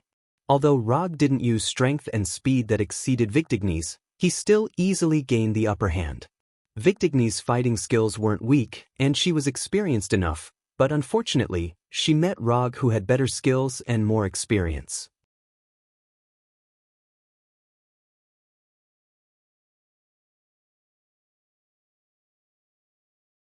Chapter 114. As time went by, Victigny's breathing became more and more rapid. Her movements began to change, and there were more and more flaws in her attacks. At this time, Victigny had completely lost her initial confidence. Even if Rog suppressed his own level to the same level as her, she still couldn't cause any injury to Rog. Can't win, really can't win. This discovery made Victigny begin to despair. She originally thought that as long as Rog didn't have those fancy abilities, she would be able to defeat Rog. But it turned out that even if Rog didn't use ninjutsu and chakra, she still wasn't Rog's opponent. Disappointment quickly enveloped her entire heart. After persisting for a few minutes, Victigny stopped attacking, then without saying a word, she lowered her head and left the hall. It's finally over. When Victigny stopped attacking, Rog finally breathed a sigh of relief. Although he didn't have any interest in the hurricane's fury, But in order to complete the system's commission, he picked up the hurricane's fury and then left the hall. Looking at her sister Victigny and Rog leaving the hall without saying a word, Weigelf slightly frowned. After leaving the manor, Rog opened the system's commission page and took a look to confirm the completion of the commission. Commission content: fight with Victigny, commission status: completed, commission reward: 5 ninja coins sent. Unspent ninja coins: 400. Finally, he had enough ninja coins to exchange for the Sage Mode inheritance. Rog planned to return directly to his room and then begin to exchange for the Sage Mode inheritance. But just as he was about to return to his room with the Flying Thunder God, he suddenly remembered something. I'm going to leave for a while. I'm not sure how long it will take. If the war ends early, help me give this hurricane's fury to Victigny. Rog found Thor in the City Lord's Hall, and then under Thor's confused expression, he gave him the hurricane's fury and gave him a kunai.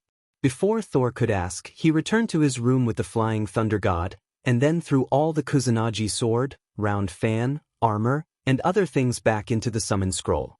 After exchanging for the Sage Mode inheritance, he will immediately start practicing the Sage Mode. However, Meguang City is not a very good place to practice. After preparing the food and living supplies, he left Meguang City alone. A few hours later, he arrived at a primeval forest where there were few people. This forest was quite a distance away from Meguang City. More importantly, there was no strategic significance in this place. So whether it's a Seri or Warner Protoss, they won't send any soldiers here. After using chakra perception to perceive the situation in the forest, he opened the system's exchange page and exchanged for the Sage Mode inheritance. 400 ninja coins instantly returned to 0, and all the information of the Sage Mode appeared in his mind. Sage Mode, in a strict sense, is also a kind of ninjutsu. It's just that the Sage Mode uses the Sage Mode chakra, and the ninjutsu released with the Sage Mode chakra is also called Sage Mode. By fusing physical energy and spiritual energy, one can obtain the ordinary chakra.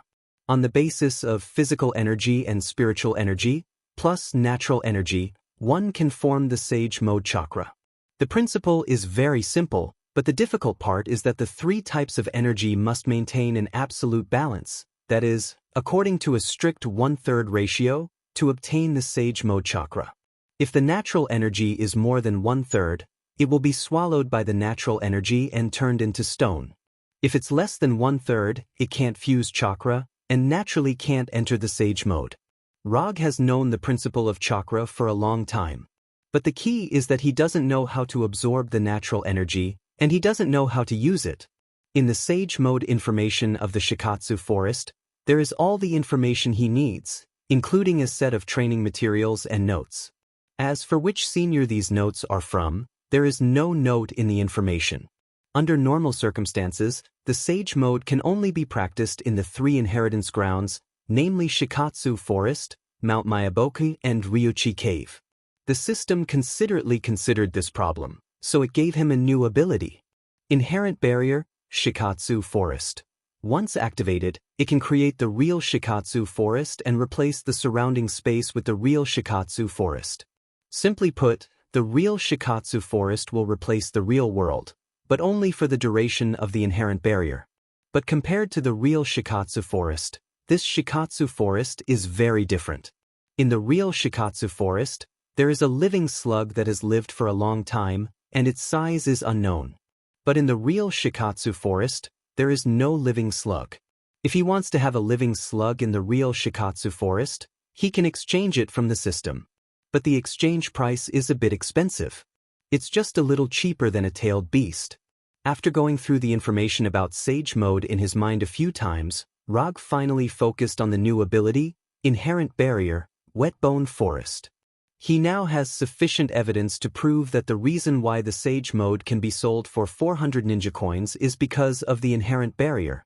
If there is no Inherent Barrier, the exchange price will be at least 50% lower, or even more. After confirming the activation method of the Inherent Barrier, Shikatsu Forest, he decisively activated the Inherent Barrier. In just a moment, the alien forest in front of him disappeared. It was replaced by a tall, Earth-style rainforest. Looking at the scenery in front of him, the Shikatsu forest is not mysterious at all. Except for the high humidity in the air, there is not much difference between this place and an ordinary rainforest.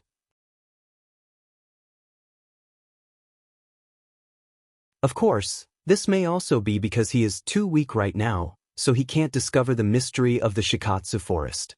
A Shikatsu forest without a living slug is a Shikatsu forest without a soul. After silently cursing in his heart, he began his first immortal technique cultivation. Shikatsu Forest, Mount Myaboku, and Ryuchi Cave. Other than the fact that their locations were very mysterious, more importantly, they all inherited the mysterious immortal mode. And their immortal mode was even more different. Not only are their appearances different, but their abilities also have their own characteristics. Sage Mode Chakra can turn ninjutsu into Sage Mode and greatly increase the power. This is something that the Sage Mode of the 3 secret places can do. In addition, their Sage Mode has some unique advantages. Ryuchi Cave's Sage Mode can use natural energy to perceive the surrounding life and chakra. Mount Myaboku's Sage Mode can greatly increase the amount of chakra, increase the perception ability, and can also summon Mount Myaboku's toads to release Sage Mode. Shikatsu Forest's Sage Mode can greatly increase the vitality, agility, defense, and can also increase the attack range of taijutsu with the help of natural energy.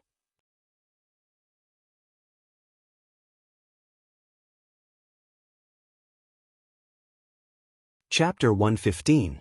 A strong physique, a huge amount of chakra, and a tenacious will. These were the 3 main points of cultivation in the Shikatsu Forest's Immortal Mode cultivation notes written by a senior who did not wish to reveal his name.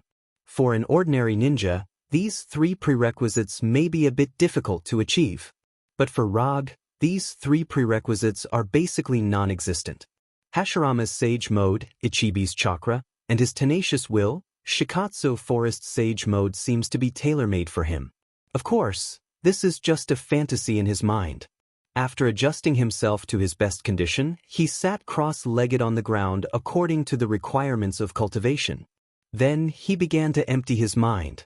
Relaxing the mind, letting the chakra flow naturally, perceiving the chakra in the body, perceiving the natural energy in the world, perceiving the whole world. Then his hands began to form seals, Zi, Chou, In, Mao, Chen, Si, Wu, Wei, Shin, Yu, Su, Hai. After rapidly forming 256 seals without stopping, Rog finally felt the legendary natural energy. Vast, pure, and filled the whole world, as if everything in the world was born from it.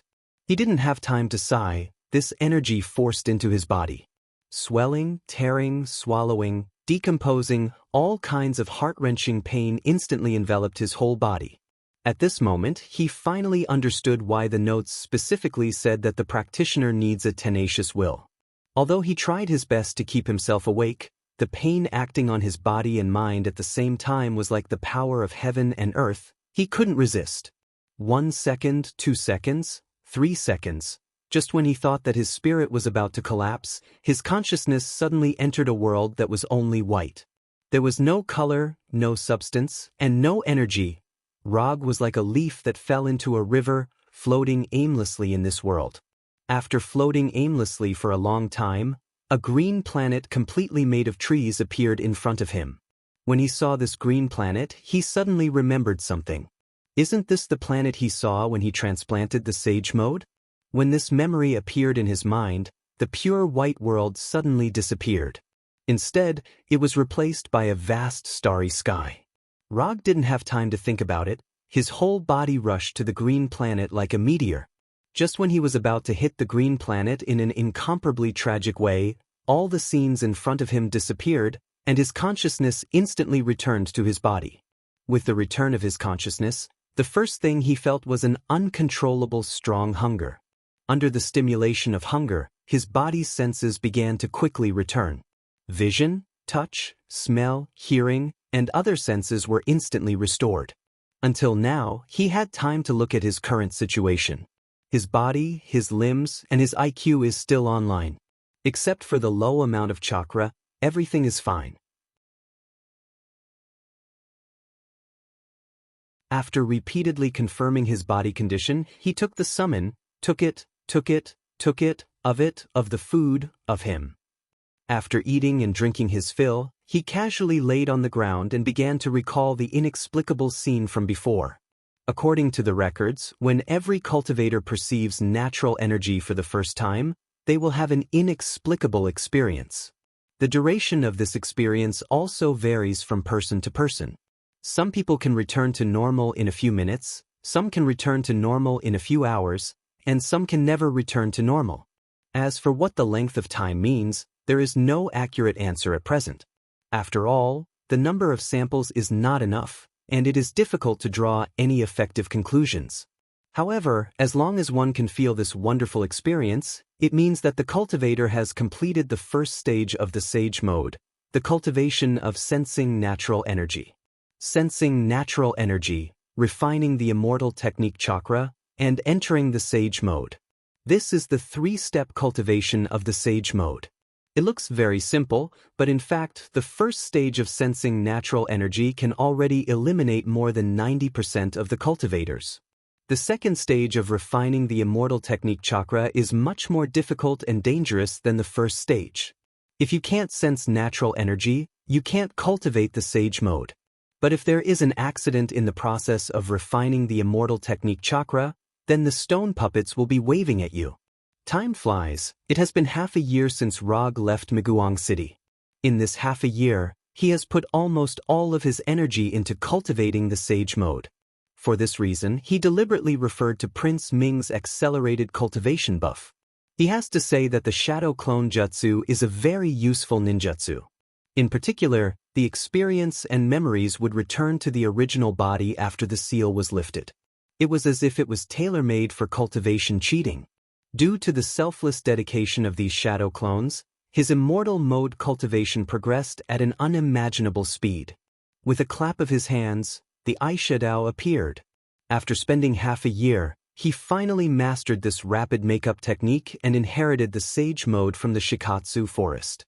Although the red eyeshadow can only last for 15 minutes, for the current him, it is completely enough.